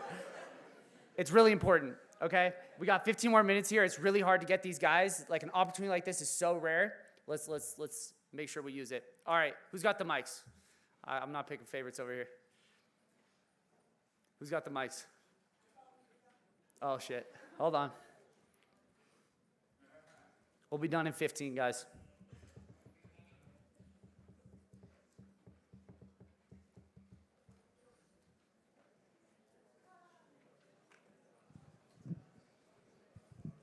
Yo, what's up, guys? I have a question for all three of you. How do you go about retaining and also finding new talent? I'm at a point right now where I have a lot of talent on my team, and it's borderline to the point where they're so talented they could go out and quit and start their own thing. And so you guys mentioned, people are motivated by money. They're also motivated by the vision. So I'm curious how all three of you think about it with your own business, and more importantly, how you retain talent. What's the context of what's this for? Like what? Primarily creative strategy, I would say. Okay. So what exactly do you do? E-commerce. Okay, got it. Okay, these are the guys for that. Sweet. For me, I've always given my top people equity in the company because that really buys them in. I think founders get super stingy about equity, and if you're going to sell your company for tens of millions or hundreds of millions, does giving away 10 or 15% really matter? And it'll buy those people in, and it gives them kind of like a golden handcuff where they'll never leave. I also have always treated people super well. I have people that have worked for me for close to 20 years now across multiple companies because I treat them really well. I take care of them. I know their families. I know I'm friends with them. I think the better you treat people and the more generous you are, the more willing they're to stay. I think if you're running just a ruthless organization and you're just, taking all this money and flying private jets, and you're the one making all the money, as I'm posting Instagram videos of me flying private jets, but goddamn Will. But I think ultimately you have to share the wealth, and you have to be super generous with people, and you have to create a culture that is high performing, where everyone is super smart. There's no resentful people where you have B and C players that are making less than your A player. You have to, creating a culture takes time, and it's a lot of work, but that is what gets people bought in. Having a good culture, being generous, those are the key things, I think, for me. Yeah, I think it's creating an environment where, one, you have the uncapped upside. Yes, they can make a lot of money, but I think, two, we've always focused on learning. Our strategy has been, we will give you as many things as possible outside of literally filming the videos. We'll write the scripts for you, we'll show you the looms, the SOPs, the process. 2 years ago, 3 years ago, so it's always been the people that were starting out from a complete beginners. We have creators that have been with us where they were their first brand, first dollar, first 1,000, first 10, first 100, and those are the people that have had the longevity. Now, of course, we love the top creators as well, but the people that are getting the huge retainers offers from 50 different brands versus a creator that's just starting out, I think then, because you can grow with them, and the same is true for creative strategists. On the other side, I think if they are constantly learning and getting better, and you have a role for them where they might start out, we had one who started as a virtual assistant from Malaysia, then we taught him editing, then he was a lead editor, then he was a creative strategist, then he was a head creative strategist. Over the course of 3 years, he went from making $5 an hour to $50,000 a month. And then eventually, he had capped out, he had learned as much as he needed to, he had made enough money, and then he left and he started his own brand, and we supported him. It's not to handcuff them so they never leave no matter what. It's just elongating the journey so we can keep being a part of where they're going next, and there's always another role, another promotion, another thing they can learn. But then you yourself as the founder, this is where it gets hard, you then have to have the capability to teach them. You have to be the person that becomes the leader that people want to be led by. I think a great example of this is Hudson, where it's that dude go from 0 to $1 billion with comfort, and it's I think the most exceptional people would want to go behind him, even if they could run their businesses, because they're Hudson's vision is so insane, so crazy that I want to fit within that organization. You could literally run a 8-figure a year business unit, one product line within Comfort. So it's like, am I going to run my own 8-figure business or just be part of the vision because it's so big? But that takes time. Boom. Yo, hello, back here. I wanna ask a question about finances, financial, because I know a lot of people in here are either making a lot of money or going to make a lot of money, and I feel like we don't talk a lot about what to do with the money you make. I think it's pretty skewed. I think people have taken the abundance mindset pretty far in the make money online space. And also being too frugal. And I heard something that Jimmy said when I first joined Creators Corner was spend 50% of your money like you're gonna die tomorrow, and save 50 like you're gonna live for another 50 years, or something along those lines. So I'm curious. You guys have touched a lot of wealth on what your opinions are with being frugal or materialism, and spending money. This is a great question, important one too. I've always lived, I guess I have two philosophies on this. I've always lived pretty frugally until I got to a point where my money was making enough money that it could support my lifestyle. And then I felt like I could live less frugally.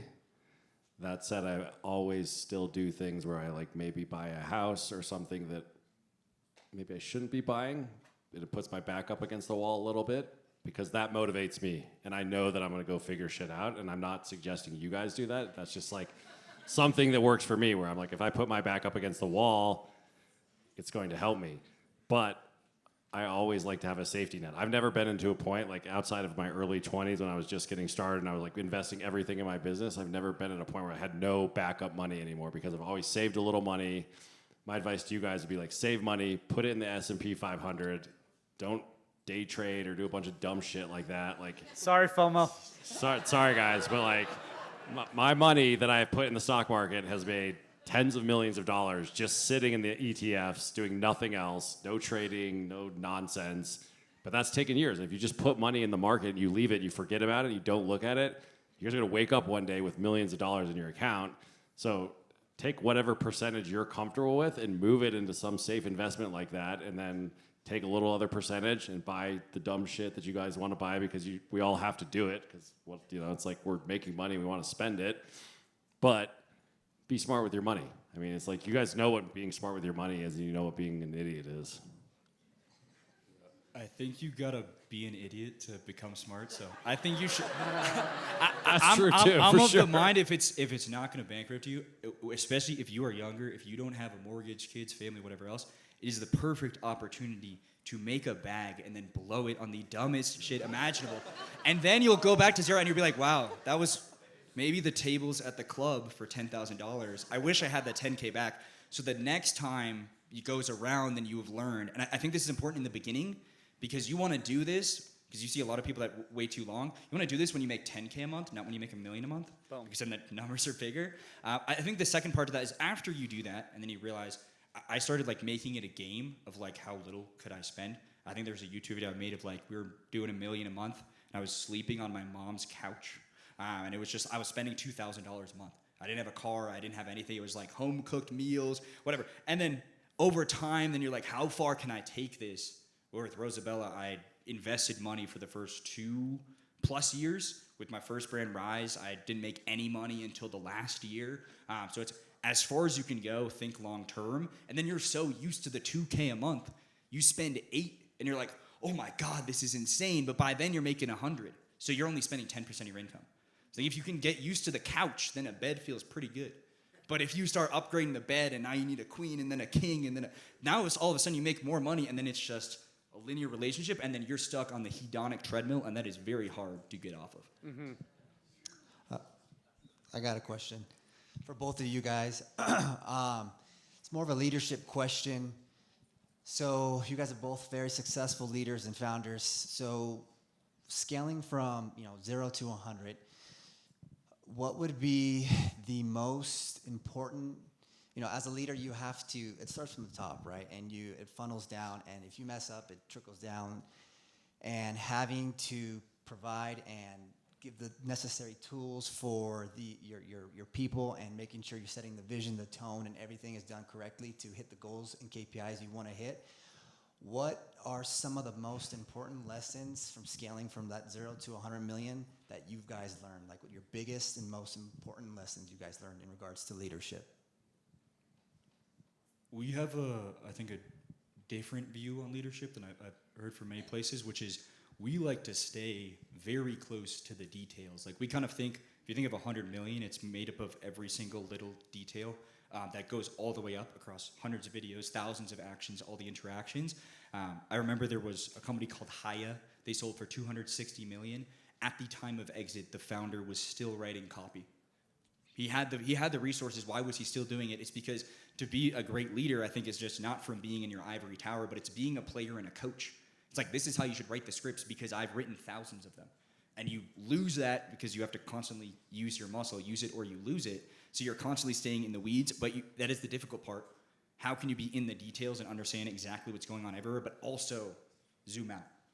That's something I'm literally still struggling with to this day. I don't really have an answer, but I think it's been less of work on the business, managing from above, and more of like, I'm in the trenches with you guys. I'll ask you to work a weekend because I'm working Saturdays and Sundays, right? So I'm never gonna ask you to do something that I'm not doing myself. And I think if people see that, that's where it engenders the loyalty and the respect. And then they're not just here for a paycheck. They're like, oh, this guy's actually gonna be doing the hard stuff, even when he could be sitting on the yacht and popping bottles. He's like still in the trenches with me.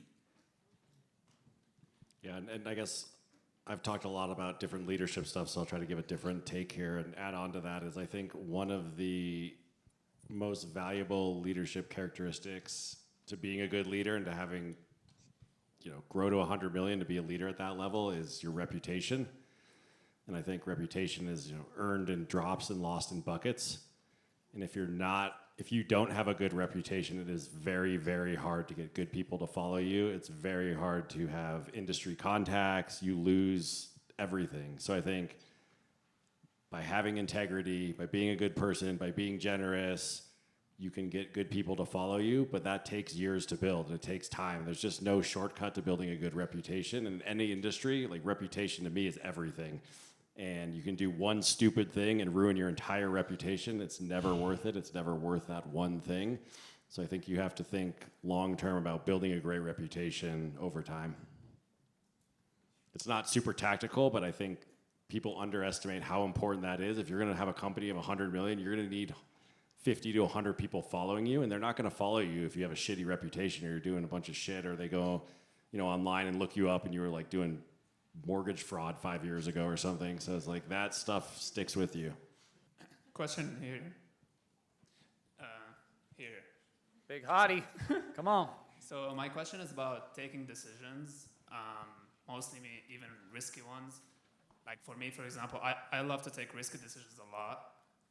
So both of you, like as brand owners, leaders, especially, like definitely you take a lot of decisions.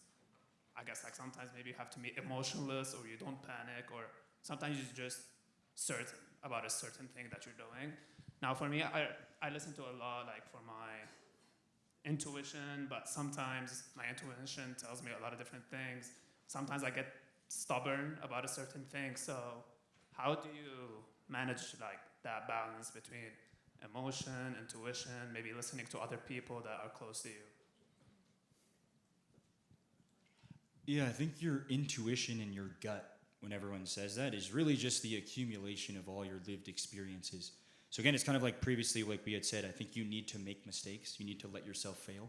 And in terms of taking risks, we generally think of, thinking through second, third, fourth order consequences of what's actually the worst case if it happens. Like when I was deciding to quit my job and just sell vapes on TikTok, it was like, oh, well, what's the worst case? Oh, well, then I have to, I can't make rent. Okay, well, then what happens? Well, I'm not gonna be homeless. I just move back in with my parents. And then what happens? Okay, well, then I could probably still be in school and get a job. So, it sets me back 6 months. That's totally fine. I think in most cases, you go to the extreme and you think, oh, my life's gonna be completely over. And it's like, well, you're just gonna be back in your childhood bedroom. And it's like, you get to hang out with your parents more. It's not that bad. So I think if you can think through the actual consequences, most decisions are not nearly as risky. And then if you can let yourself fail, your intuition will become better over time. And then your gut will be much stronger than any other person who doesn't actually know your situation and what you've been through. Yeah, I would agree with that. At Physician's Choice, there's a saying in my company called trust Logan's gut, because we go with a lot of gut decisions, even to this day. And I've come to a point where when I have like a really hard decision I'm looking at, I usually try to ruminate on that for a day, maybe 2 days, and then I just make a decisive decision and move forward. To Luca's point, I always look at like, what is the downside of this decision? It's something that's going to like bankrupt the company. If that's the case, then I need to bring in my entire leadership team and my board, and we need to have a real thoughtful conversation on it. I'm going to walk away from that and still make a decisive decision. But ultimately, I think you can't just sit around with these things like ruminating in your head for weeks or months, because you'll drive yourself crazy. You just have to take an action and move on it. And so you ask yourself, what are the downsides? What are the upsides? And you just make a decision. You move forward versus pondering on it for months.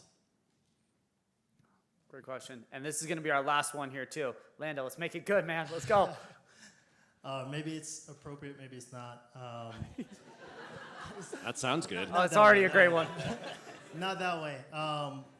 My question is more so kind of just thinking long term. I think Jimmy might be able to answer this more, but maybe not. Maybe it's Logan.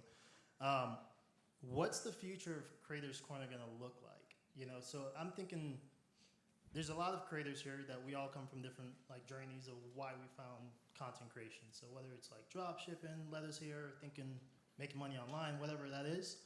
I don't think everyone's goal obviously is to be a brand owner, but there's a lot of people in here that want to be brand owners. Also, I don't think everyone should be a brand owner. I think that it's a very unique set of skills that you need to really have to do that. But what does Creators Corner kind of look like? Because obviously we make a lot of money, and eventually there comes a point where money is no longer the motivation. Get down. All right. So since money is no longer going to be the motivation, some of us are going to obviously want to go into different avenues, whether it's maybe it is Creators Corner has an avenue to become a brand owner. Maybe that's something that you guys are already in the weeds of. I don't know. No, I know what you mean. But what does that kind of look like for us as creators, right? Because eventually we're going to have a point where we might feel like we need to move on to something else. What does the opportunities in Creators Corner kind of look like for us long term? So this is a really, really good question. I'll answer first, and then you guys should answer too. But I'll tell you, it's already happened. You know, this was kind of a disadvantage of being first. You know, like we were around before TikTok Shop was even around. You know, like it's crazy. When TikTok Shop dropped, it was any OGs in here from the start, from before TikTok Shop? Justin, Drew, Tawny, right? Like I've seen that progression, and it's already happened where creators have moved on. I've already seen that. Like if anything, it hit me years before it did for other people, right? And it will continue to happen, and I don't think that's a bad thing here. So my long-term vision is how many amazing people can we get connected, right? I'll tell you this right now, if you haven't pondered on the fact that maybe I'm sitting next to a future millionaire, decamillionaire, 100 millionaire, like I'm around exceptional people who are doing exceptional things, and I'm only looking at them for where they're at now, not their trajectory, I should probably rethink that. Right? Like I look at all these people here, and I know like, even if it's not the whole room, statistically, a solid percentage, way more than anywhere else you go, will be extremely successful, incredible people, right? So I'm like, how many of you guys can you get in your phone? How many of you guys can be best friends and do exceptional things together? And then maybe we'll do some exceptional shit together too. You know, so that's my long-term thinking there. And my short-term is basically that, the trajectory to get there. And that's just helping as many people find themselves and make money along the way, right? Like that's why it all starts with the mindset, you know, and we get all that right. How many of you guys found out that made money that it was really just something you had to do with yourself, right? How many of that was like, oh, I just had to realize that I could do it, and then it was quite literally, I just scripted, ideated, boom, posted the video, and it happened. Okay, cool, right? And so that journey to me of helping people is what gets me to go through 3 years. So many people have given up on the last 3.5 years of doing this. So many people have complained and switched things, whatever. Like, because there's a lot of headaches. You know how hard it is to deal with like individual requests on all these different things, and people trying to pull opportunities, trying to figure out whether it's right or wrong. Like there's things I don't know and can't answer. We'll never be able to. And it's really, for someone who loves the truth and finding, it's really frustrating. But nothing could get me away from like what I've seen with people being able to support their family, being able to buy their dream car, be able to realize that they can do it, to feel like they're worth it. You can't take that away, you know, and that shit wakes me up in the morning. I can't wait to roll out of bed for it. It doesn't matter how hard it gets. I won't quit. You remember when TikTok Shop was about to get banned? You remember that? Like, yeah, and part of it, I was also fired up because I just knew it wasn't going to get banned. But like, even if it did, I was like, I can't wait for them to throw this at me. Like, I'll figure it out. My why is bigger. Like, that's what I relate to with Luca there, you know? And it doesn't matter how much money my why makes me too. Fortunately, it does, you know? But I figured out a way to make that happen, and we're just going to continue to do that. Like, we're just obsessed with this happening, the magic here. And we're going to figure out more and more ways to get people in who are mission-driven to do the same over and over.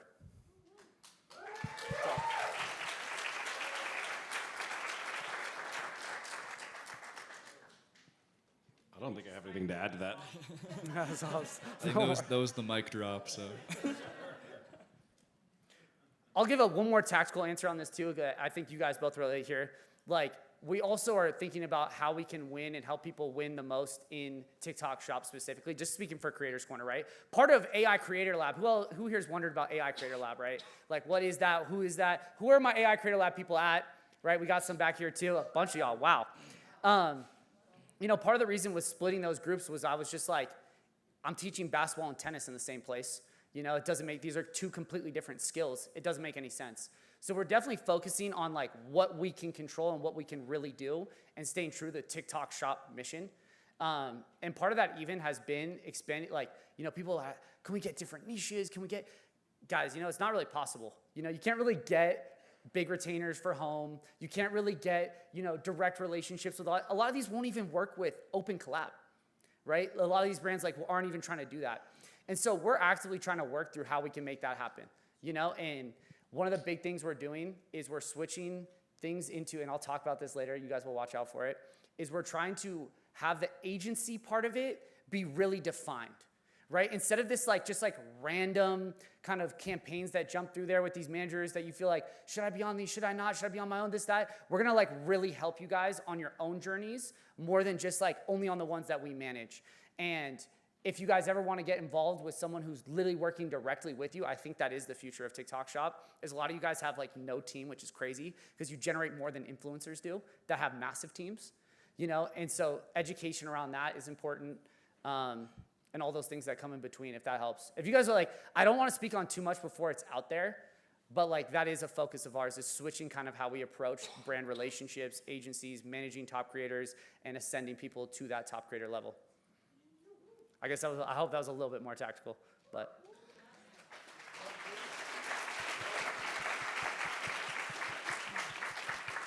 And events are cool too. Yeah, and I'll just add to that, like as brand owners, ultimately, we are more successful when you guys are more successful, right? So the better creators you guys are, the better our brands do. And so we are going to be investing a lot into things to make you guys better creators. We're investing in more events. Like, we're doing a lot, and we're putting a lot of money and a lot of resources into Creators Corner to make it better, but not to make it better just for us, to make it better for you guys, because that's when we really win as brand owners. Boom. Should we wrap it up for here today? All right, guys, let's give a round of applause to Logan and Luca.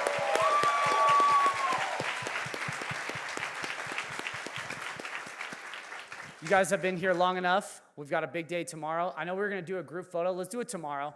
I know everyone's tired here. It's the first day. They know expectations, all that. But get home safe, guys.